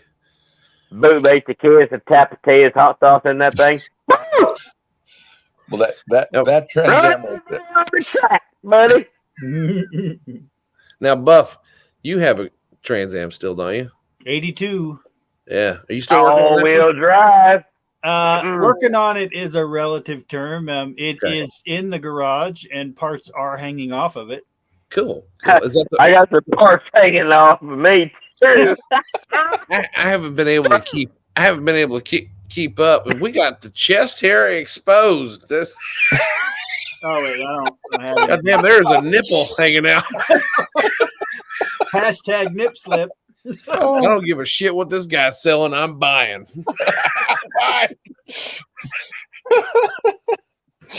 Where's J-Mo? They like them Facebook girls, dude. Demonetized. OnlyFans.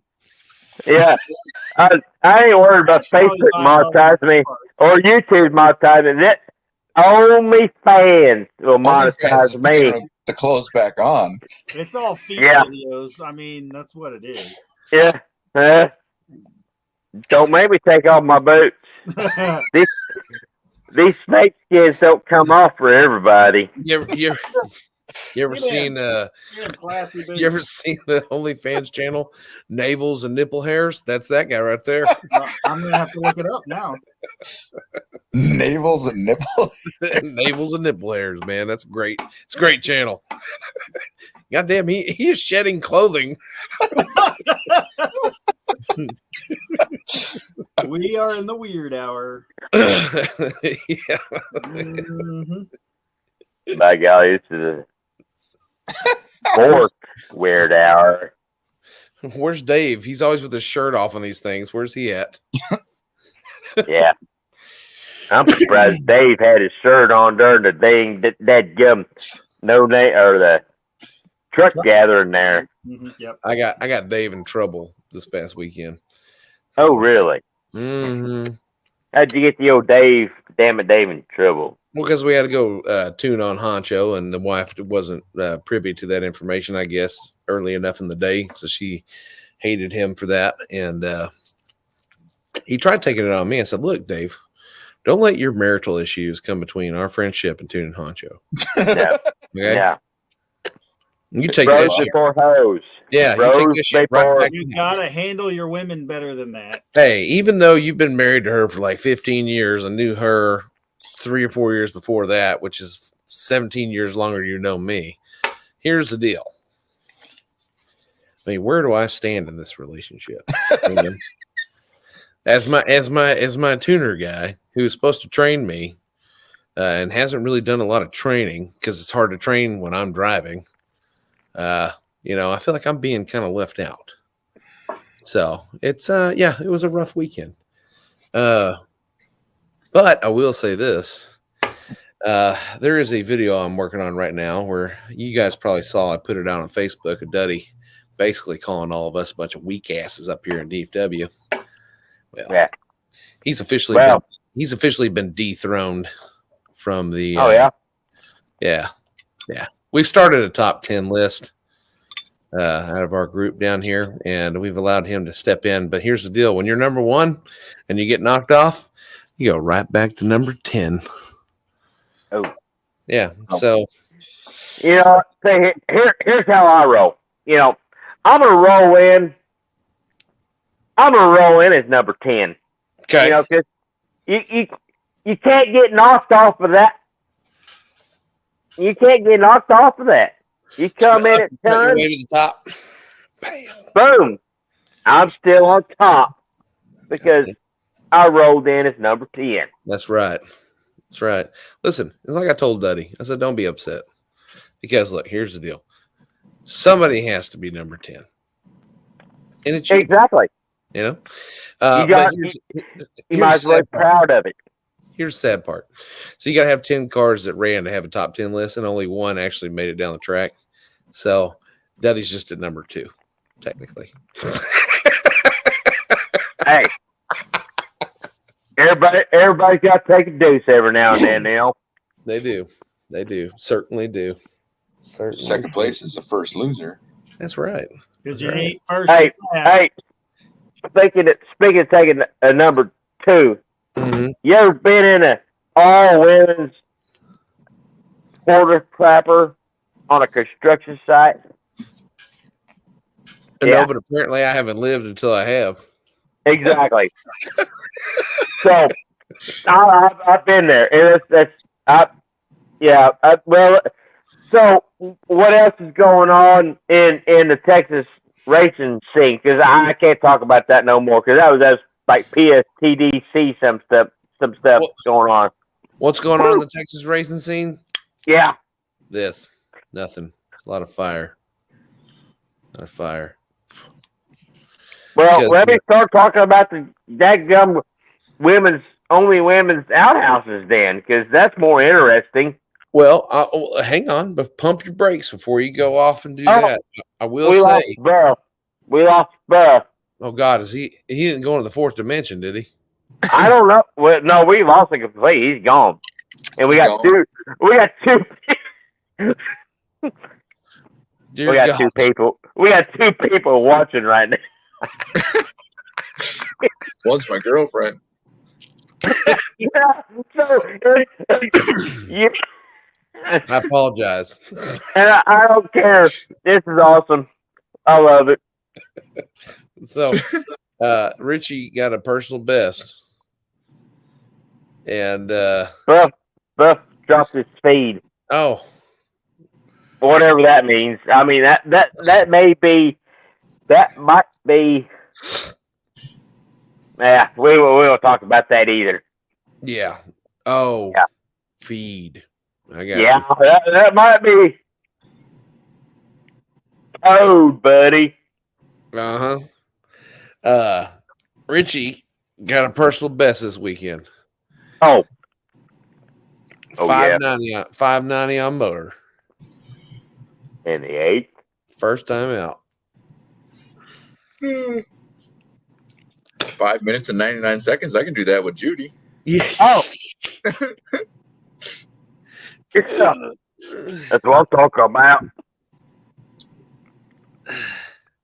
Speaking of feed, I better check. Yeah. Texting to you. Yeah. Well, gentlemen, I think I'm going to head. All right. Well, it's good to meet you, man. Sorry, Yeah, I fell asleep on the shooter. We'll catch you. Let me put my hat back on so I can talk to you seriously. This ain't right. So, yeah.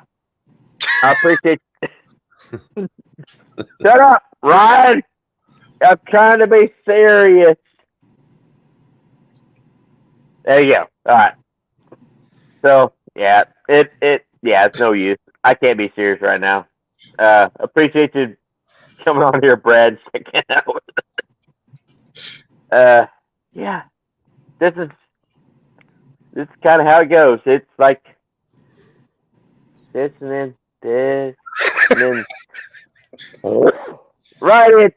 Like I couldn't even get my arm that straight. Like drive right into the ground. But yeah. Oh, I like those. Yeah, those are nice. Yeah, those are real nice. You don't make any for a G buddy, do you? No. Damn it. What size are your headlights? 4x6. But mine? Yeah. Yeah, yours. Your G buddy. Yeah, I'm square, baby. He's 4x6. Yeah. Yeah. Hmm. Yeah. Testing Well. failed. Hey, hold. Oh, Hmm. he's got the stuff in the works, Ryan. G bodies need so much love, man. I But feel like they're. sometimes square bodies do too. Oh, looky Boom. there. What do we have there? Is that one? Is that one that'll fit? Well, I'll be god dang. Look at that. Gosh. Would you look at that?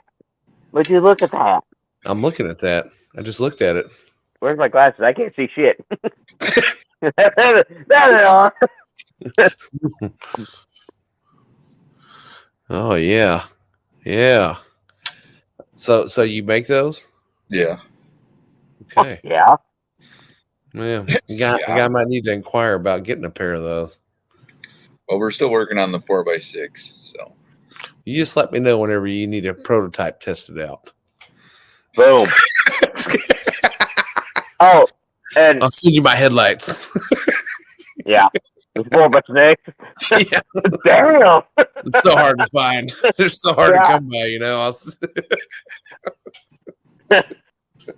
I'm glad you specified headlight. Yeah. Yeah. Woo! That 4x6. Woo!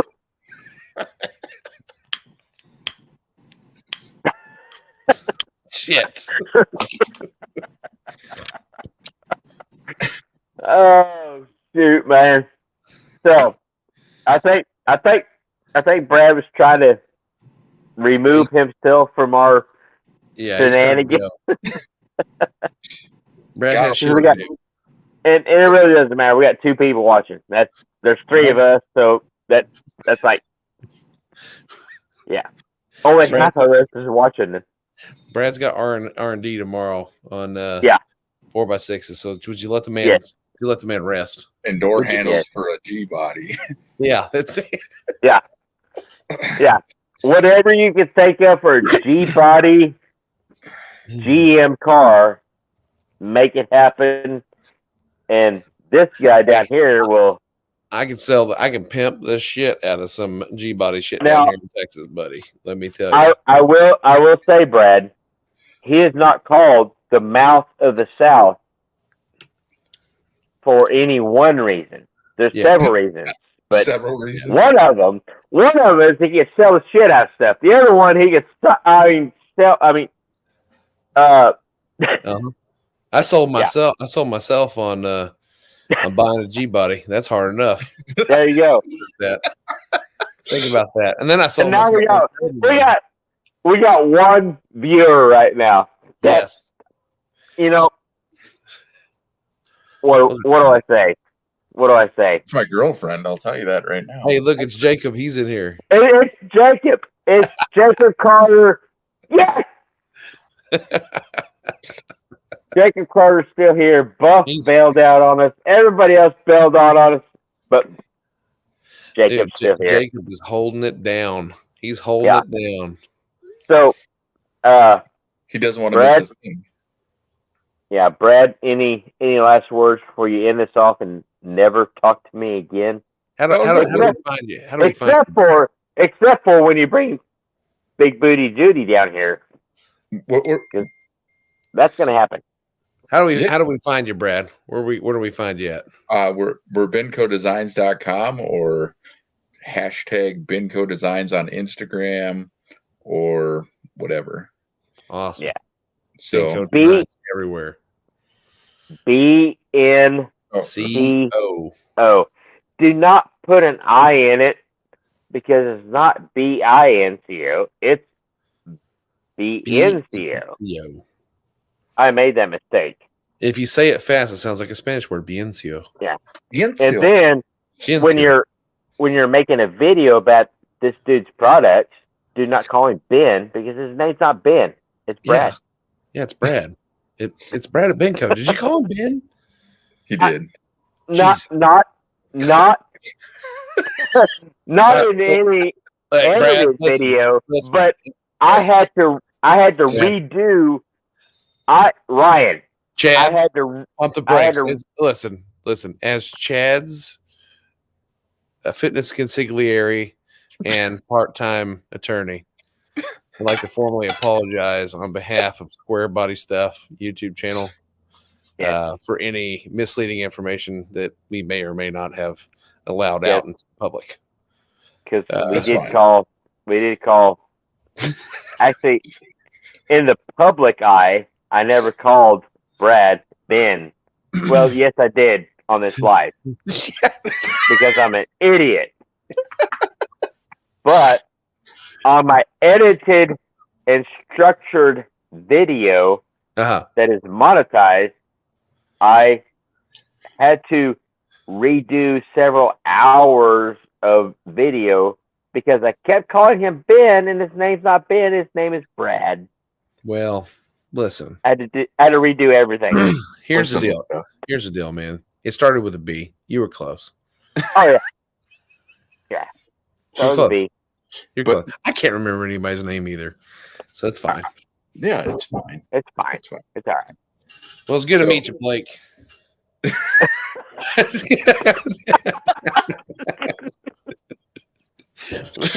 I guess me and Tim. I still Ryan, stop. I Judd. still owe this dude for some really expensive headlight rings. I know. Shut up. I know the price is going up. It's funny. Yeah. And we're still live. So stop. It's only money. I'm buttoning my shirt up now. That's because OnlyFans just paid him to put it back on. Well, maybe. Dang it. Oh God. This is so. Rough day at the office. Brad, before you go, if I understand right, before we started this is your first live, correct? It is. Okay. So the first hour during our structured Tailgate Talk live and interviewing you, how would you rate us? I'd say we did really well. I think all of us did it. Yeah. Okay. Yeah, I think it was well done. Yeah, I watched the majority of that part. Yeah. I fell asleep. then- Probably pre-shitter. No, So okay, so the after hours, I'm not really worried about that. That's I why mean, it's clothes after come hours. off, boots come off, whatever. and I sometimes layers of clothes get put on. It gets weird. I'm not Yeah. gonna lie. It does. It really gets weird because layers get put on, but stuff gets exposed. Hey, It's fine. like, a little nipple slips out here and there. hey, listen, it happens. it's been proven time and time again. People like to buy products when a nipple's involved. Right? And if you're in the market for some square body stuff, it's guaranteed at some point in time you're getting some nipples. Right. And apparently, So- if you want to go over to Benco Designs and pick up some awesome trim rings, Chad will show his nipple for every purchase made through the end of this month.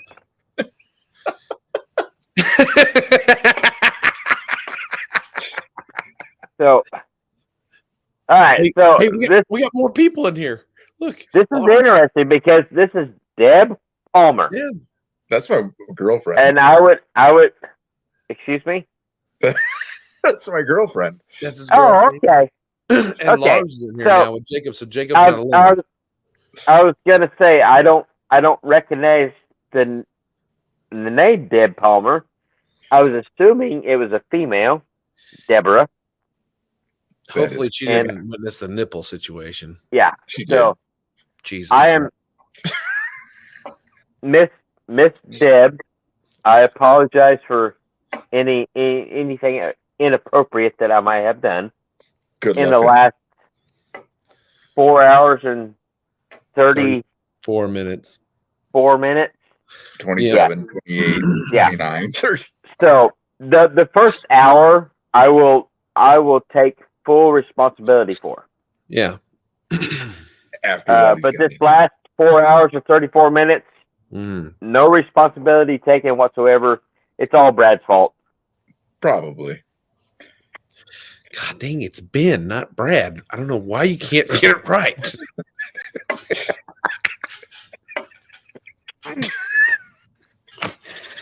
You almost got me. I'm like, what? I know. I almost had you. Brad, you should take this time you to almost. slip out and go get some rest, man. You got R&D to do. All He's right, making some lots of killer it. products. Get your ass over there. Buy some products, because if you have a square body, you need nice trim rings. Yes. Okay. Some door And handles. And because of my internet, I can't be in front of my truck. But Yeah. that truck, Yeah. the trim rings around the headlights. And if you're listening and you got a G body, don't worry. Brad's on it. He's going to start on making it. some awesome stuff real And soon. even for the D100 parts, Yeah. Dodge Hey. stuff. Well, you got Lars He's in working. here. They like S10s. Hey, Yeah. this is everybody. Door locks. Look at that. Look, door locks too. What else do you make? You make door handles, you make trim rings, you make door locks. What else you make? Tail lights, mesh grill inserts. I heard the grill inserts. Okay, that's cool. Yeah, We'll get one on Squeaky too. that'll be sweet. What's that? What? What do you put on Squeaky? More parts. Yeah, more parts. More Stuff. parts. Bling. Stuff and things. Accessorizing. Bling. Nipples. We're And- accessorizing Squeaky. Yeah. So, yeah, I'm all about that, because that is probably one truck that doesn't deserve to be accessorized. Why not? Because of the way it looks. But when you accessorize a truck like that, it really sticks out and makes the guy think, well, my truck deserves those things too. That's right. Hey, well, it was great. Maybe I'll be back next week if you invite me back, or sometime soon down the road. But Yeah. Nice to meet you, brother. You have a good night. Nice to meet you. And I think this Make Big Booty Judy Great Again is going to be a fantastic time. We will definitely work on that. And yeah, awesome. So clear your schedule in August. Oh, okay. 10-4. Is that what we're done. doing? We're going August? Yeah, Yes. probably. Sometime in August. All right, let's do it. Awesome. All right. Sounds good. Have a good night, guys. All right, you too, man. Take care, Brad. Yep. Thanks. Bye. All right, so it's you There we and go. me. You and me. Just you and I and me. Well, Where's that? Why are these? And me. my Who else is in here? my earbuds just died. Can Oh, you hear me? you actually sound way better without them. Really? 1,000 times better. But I can't hear you as good. That's the problem. That is quite Hold a on. conundrum. All right. So my volume on my phone is all the way up. And if you're talking, You cannot hear me right now? I can hear you, but it's not as good. Oh. But You is may- my voice better? Yeah, your voice sounds way better. So, like, when you have the headphones on, it sounds like you're talking through a phone. And when you take those off, it sounds like you're talking through the mic. Yeah.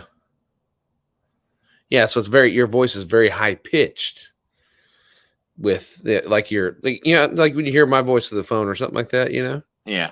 Yeah. But here it's like, yeah, hey, how's it going? You went from going, hey man, I'll tell you what, hey man, what's going on? Well, I mean, I have a natural baritone voice. You do. And I can get even lower. It's even weirder now that nobody else is in here but us, because now it Well- really looks like I'm looking in a mirror. Yeah, Ish. at least I got different glasses on because that makes it better. Yeah, because I mean, this is But see, and I'm half deaf, okay. Fair enough. so that's what makes it hard for me. Just because I want to talk really loud to the phone because I can't hear you very well. Aha, yes. Yes. Yes. Can you hear me right now? Yeah, barely. Barely. Do you want to, you want me to just call you on the phone, man? Actually, you know what? It really wouldn't matter because it's just me, you, and Lars. It seems like right now, and either Lars? way, I couldn't hear you No, any better Jacob's here. unless we actually. If it was done a video chat, I probably couldn't hear you any better. Yeah. I think I mean- Lars and Jacob Carter still in here because they're waiting for the grand finale. They're wanting to know. The grand finale. Yeah. So I wonder. Let's. All right. Anybody who is left in here, like watching us, like there's my little counter up here is saying 2 people. Yep. I'm not sure who those 2 people are. Jacob's still here. Jacob, put them right there, buddy. Hey, and also personal note. Personal note. Jacob Carter just lost his grandfather. Ah, shoot. And we need to send. I mean, there's no sense in sending prayers for his grandfather because his grandfather's already beat us to the grand prize. Yeah. Prayers to him to work through it though, because I know what that's Yes. like. That's praying for the family to work through it. Jacob, I love you, buddy. Thoughts and prayers with you, bud. You've always been my number 1 fan, and it's gonna be all right. Grandpa's in a better place. Yeah. And he'll always be there with you. Yeah. Always be there. Lost mine in 08 and still bothers me to this day. Yeah. Lost my last grandpa last year. I You bet, honestly buddy. can't remember when I lost my grandpa Cohen, but yeah. Losing a grandparent is something rough. It is. I mean, I've never gone through losing a parent, but I can only imagine what that's going to feel like. But man, I tell you what, when I lost my grandmother, it was tough. And when I lost my granddad, he was my rock. yeah. He was my buddy. Hey, Lars still in here. Yeah. Yeah. Yeah. He was my buddy. He was my main compadre, man. We rode together. We did everything together. And so, yeah, I'm sorry, buddy. I'm sorry, Jacob. I know that sucks. But the good news is, on the flip side of it, is that all the stuff that he taught you, you may not remember all of it now if you were close, if you were really close. But as you go on in life without him, you will have little moments where he pops back in some form or fashion, whether it be a thought or a reaction that you have or something that you do, like working on things. Like there's certain things that I do when I work. I use my grandfather's tools for a lot of the stuff I do. And my buddies make fun of me. I have one ratchet that I particularly use all the time. It was my granddad's. It's an old Power Torque or Power something. I don't know. He had it in the 60s. And I still use it to this day. I keep it in good shape. I keep it lubed up. It's the best tool I got in my box. It never breaks. And every time I use it, I think of him. And it's good stuff. Hey, we'll see you later. The truck. Jeremy. Jesus Christ. With everybody's name.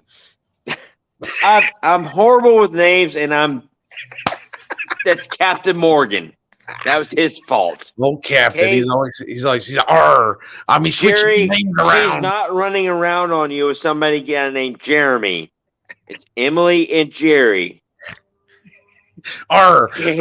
I get inside his brain and switch the names around. Arr. So let's go back to more sentimental stuff like Grandpa's tools. Yeah. Yeah. And I've got this guy that I use this weekend to do some honeydews for Mrs. Square Body. But that was my grandpa's miter saw. Yeah, that's cool. And then I've got this dude right here. Freaking beast. Oh yeah, look at that monster. Yeah. Night, Lars. You don't buy those at Walmart anymore. No, you can't. I tell you, I have a drill that we call Old Sparky, and it needs brushes put in it, but it's a metal drill. It's an old metal Craftsman from God knows how long ago, and it works great when you tap it on the ground, get it moving. Hold it wide open, tap it on the ground, boom, fires up, throws sparks out everywhere. You go to town drilling whatever you need to drill. It still works to this day. One of these days, I'll quit being lazy ass and tear it apart and put brushes in it. Yeah. But, yeah. Yeah. Every time I hop in a hot rod, man, I always think of that dude. You know what he used to tell me? He used to tell me, I don't understand why you take all your time trying to make a car loud when all we did was spend all our time trying to make them quiet when we were a kid. And I said, do what? And he goes, well, Model A's and Model T's, they were all loud. They were noisy as can be. So we used to try to do everything we could to quieten them up. And he goes, and you guys just want to make them as loud as possible. And I said, well, we want people to hear us coming. And he's like, well, we didn't want anybody to hear us coming. We were sneaking around. It was just cool listening to him, the flip-flop of how, stuff was. And I used to, when I started driving him around when I was 11. And I used to run him to the store and stuff here and there. And I'd get to the stop sign and I'd smash on the gas and skirt the tires a little bit. And he'd go, you better watch out. You're going to rip the U-joints clean out of this some gun. You know how many U-joints I've ripped out? A ton. And I told him, I said, you know why I rip, you know why I do it? And he goes, why is that? I said, because, I'm not afraid of a little work to have a little fun. Exactly. Yeah. It's midnight here. I'm about to see.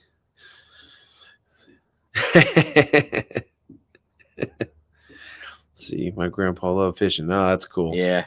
And yeah, the couple tools I showed was from my grandpa Bennett, which was my mom's grandpa. Yeah. And he's the one that just passed away last year. Not that I was super close to him, but there's a lot of me and him, or a lot of him in me. Yeah. Because as much of me as a mechanic, I could do the carpentry. I can build stuff. Yeah. So, he was a genius with building stuff out of wood. And he's also a very avid fisherman, which I very rarely got to go fishing with him. On a couple occasions, I went to go fishing with him, but actually one of my fondest memories with my grandpa Bennett was when he told me not to be afraid of freaking wasps. Yeah. Because we were at it's called Grand Gulf State Park in southern Missouri, close to the Arkansas line, around Mammoth Spring, Arkansas, somewhere around there, on South 63. And we were down there, and I remember to me, it seemed like this red wasp was as big as my head. Right.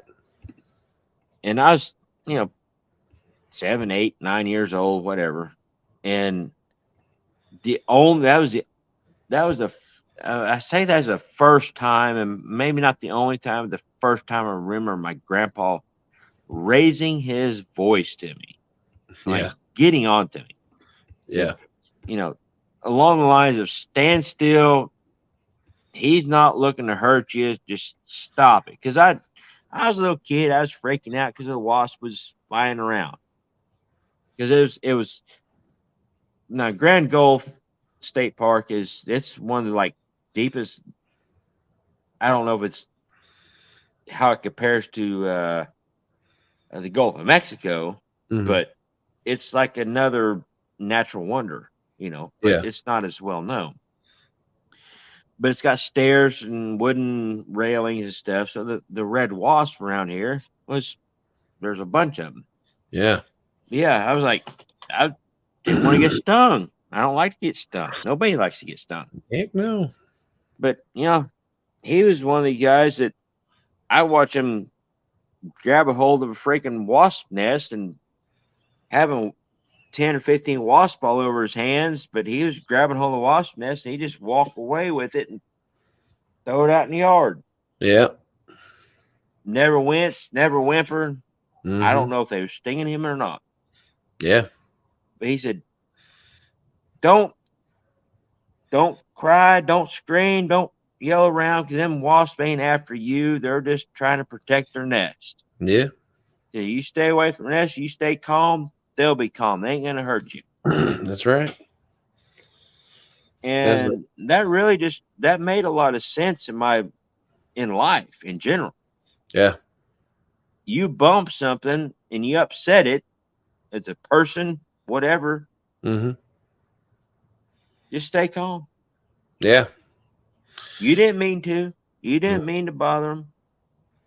Yeah. Then now if you go up and punch the wasp nest or something like that, well then that's all on you. And that's Yeah, where you can get what you and deserve. that's where the other thing, like I was just saying, was I'd seen him grab a hold of wasp nests. I seen him grab a hold of black snakes. Mhm. He didn't pussyfoot around with him. He just grabbed a hold of a black snake. He didn't care if it was by the tail, by the head, or by the middle part. Yeah. He'd grab a hold of black snake, and he may have it by the head, or he may have it by the middle, and it'd be wrapped around him, grab a hold of him. Mhm. I'd see blood. He Mhm. didn't care. He just go carry it off, Mhm. just nonchalant, just carry it off. He's a big guy too. Yeah. He's actually your size, Ryan, which I know the 4 people watching don't realize the size difference, but Yeah. I'm 5'8". Ryan's 6. 6'1", 6'2", somewhere in there. Yeah. And that's about how big my grandpa was. Yeah. He just carried off, wouldn't think nothing about it, and just throw it out in the woods. Yep. And you'd see bite marks on him. He'd just go wash them off with the Dawn dish soap and lay down, and grandma would give him a cheeseburger. Yeah.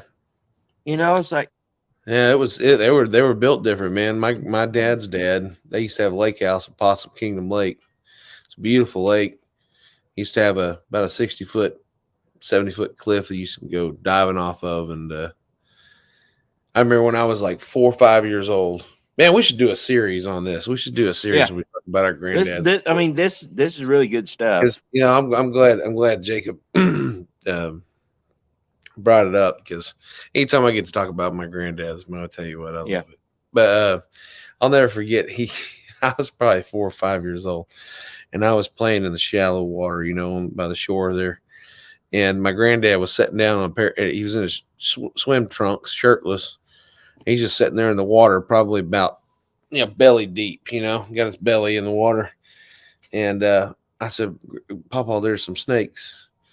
And there were 2 water moccasins swimming around him. He goes, that little snake ain't going to bother me if I don't bother it. And I'm like, I remember freaking out. And even my dad was like, Dad, you got 2 water moccasins around. You need to stay still. And he just takes and swats at him like that, He's like, get out of here, And they swam off. He goes, they're more afraid of me than I am of them. I guarantee you that. I'm like, like my other granddad, my mom's dad, the one I was closest to, my pawpaw, he was a tough son of a bitch too, man. He was a little fella. I mean, shit, he wasn't but 5'7", maybe 140 pounds, But About my size if I wasn't fat. yeah, about that. Yeah. I seen him. He was blind as a bat. He finally retired at 70 years old, and he got macular degeneration in both his eyes. And he went 6 months being retired, and then he went blind. And he walked. My grandparents added on to their house at one point in time. My granddad was a carpenter too, and he built this big 25 by 25 room with windows, like 15 windows in it. But he left the original sliding glass door that was on the patio, to separate the two rooms. And when my grandmother died, he was so flustered, because he was got to come live with us. He tried to live by himself for like 4 weeks. He wanted to live by himself, but he almost got the house on fire twice. Couldn't see, man. You can't live by yourself and you can't see. And so he broke down and was like, I'm going to come live with you guys. So I want to sell everything and I want to sell the house.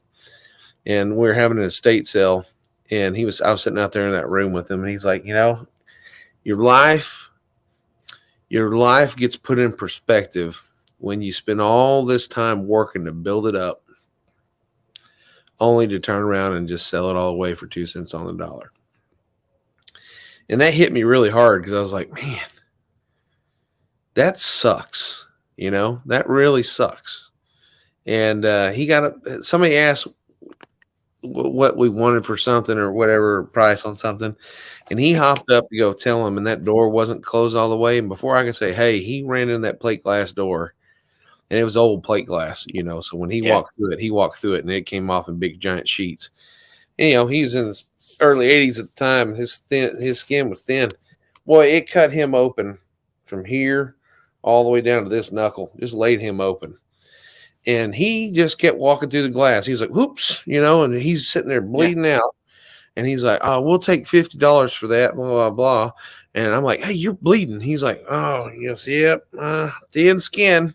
And I'm like, no, you're bleeding bad. Like, you're cut. We got to have to go to the hospital. We're going to have to get that sutured up. And he's like, I don't need to go to the hospital. Just give me a couple of rags and let's tie it up and get me some tape. And I'm like, no, we're not getting tape. And I had to put him in the car. I taped it up so he quit bleeding everywhere. And I took him to the hospital and they had to sew him up. And he was like, why? He goes, I tell you what, I've lived there for 39 years and I've known that glass door was there and I didn't even see it. And I said, well, you ain't seeing it because you ain't thinking about it, Yeah. When I was a kid, he called me his little pal. That's what he called me, my little pal. And like the last 3 weeks of his life, he was really sick and he couldn't get a bath. And he was very shy, he old school guy, And I told him, I said, let me give you a bath. And he's like, you ain't gonna give me a bath. I said, yeah, I am. And he goes, no, you're not. I said, yeah, I am. I'm gonna give you a bath just like you did when I was a baby. It is what it is. And I had to pick him up, put him in the bathtub, and I'll never forget it. I made a joke because the dude was swinging a damn elephant snout. And I was like, Jesus Christ, no wonder the ladies were all over you. Mother of God, where did that gene go? And I remembered he was actually my half granddad. And I was like, shit, And so he's like, stop it. And I was like, so I put him in the bathtub, gave him a bath. Me, I can't be serious. I got to make a joke. So apparently you didn't get that half from him. Yeah, no, I wasn't that lucky.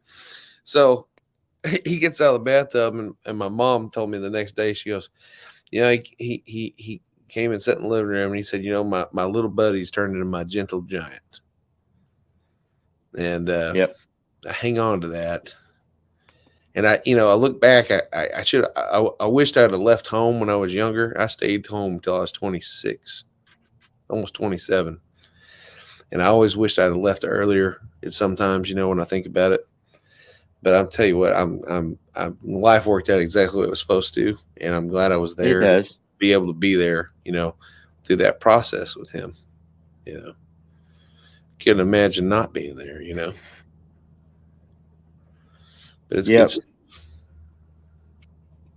Grandpas have an impact, man.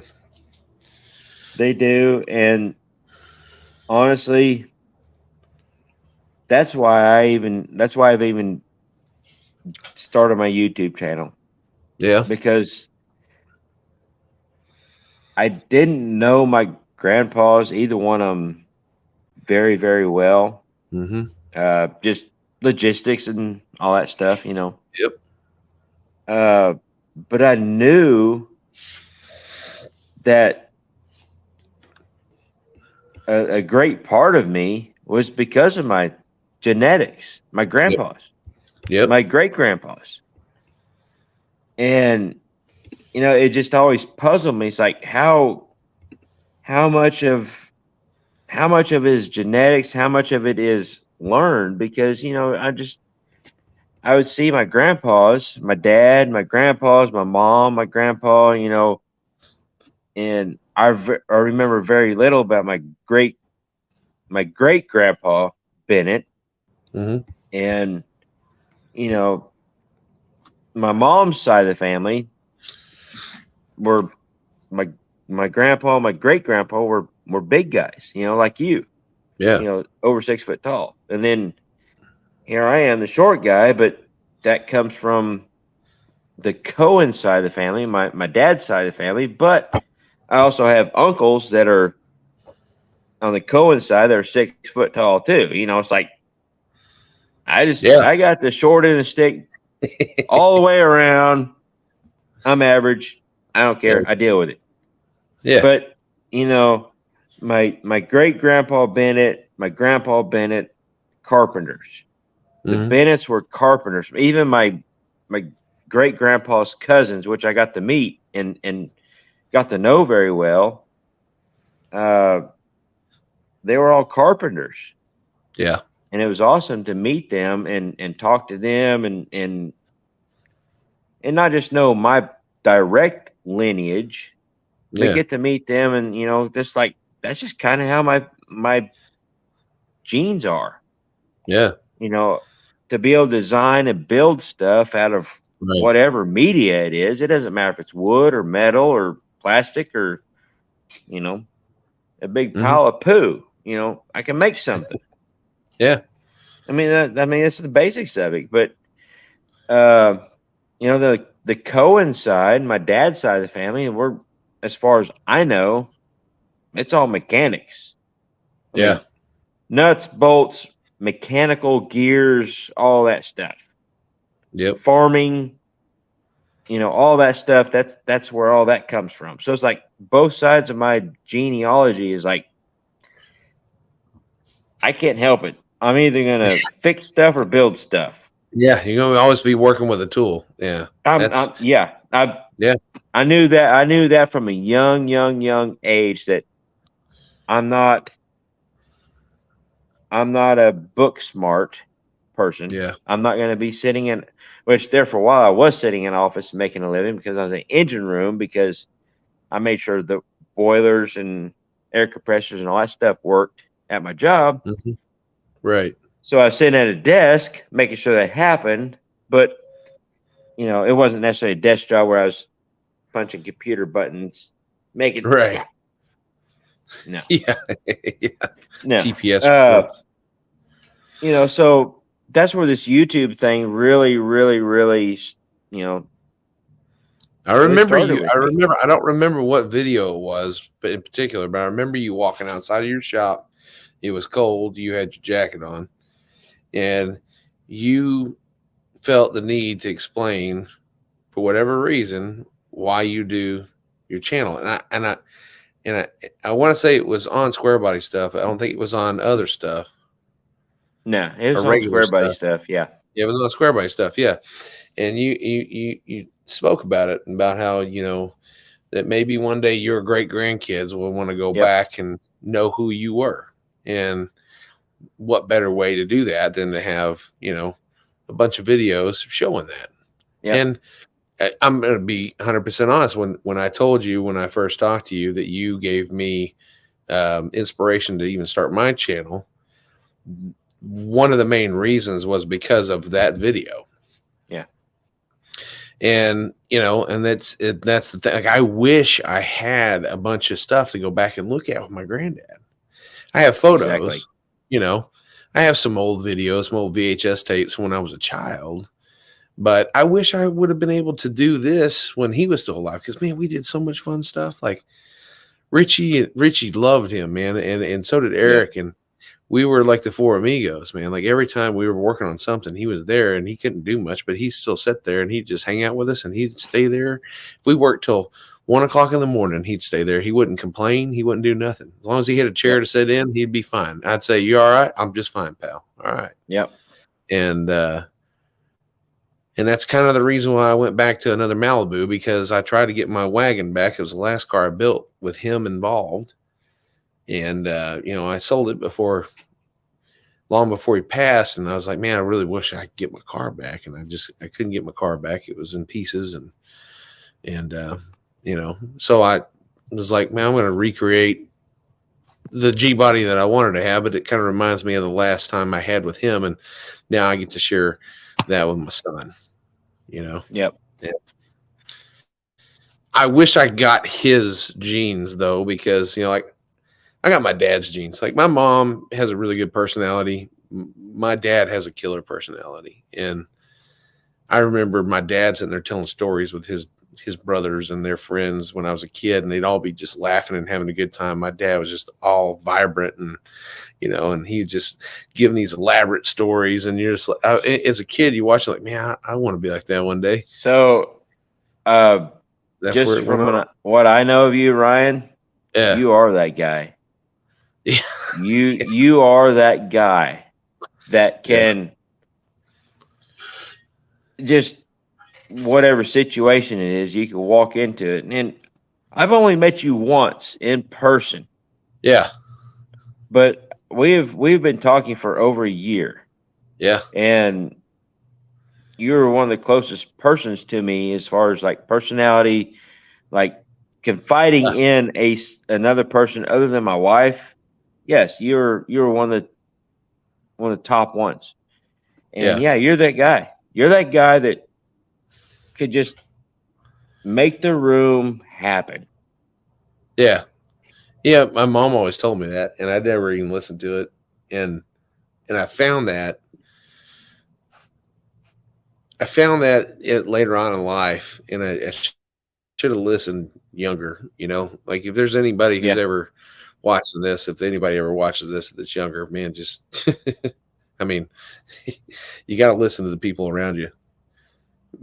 But I wanted to be the mechanical guy. Like I wanted to be the guy who just could see something out of nothing, I wanted to have like two pieces of metal and go, I can make this. Oh yeah. I wanted for so many years of my life. I wanted for so many years of my life to be that guy that was like everybody went to ask and answer the question. Give me the answer. And I have the answer. Yeah, exactly. Yeah. And the answer is nowadays I've got a lot of answers. Yeah. I've been through a lot. I've learned a lot. You know what? I don't want to be that guy anymore. Unfortunately at work.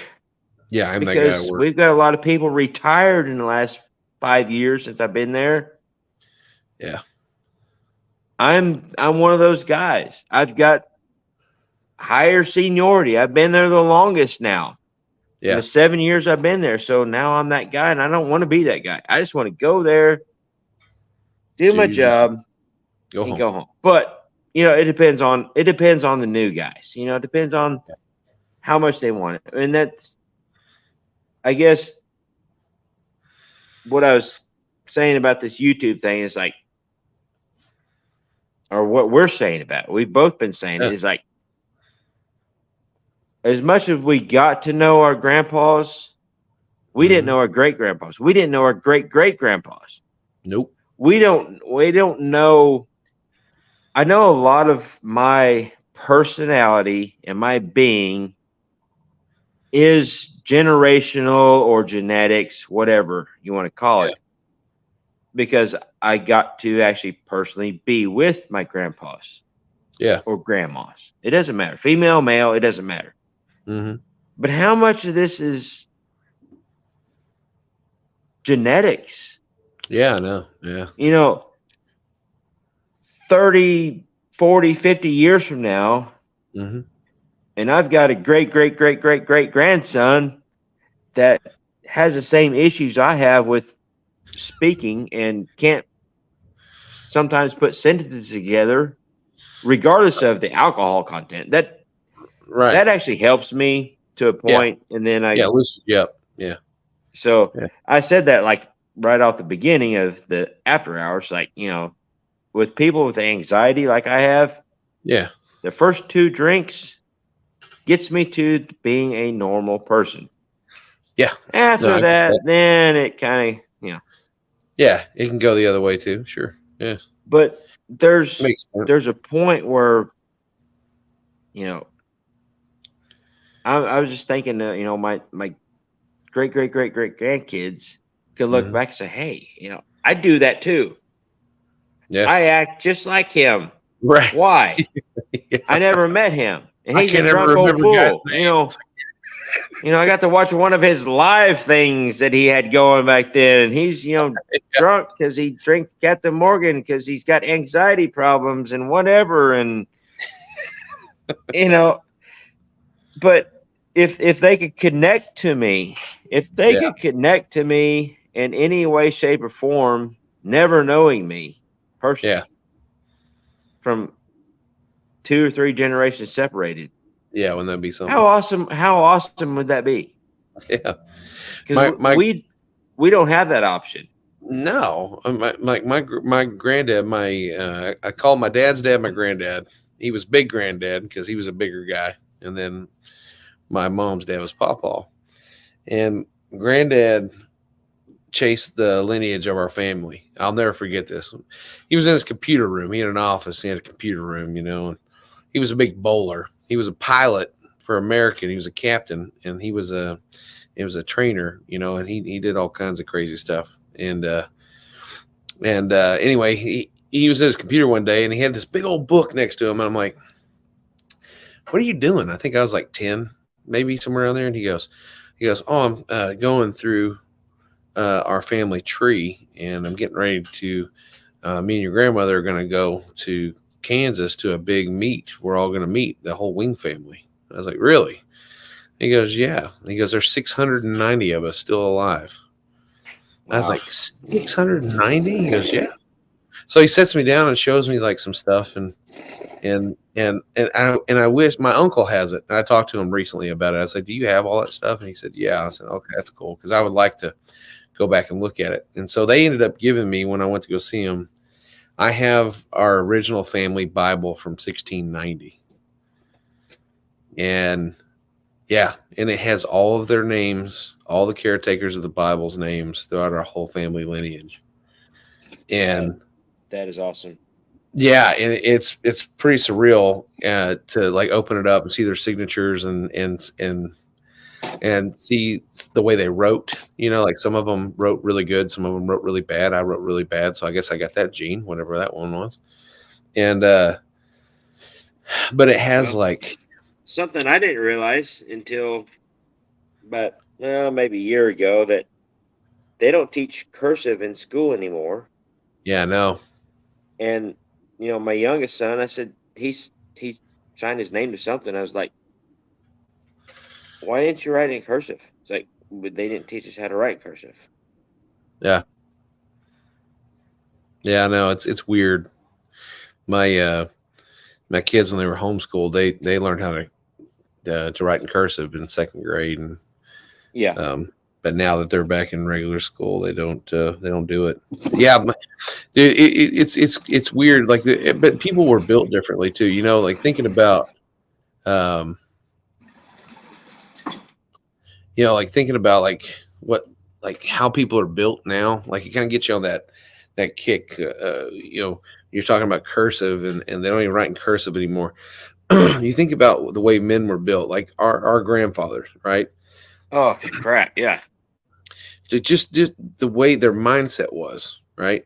And like my granddad carried a lunch pail to the same workbench at General Dynamics and built tool and dies, or dies to make tools, right? to build wings for airplanes for 44 years. 44 years. You can't do that anymore. No. Like, it's so hard to find a career path that you can stick with for 44 years. And, I look back at those things, and he loved it. He hated retiring. He got forced to retire. He was 70. They forced him out, and he hated it. And he wanted to go to work. And, he would take, I have a box, and one of these days I'll show you. I'll open it up and show you some stuff. Maybe I'll wait till when you guys come down to trade days, and I'll show it to you in person so you can see it.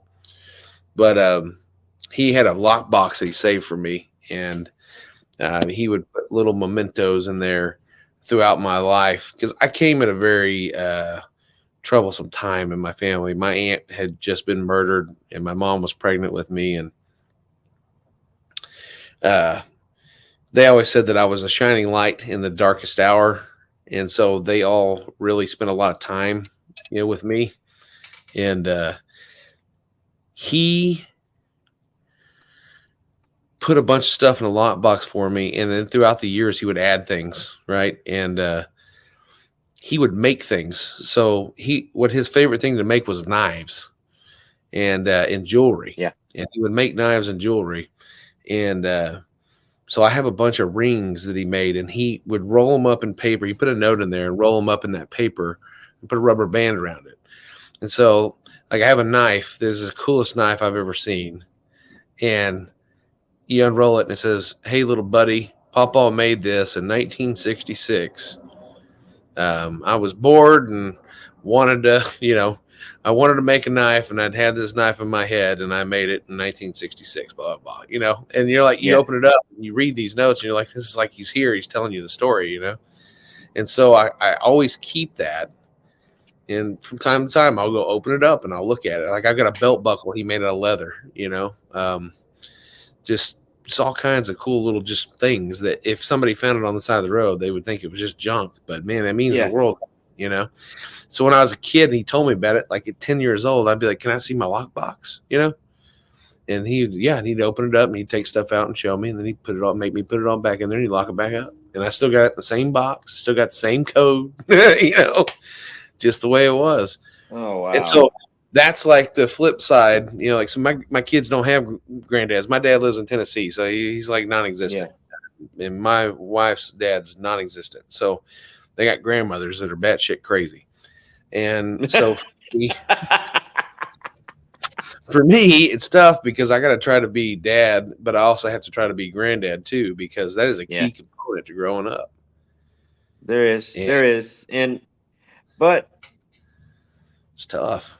Yeah, I understand that. And yeah, that's true. First responder, that is 100% true. And Shopcat said, I didn't even see Shopcat still about. I'm sitting here talking to you. I didn't even read the comment about his ski-doo. That's cool. Yeah. Well, that's the thing. It's like, a lot of my, not having time with my grandpas was my own fault. And you can't take that back.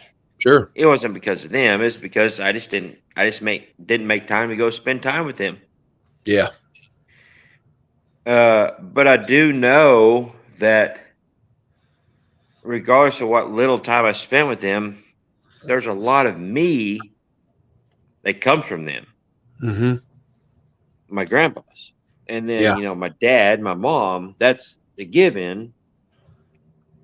But it just always intrigued me, because what little time I spent with my grandpas. Yeah. I had so much of them in me. Yeah. Yeah. And it's like, if I had a video of them, when they were my age. Yeah. Or just a video of them to, see how they were like personally, like a real video, like just them doing their thing like we do, or, on YouTube. and that's why I try to be so I just be me. I try to be a little bit more energetic or authentic. Nowadays it's getting easier and easier, Right. but it's still just me. It's still Sure. me. Yeah. And that's the biggest thing when I started this deal is I want my descendants. It's weird to call them that, but that's what it is. My descendants to go back and know that I made videos and they can get to know me if they have no other way because I'm dead and gone. They can watch the videos and get a sense of who I am or who I was and maybe understand a little bit of who they are because the way I am. Sure. And that's why I actually, I try to put, I don't try to put my personal anxieties and all this stuff I say sometimes in these after hours lives because, some of it's not a lot of stuff I'm proud of. Yeah. But on the other hand, damn it, it's who I am. Yeah. I've got issues. And we all have issues. We all have our own things. Yep. The first responder makes a good point right there. And on what you were saying, magic wonders of blood, you can never know who your dad, never know your dad, but end up just like him. And that's what's, that's funny because my dad was pretty much non-existent in my life from age 2 on. And I have so many mannerisms of him, it's not even funny. And when we talk on the phone, it's like he says things and I'm like, I say that. Yeah. And it's creepy. It's crazy. And I even look like him more. And that's what really intrigues me is because like how much if I could see videos of my grandpa when he was my age, how much would I see of myself in him? Yeah. Of course, both of my grandpas physically were in like a million times better shape than I am at my age and that, than I am. Yeah. I remember seeing a picture of my grandpa Cohen, which is, short stature like me, actually he's a little bit shorter, probably like 5'6", 5'7", but pretty big, pretty broad shoulders, but actually kind of a little Irishman, Yeah. what you would typically think of as a little Irishman. But I see some pictures of him when he was in his late 30s. Yeah. Holy crap. Conor McGregor would piss his pants if he seen my grandpa. Yeah. If anybody knows who Conor McGregor is, he's something special. Yeah. But I seen my grandpa at my age, or in his late 30s.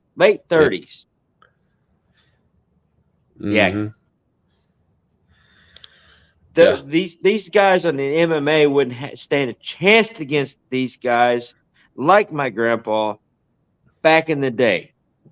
Freaking ripped. And it wasn't because he had an exercise regimen. He worked. Yeah. He worked. I mean, and it was work. Yep.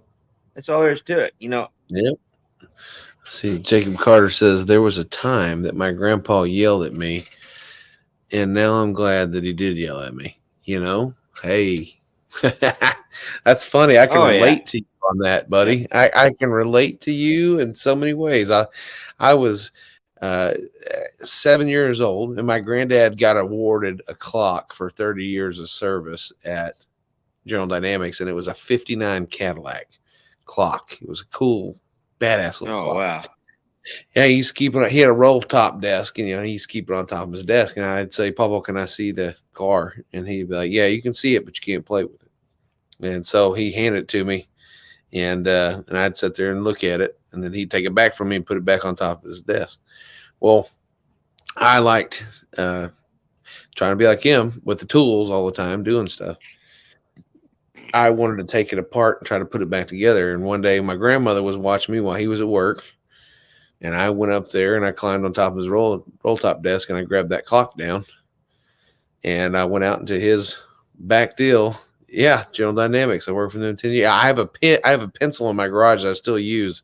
That it's his, and it was gray and it said General Dynamics on it. But I took a screwdriver and I took that whole clock apart. I got every piece of it apart. And I was trying to put it back together and I couldn't put it back together. And he came home and found me in that back room with his car on the ground in pieces. And he said, I'll never forget it. I'll never forget the sound of his voice. He goes, "What are you doing, little buddy?" And I said, "I'm trying to put this back together." And he goes, "What you got there?" And he looked at me, he goes, "Is that my clock?" And I said, "Yes, sir." And he goes, "Are you supposed to be touching my clock?" And I said, "No, sir." And he goes, "Come with me." We walked out in the garage, and they had this little tree's bush. I don't even know what this thing was. I can't remember. I remember what it looks like, but I don't remember what it was. And he goes, pulls out his pocket knife, and he goes, "You go over there and you pick me a switch, and you come back and see me." And I said, "What's a switch?" And he goes, "You go take this knife, and you go find you a branch, and you cut it off, and you bring it back to me." And I was like, "Okay." So I went out there, and I found the thinnest one I could find, and I cut it. Yeah, you know where this is going. Yeah. I brought it back to him, and he looked at me, and he said, "Now turn around and grab your ankles." And I said, "Do what?" And he goes, "Turn around, grab your ankles." And I turned around and grabbed my ankles, and he whooped that thing across my ass one time.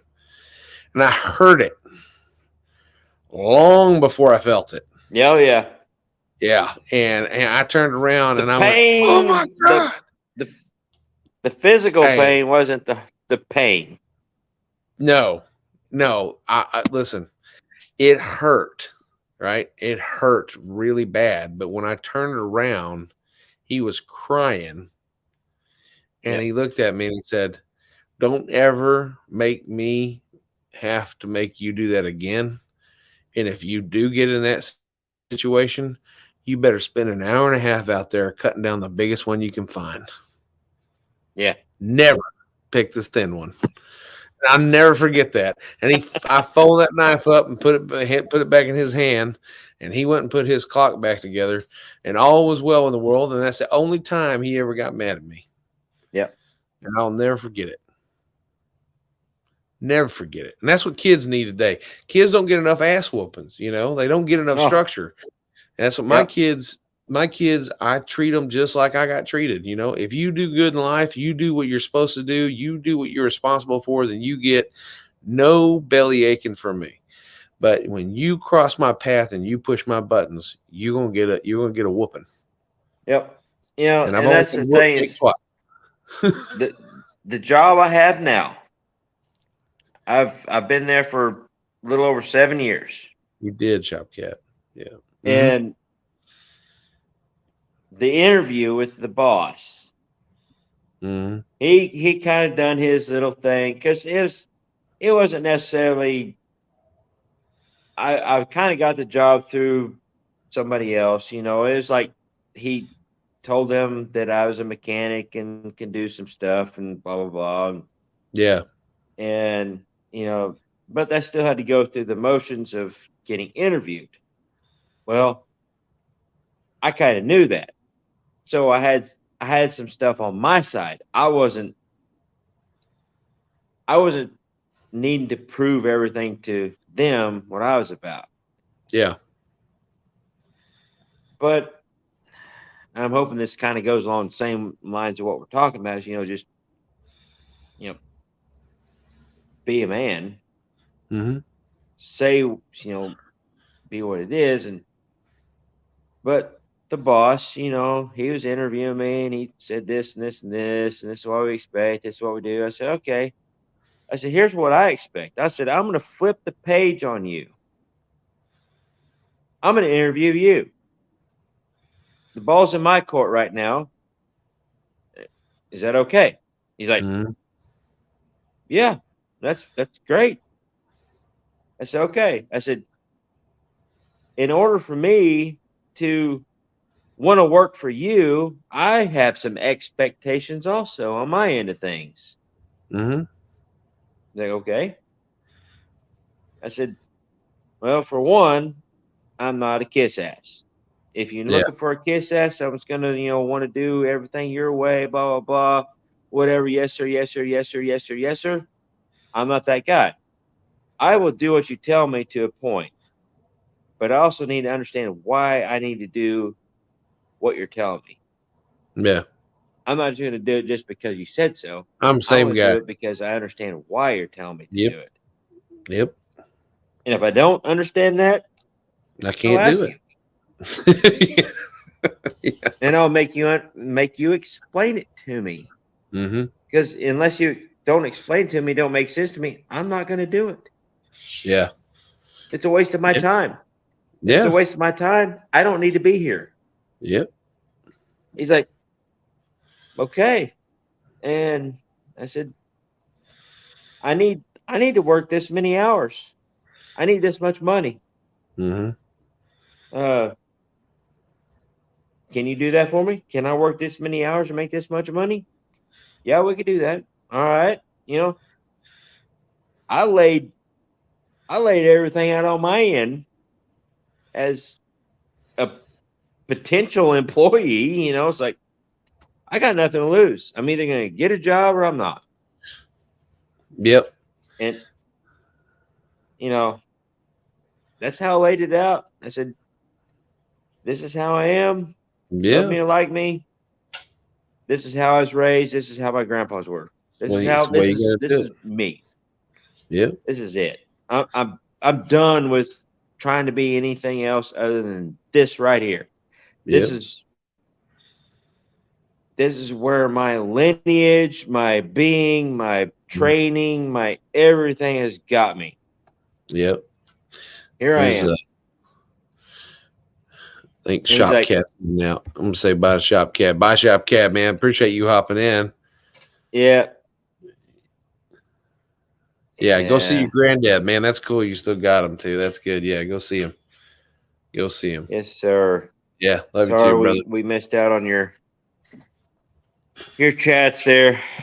We just had me caught up. Yeah. Yeah. Yeah, that's good one, first responder. Go have some breakfast with him. Yeah, did you see his deal about smoking a tobacco pipe? Oh. Yeah. I like the tobacco pipe. Yeah. That's good stuff, man. Yeah, it's good stuff. It's good stuff. It's good. This is a good talk, man. Shit, I didn't expect to be on here this long. I'll be honest with you. I didn't think it'd go this way. Yeah. But it's a good one.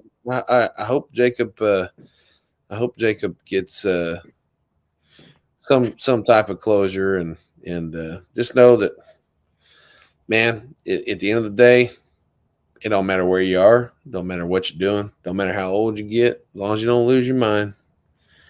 They're right up here. Yep. Always. Yeah. They'll always be in your heart. And damn right, man. Damn right. And I know there's stuff I do sometimes. My granddad's probably up there going, "Good God, still doing it, idiot! Oh, an idiot!" Oh yeah, my grandpa Cohen. My grandpa Cohen was not the easiest guy to deal with. He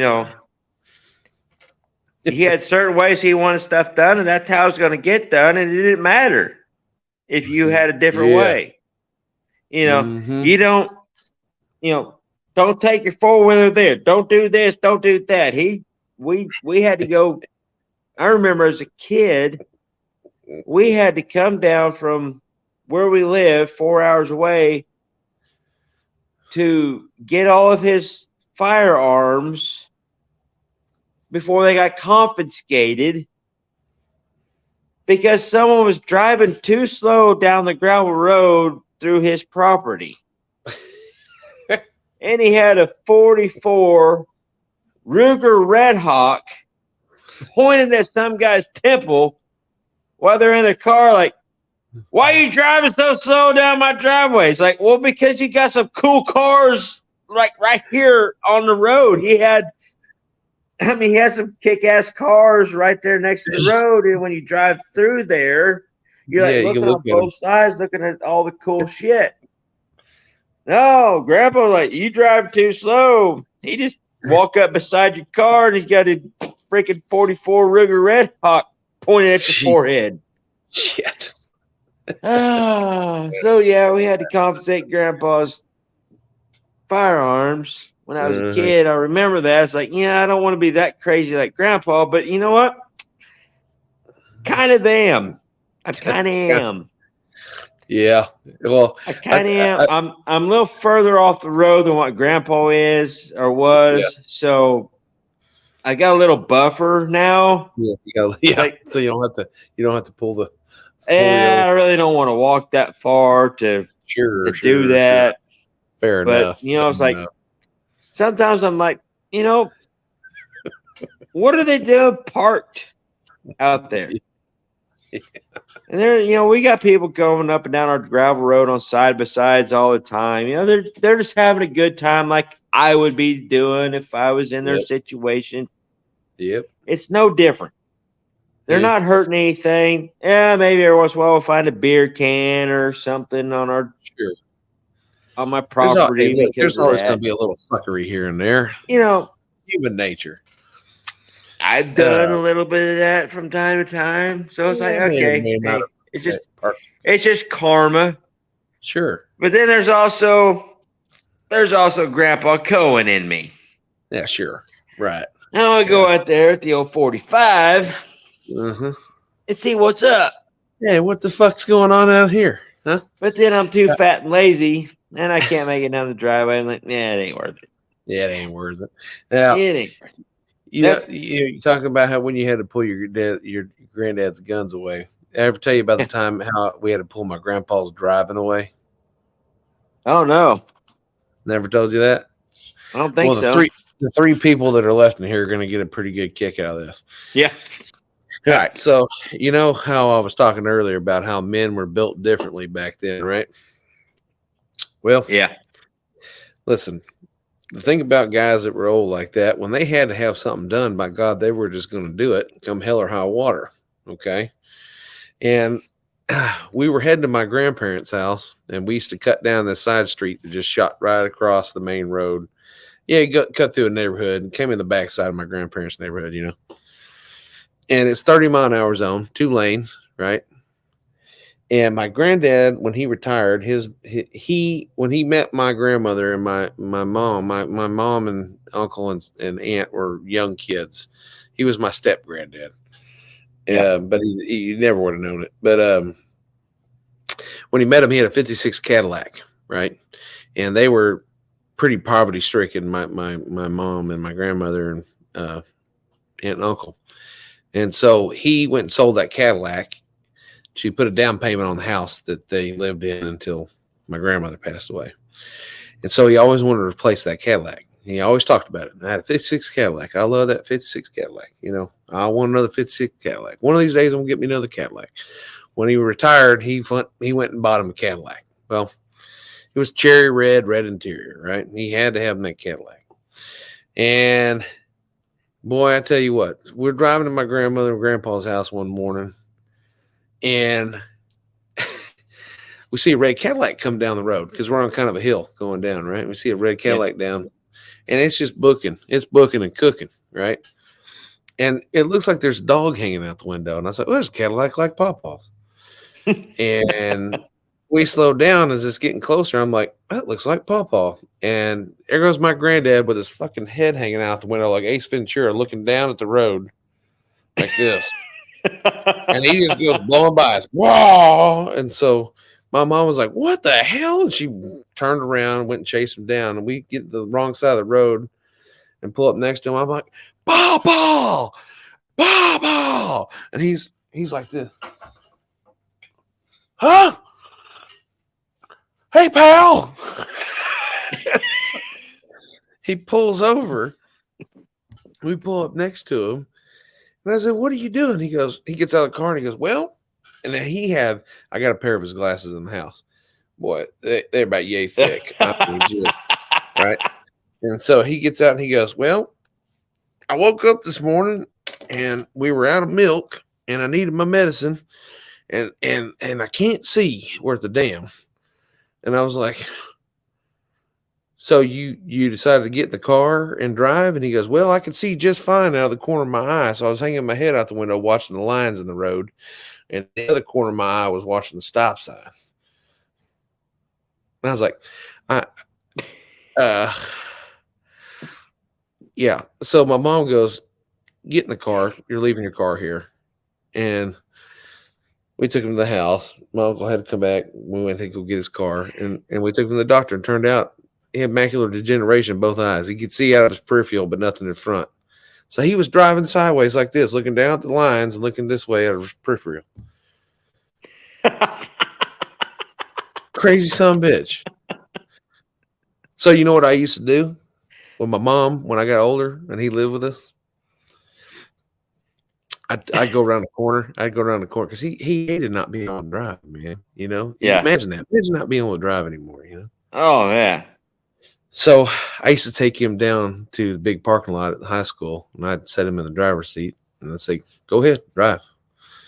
He'd go, what? And I said, go on, drive. I'll let you know before you hit something. And I just let him drive, man. He'd drive and drive and drive and drive and drive. And I'm like, you got it out of your system now? Because we're running out of gas. We got to get out. Yeah. Yeah. And he said he always wanted a motorcycle. You know, he said, I always wish I had a motorcycle. I almost bought one when I got out of the war, but my buddy had one with a sidecar and I couldn't get it out of a damn turn. That's what he told me. He just kept going around in circles. Yeah. So me and my mom went out and got him a scooter and I got me a mini chopper and I'd take him riding around the neighborhood and I say, you stay close to me now. And he'd ride that scooter, little moped thing around the neighborhood. He got to have a lot of fun before he went. A lot of stuff he never did before. That's awesome. Yeah. Yeah. We had a good time. I was getting heavy. That's I need to go to awesome. bed too. I got a big ass day tomorrow. It's been brutal. Yeah. You know, it is what it is, but I've already put in 40 hours since Sunday. And yeah. Yeah. I know. Yeah. I'm chasing these storms, man. I'm tired of chasing these storms. We just keep getting hailstorm after hailstorm after hailstorm, and it's never. Mine's just because I want money, and the reason I work those hours because 8 Sunday, 16 yesterday, 16 today, and another couple of 8s, but kind of like my old schedule or what I used to work all the time. And I tell the new guys at work, like they're griping about an extra double here and there. I'm like, you know what?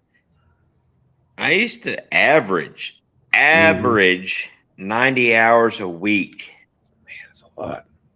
And they're like, what? I said, yeah. I said, I don't care that you're getting forced overtime. Yeah. It doesn't bother me.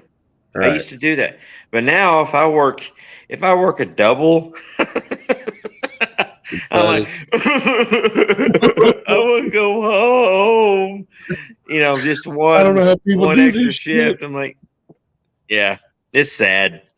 Hey, listen. I'm I literally have been trying to edit this video for 2 days. And I got going last night and I fell asleep and I woke up and I had the shits like crazy. I run into the bathroom and get the first load of shit done. And I'm like, oh God, this is hurting. I'm going to be up for a while. So I went and grabbed the hamper out of the closet and went and got my laptop, set the laptop on the hamper. And I just sat there until all the sin was out of me. And I got what? All the sin was out of you. Yeah, it's all that Satanness, all that sin, man. It's burning my guts. I had the bubble guts, all the sin, and so Get all this sin out of me now. Lord, please, Jesus, get the sin out of me. Yeah. I'm gonna see if that helps next time. Yeah. Oh yeah. You get in there, start saying Hail Marys and stuff. Well, you're good to go. But I sat in there and I edited until my legs were numb, and then I was like, all right, I'm done. And I went and laid down, and boy, I just got ready to go to sleep. It hit me again. I was like, I was up till 3 o'clock in the morning, up and down, up and down, up and down. So I was passing out doing this shit, trying to get that thing to exorcise the demons. These bowels are clear. Get it out of your body. These bowels are clear. Lose the demons. Be gone, Satan. Next time you need to help to exercise the demons, you just let me know. I'll help you, brother. Listen, when the left leg's coming up and shaking like a snake handler. Well, you know, and then when you think you're done, and then you did the paperwork, and your paperwork is like all bloody. Mm-hmm. Like, what the hell's going on nowadays? I'm not a female. I don't have that problem. Written in the blood of the It's like, the demons. Come on. It hurts because I eat spicy food, but it ain't supposed to be bleeding. Well, I'll tell you what happened. I'll tell you what led up to this whole Damn deal. it, Duddy. We like Thai food, and the last time we went to eat Thai food, I forgot that level 3 hot was too hot for me. And so she goes, what's a level hot? I said, 3. And my wife looked at me like, do you not remember what happened last time? You know? And I was like, I can't wait for food to get here. I sure am hungry. And then it gets there. I'm like, ooh, it's hot. Ooh, you know what? I get halfway there. Like, I think I got a level 1 last time, didn't I? And she goes, yeah, that's why I looked at you like that when you said level 3. I was like, dude, all night. Please, Jesus, please make it stop. I'm so sorry. I don't know what I did. I'm sorry. So I've kind of become maybe a connoisseur, but I like Mexican hot sauce. Mm-hmm. You know, it started with Taco Bell fire sauce. You know, you get a little packet. It's like, it's so hot. It gives you the spiciness. Well, then it's like you try the other stuff at the Mexican restaurant. Yeah. You know, and what I found is like the Tapatios. Mm-hmm. I found that at a health food place. It's like, that's got the right amount of hotness and the right amount of flavor. Because I don't want something that's just going to burn and make it terrible. Enjoy it. Yeah. You know, it's you know, one thing like the burn going in, then the burn going out. You got to mediate both ends of the stuff now at our age.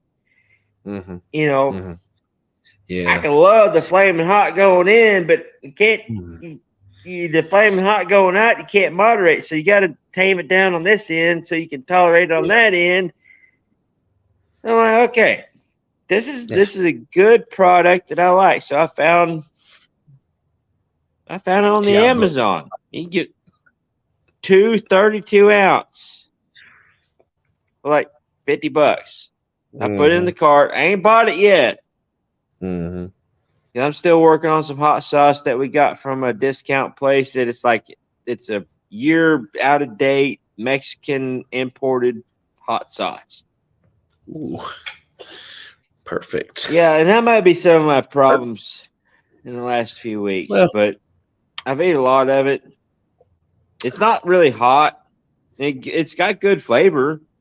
Listen, this is what I've learned throughout my digestive issues in my life. There's blood involved, man. Look, listen, here's the deal, though. No pain, no gain.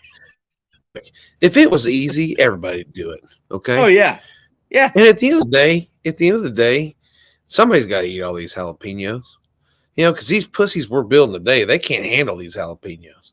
Somebody's got I to make eat the my hot kid- sauce. Somebody's got to make the hard decisions. Somebody's got to do the hard work. Yeah. Yeah. Rome See, wasn't built in a day. Yeah. If it, Look, like see, you said, first if it responder was says, easy, everybody be doing it. Yeah. He says your body gets used to it. I used to eat jalapenos right from the jar and finish the jar. I still can't. Okay, so here's the deal. I can too. However, I do pay for it a little the next day. What gets me is pepperoni pizza. If I eat a pepperoni pizza, I better not plan to be anywhere tomorrow. Cheese pizza, no big deal. Hamburger pizza, nah, fine. Hamburger pizza with jalapenos, we're pretty good. Pepperoni, mother, I'm gonna tell you something. You better make sure you ain't got any plans. Yeah. You don't go nowhere. You're staying at home. You're meditating. Yep. Your back of your thighs and your ass are going to be hurting by the end of the day because you'll be sitting down so much. And that's another thing about getting older. It's we've talked about it, grandpas. We've kind of gone through the sentimental of all that, and now let's get down to the real deal stuff here, because we're trying to figure out what the hell we need to eat so we can operate in this whole world. Because, all right, if I eat one thing, like you saying, if you eat pepperonis on your pizza, you better not be going out to Disney World the next day. I ain't taking you dancing. I know that because we'll be stepping. We're not hopscotching across the town square. Yeah, because you're gonna be hop squatting and it's gonna be a big mess. Somebody's got to clean that up, and that ain't fair to the city workers. Never trust a fart. Never. Oh yeah, okay. So yeah, let's back this up for you younger fellers that may be under 35. If you're 35 and younger, you're gonna learn. Listen, do not trust a fart. Let me tell you that my dad told me one day, he goes, look, if I never taught you anything in this world, it's that look out for yourself because ain't nobody else going to do it, and never trust a fart after 35 years old. And I'm like, get the hell out of here. I'm not kidding you. Man, it wasn't 4 or 5 years ago. I'm turning 40 next month. So I was 35 years old. We were looking at houses. We were in this real nice model home, and I'm in the bathroom, checking out the bathroom, and I was like, I kind of got to take a piss. I'm going to take a piss. So I went to go take a piss, and sometimes when you go take a piss, a little fart wants to come out. Not a big deal. Man, I fucking squeezed the fart, and I shit myself right there in that bathroom. And immediately I went to panicking because I'm in a model home. I got my whole family, including my mom here. Like this is a family get together. Yeah, we're out for lunch and a shit. And I have just got myself in a very bad predicament. So not a problem though, because I pinched it off. I squeezed the cheeks, right? We stopped anything from flowing. We're good. All right. So you're at the point where it's just going to itch when it dries. Right, correct. Yeah, we have an issue only if I sit down. If I'm standing up with my cheeks clenched, we're in good shape. Okay. You're not wearing white shorts, khaki, light colored shorts. No, wearing a pair of boxers, and a pair of shorts. We're good. Black shorts. We're good. Right. We can make it. Good. It's not a big deal. Right. 8 minutes from the house. Not a big deal. But I was like, you know what? I'll take care of this real quick. I looked down, no toilet paper. I was like, now, why am I in a model home where people work? There ain't no damn toilet paper in here. So immediately I look around because I'm like, I got to do something here, right? We've got to get an exit strategy right now, and there's no windows in this bathroom, so I ain't crawling out of one of those sons of bitches. So, in a model home, the office is the garage, right? So you can't walk out the front door. You got to walk right past the salespeople. They want to stop and talk to you and ask you how much you like the house and if there's anything else you'd like. Like, would you like to look at the pricing? We have some other floor plans. And you're just like, would you shut the fuck up? I've got shit in my pants and I got to leave. Okay. But you don't want to say that. Right.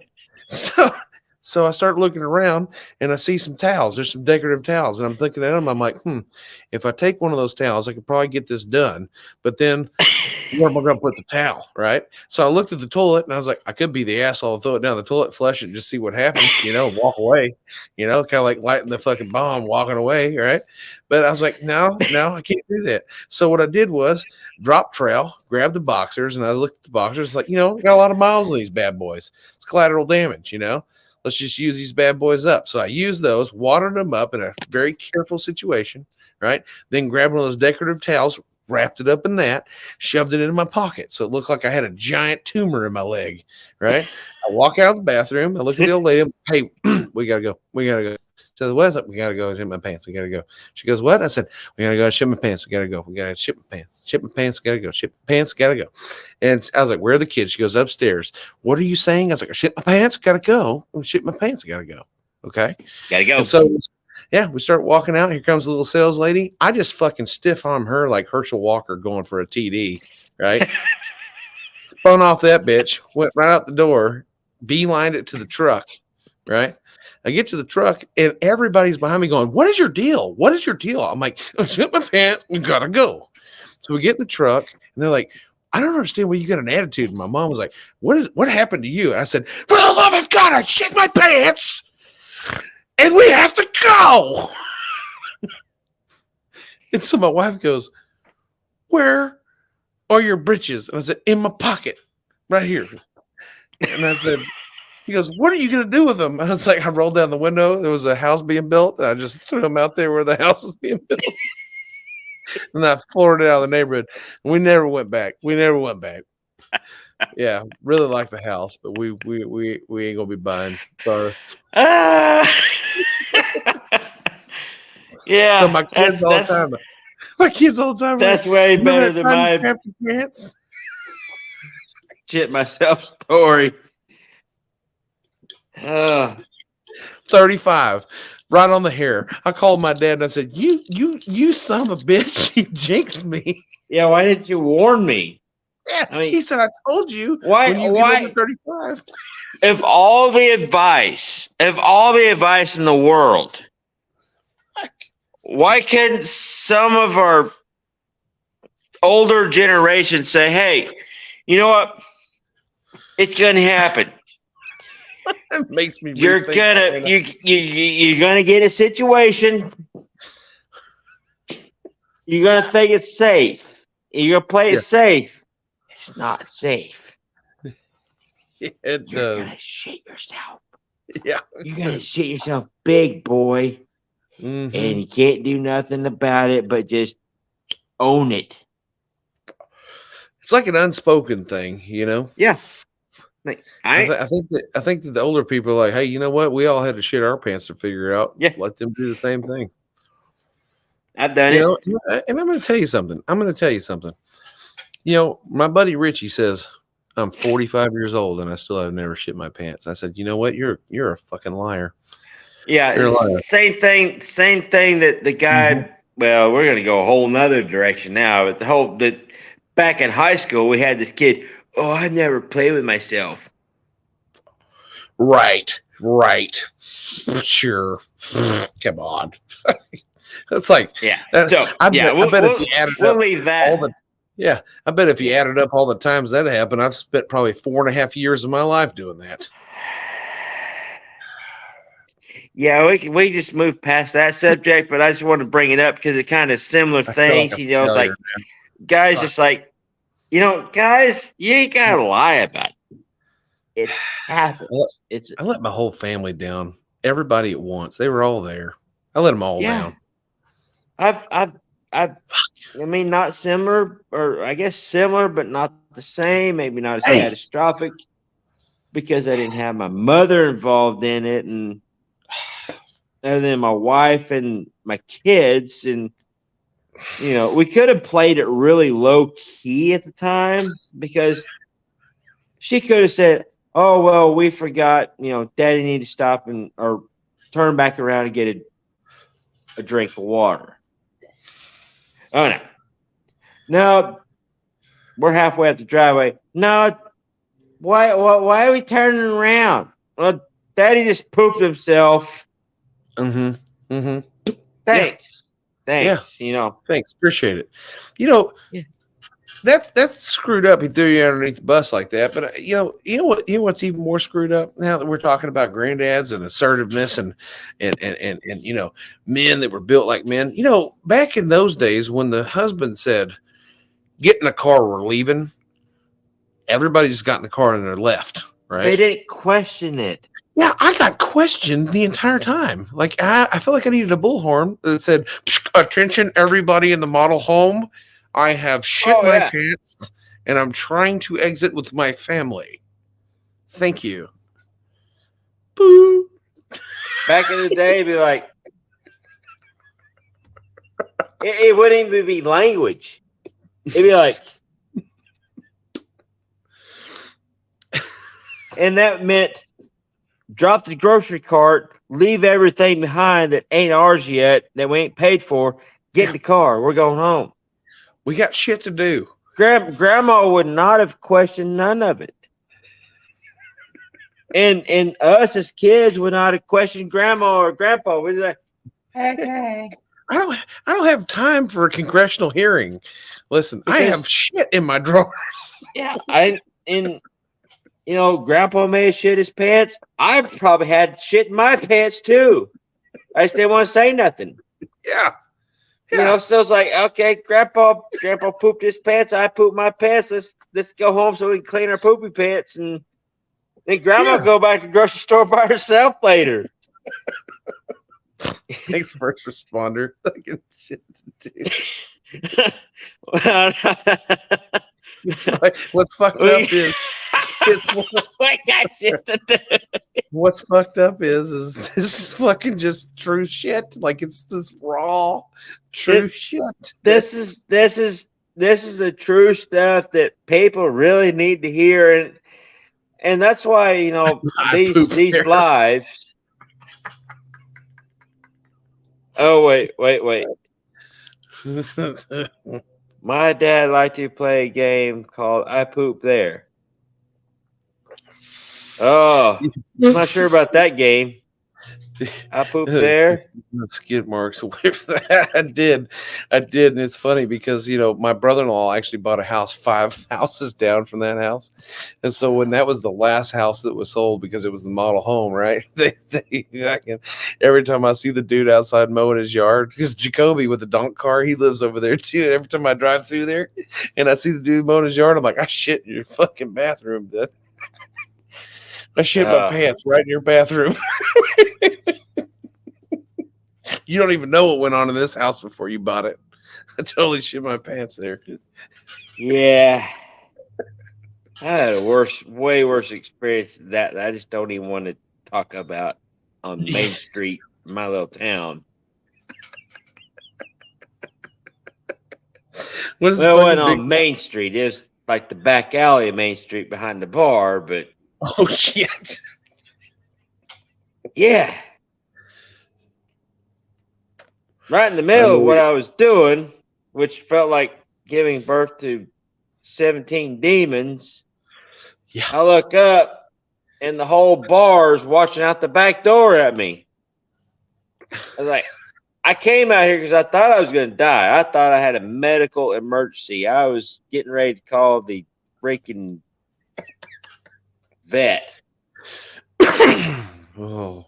And the girl I was seeing at the time said, "Hey, you got to poop?" I'm like, "I don't know. I feel like just everything's gonna explode." And just say, "Well, just drop your pants right here and go." So I like my buddy's truck's parked right there. There's a building right behind me. So I just put my hands on his truck and leaned my butt up against the wall and like just let it go. I was like,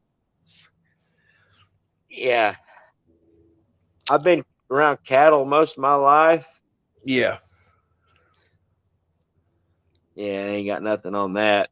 I don't know what I had going on there that night, but that was rough. Did you start speaking and a lot in of tongues? people experienced it firsthand. You start speaking in tongues, did you? No, there was no talking involved in that one. I couldn't say anything. Oh God. Big was Box like Defense places of shit. He's like, if you it, ever in it town. was the thing of it is Ryan, and actually anybody. Okay, so I'm before I finish this story. Yeah, anybody else in the chat, and the other two people watching this, which seems to be first responder and Steven with Big Block 402. I So think okay, you Jacob's guys still might here, be able too. to understand. To this date, that was when I was 20 years old.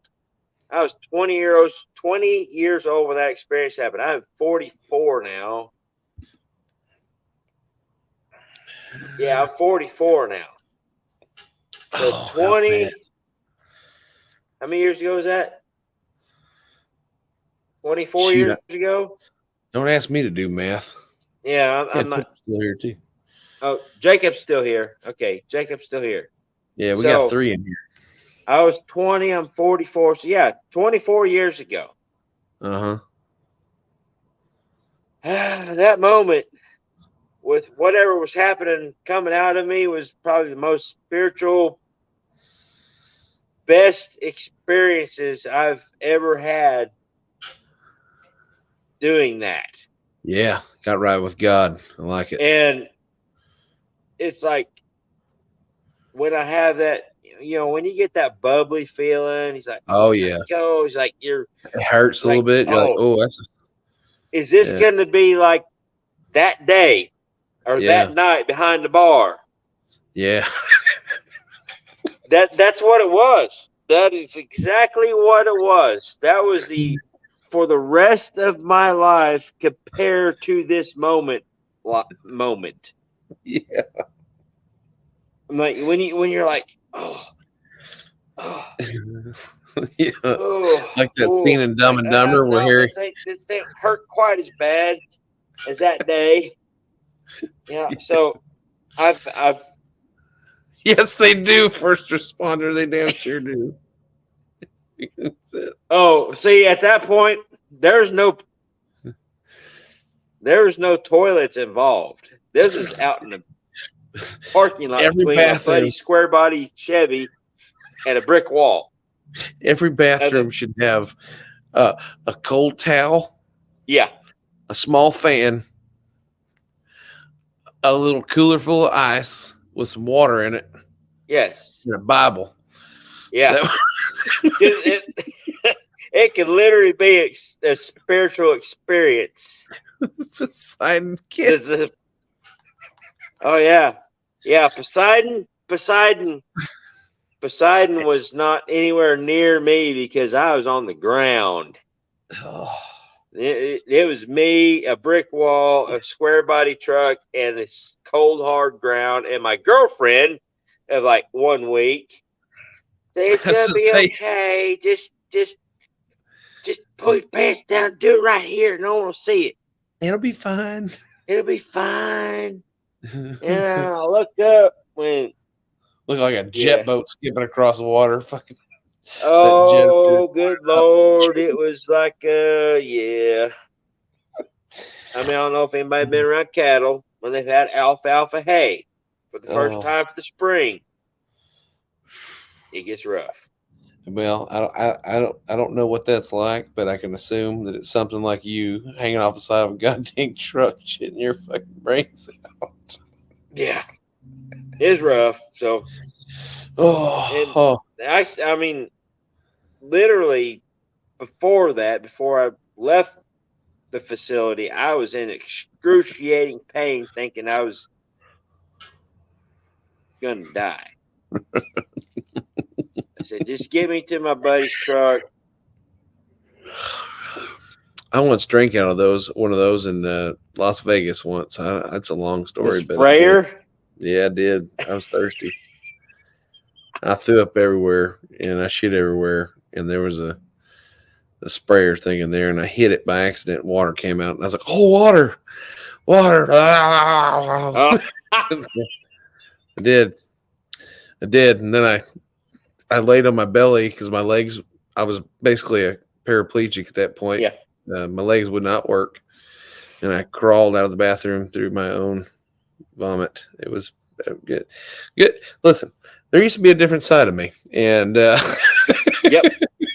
let's just say I killed him, and Well, probably for the best. I can't say that I've killed that side of me because I still partake, Sure. but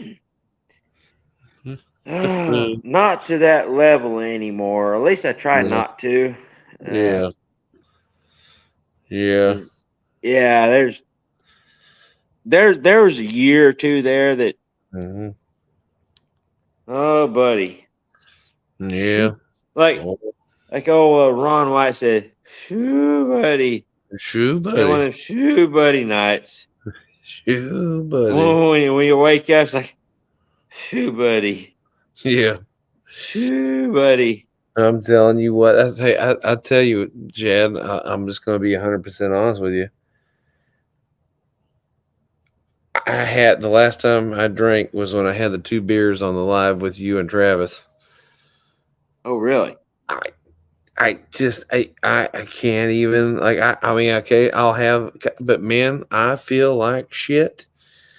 And boy, I tell you what, that's, yeah,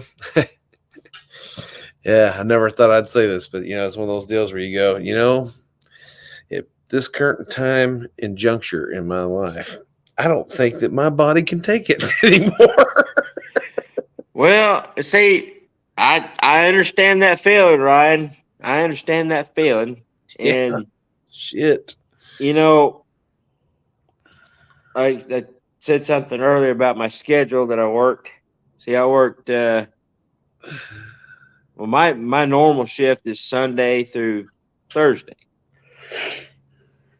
So I went to work Sunday morning at 7 o'clock, got off at 3:30, went back to work at 11, worked a 16-hour shift, and then the same thing the next day. So I've already worked my 40 hours, mm-hmm. and I still got 2 more days to go since Sunday morning. And when I do the doubles, I don't drink because it just makes life so much harder.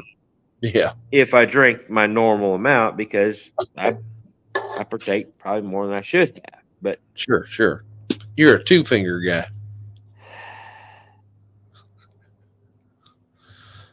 Two fingers deep, isn't it? 3 fingers. Whole hand.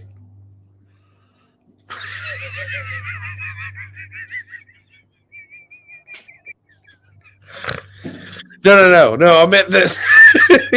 Yeah. Okay, so this is a half gallon of Captain Morgan. Oh God. I bought this today after work. Jeez. God now, dang. I will say my wife came out to get a pint of it. But it's still a half gallon.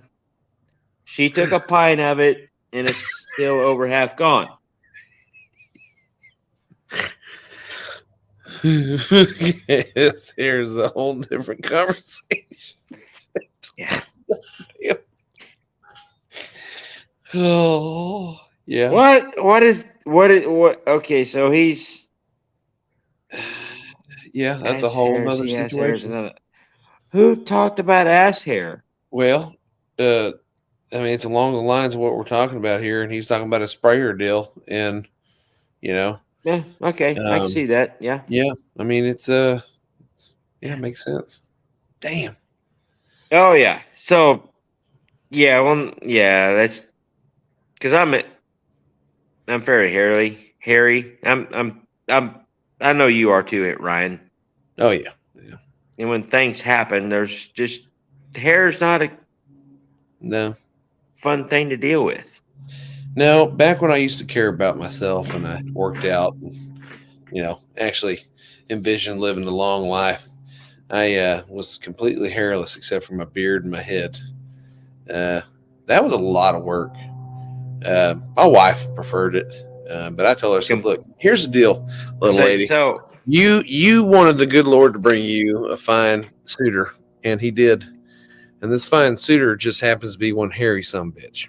And unfortunately for you, he's also a lazy ass. I usually keep my hair on my head at a 1 on the sides and a little short spike at the top. It gives you any indication what my hair looks like now.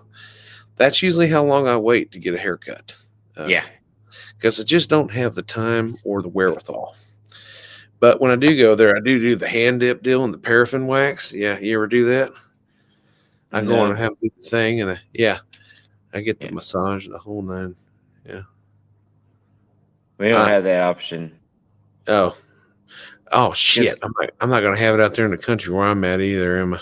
Yeah, that's probably a whole nother thing. Because I son of a bitch. The lady that cuts my hair also cuts my wife's hair. Hair. So yeah, there's no special things happening like that happen in Texas apparently. Yeah, it's called the boardroom. It's like $60, but you get in there, you get a full hand and arm and neck massage, and they do your hair, and then they shampoo you, and they put you while they're doing all this. They dip your hands in paraffin wax, and they put it in the glove deal, and they put you in some mittens, and you sit there while they do that, and you do this, and they put a towel on your face. It's hot with a mint, like a spearmint deal. Yeah. Like I tell my wife all the time, look, when it's hair day for me, I'm not taking the kids because it's me time.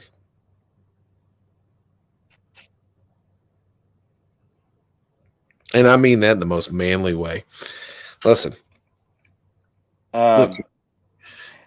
Okay, so yeah, let's.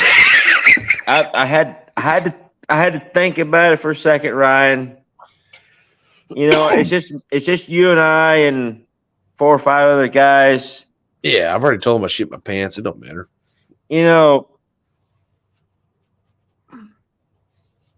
We got to take care of ourselves. Listen, that's all there is to it. Hey, look, the lady there, she told me when she sold me the package, she was like, you really should take care of yourself. And did she say, Sven is very delicate hands.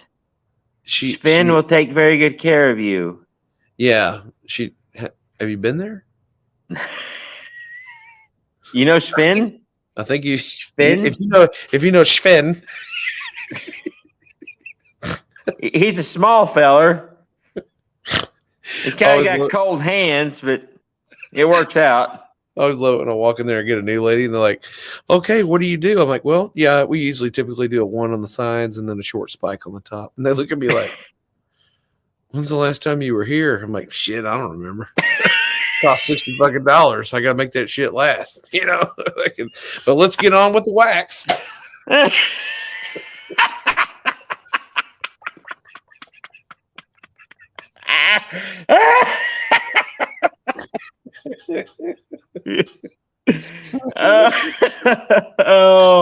The longer my hair is, the longer I get to stay here. Yeah. And they give you free beer and whatever you want, man. They hook you up, bud. Oh, yeah. Our hair girl's scared to death to cut my beard. I said, you know what? It'll grow back. You ain't got to worry about it. Because she's like, I don't want to cut it too short. I was like, it's okay. If you cut a little bit too short, it'll grow back. Don't worry about it.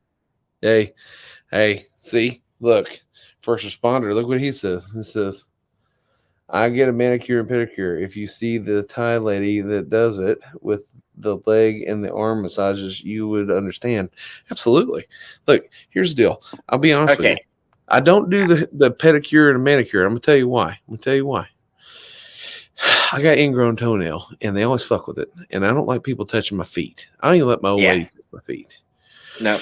So I can't do it. But no, the hands, I've done it a couple times. But that paraffin wax, I'm here to tell you. If you I've got psoriasis, and it gets on my knuckles. And I got a little bit on my knuckle right now. You can't really see it, but not in this light. But I have it on my ankle real bad. and it started coming back on my hand. I got it off my hand, and it started coming back on my hand. And that shit is brutal when it's on your fucking knuckles, like, because you can't do anything without ripping your skin open. Every time you squeeze your knuckles, it rips your knuckles open. So they did that paraffin wax stuff, and it took it away, like, almost instantly. Oh, wow. So I was like, man. And I don't take any medication for it. You're supposed to pop pills for it. I'm not getting on the payroll. So I deal with the ankle. It itches like a son of a bitch, drives me crazy. But I was like, I'm going to get me some of that paraffin wax shit and one of those damn heater boxes that it's in. I'm going to start sticking my feet in there, let my ankle get that on my ankle, see if I'll get it to go away. Because, man, I tell you what, it knocked it right out of my hands. So when that little lady's like, you want to do the deal? Goddamn right I want it. Look, lady, I came here to do the deal. Okay? I bought the package. I want the package. Yeah. I don't see where my wife gets her nails and stuff done is right next to Harbor Freight. Yeah. So she goes in to get her nails done. I go to Harbor Freight. I get done usually first, and I go sit in the truck and wait for her and play with my new toys, and then until she gets done getting her nails done, then we're both happy. Yeah, no, it's great. Nobody touches my feet. No, I don't want anybody to touch my feet. Nobody touches my feet. Nobody touches my. Now I love having my hands massaged. Yeah. But I'm not big on physical touch by other people other than people that really, really mean a lot to me. Even like, someone just touching me like, hey buddy, how you doing? Patting their hand on my shoulder. I'm like, yeah, I don't like that. That no. Yeah. I'm big on doing that. Yeah. And it depends on the person. But if it's someone, if you come up and done it to me, I mean, I'll hug you, Ryan. And it's a legitimate hug because I love you like a brother. Yeah, you the same. But just somebody coming up to you, hey, how you doing, and putting their hand on hey, my how's it shoulders. going? I'm Frank with John's Fencing Company. How are you? I don't care, and you probably need to stop touching me that way because that's too much personal contact for me. Yeah. And it's really got my senses heightened to where it's either fight or flight. And right now, I'm not going to go anywhere. Right. Yeah. Yeah. Yeah. When the UPS guy came to drop off the package a while back and he patted me on the ass, I was like, that doesn't seem right. But you just that's not right. Now I get that all the time at work with the guys I work with. Just kidding. It wasn't the UPS guy. It was a USPS. Oh, well, I can figure that. But I get that all the time at work. We mess around sometimes way too much at work to where it's like, someone could literally be shoving their finger like. Sure. We call it checking oil. Yeah, we call it nubbing because we actually got a guy that has half a thumb. It was a DHL guy.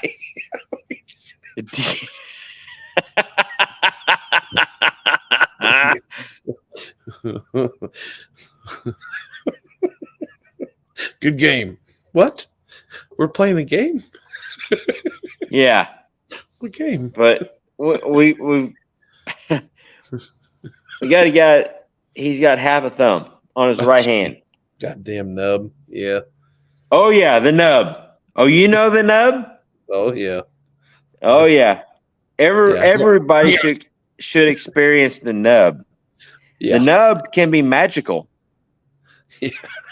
Because, I'm sitting there, down, whatever, shoulders hurting, and he could take that nub, which is half a thumb, and right into the bad spot, right into your shoulder where you really, a normal person can't get to.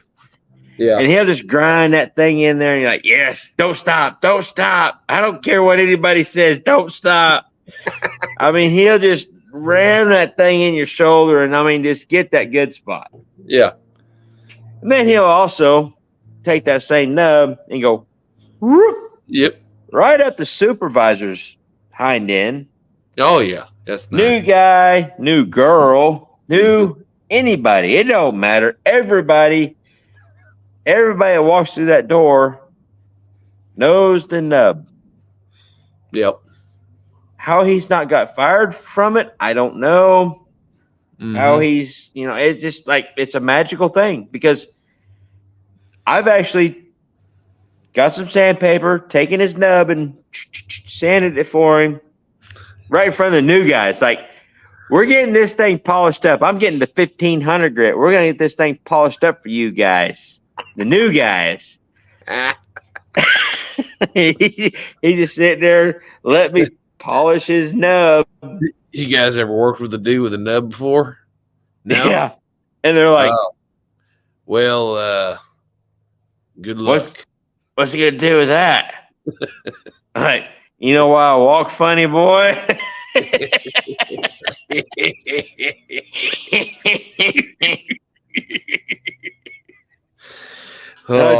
Jacob's Carter, grandpa. Of course, Jacob Carter. Just let everybody know, Jacob Carter lost his grandpa yesterday. Yesterday or day before, I can't remember for sure. He just lost his grandpa. His grandpa had a nub, and I hate the fact that his grandpa passed away, but Hey, if his grandpa had a nub, I want to think that his grandpa used his nub in a positive way. either a positive or a fun way, like my buddy does at work. Yeah. He sticks that nub where that nub shouldn't be going, but it goes there anyways. He does. Buddy. I think I Yeah. better take my fat ass to bed. I probably better get there too. I got to go to work in the morning, and we've been on this almost 6.5 hours. Mm-hmm. So. Yep. So I'm gonna probably pay for this dearly tomorrow. Oh yeah. I'm gonna hate my life. I'll probably have to have the nub give me some sort of energy, get me through the day. Hey, the good news is though, part 1 of the new video is officially uploaded. Now it's just waiting to process. Oh, While we were doing this. Yes. You will witness the Von Dudman going down in flames. the what? You will witness the Von Dudman going down in flames.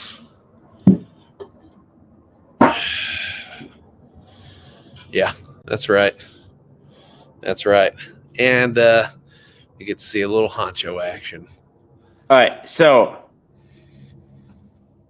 is this somebody's rear end, and then they get it handed right back to them? Yeah, but not by the right person, because one would want a certain person to hand that to them, and that person couldn't do it, but another person did, and that's fine. Well, sometimes you gotta have people back you up and kind of help out with the handing. Sure. Yeah. And that's acceptable. Uh-huh. I'm looking at new axles. Yeah, you're gonna need them with that 489 there, big block. Okay, player. I see you over there. I like it. Big block Chevrolets to the front. Yeah. I'll see you later, first responder. Of course, I'm not gonna make it to No Name Nationals this year, so yeah, that's pretty sad. I need to get down to. I guess I should make a big call out video and Honcho ain't got nothing on my 339 stroker. Yeah. Yeah. And then, never show up so we can't ever prove it. And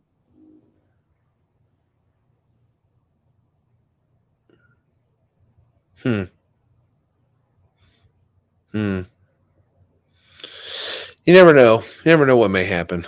You never know. You never know. It'd be fun. Never know. Nah, honestly, I really don't.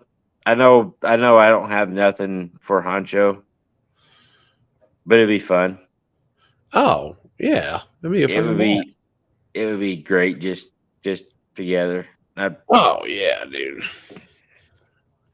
It'd be a good time. We'll enjoy Yeah. it. I really don't have nothing for anybody. I don't care who it Well, is. anything. I just You haven't unveiled the plan that we talked about, and you probably didn't remember what the plan is. I remember a conversation. You remember the conversation? Yes, I do. Okay. Yeah, I All right. remember the conversation. Okay. And but also Good. we'll start talking about it when Sure. Hey. things happen. Hey. Yeah. What? I mean, two dicks in the hand's worth one in the bush. You know what I'm saying? I mean, two gotta birds. get 3:30. The conversation of getting a 339 finished finally, Yeah. and actually getting something done with it, and then apparently I've got a whole truck coming down from Minnesota, Yeah. something like that, up you got it north right. to do some work with, and we're gonna do like a whole big collaboration thing. That's gonna be cool. Sweet. So, yeah. Well, it sounds to me like we better get some sleep so we can get to work. I appreciate the shit out of you guys, everybody in the chat, first responder, Yep. Jake Carter. Thanks for everybody coming in. Job cat. And pretty much listen to me and Ryan. Talk do about me and shitting our Ryan pants stuff. and grandpas. Our grandpas would be Yeah. proud of us Well, talking about shitting our pants. And this is, Ryan and I Yeah. do this all the time without an audience. Yes. So basically, we got to have an audience, while we done our video chat. Yeah. Like we normally do. Yeah. Yeah. You're welcome. Yeah. So thanks for stopping by. Until next, I think next week we'll be over on my channel again. Because Travis and Amber will be on the road or out of town, won't have any cell service. So we'll probably be on my channel again next week. So cool. Who knows what'll happen on my channel, because I don't really moderate stuff as well. Well, I'll help you out any way I can, buddy. Yep. Till next time. Ta-ta for now. And don't forget, folks, getting your pants is perfectly fine. As long as you got a backup pair. See ya. Yep. Bye.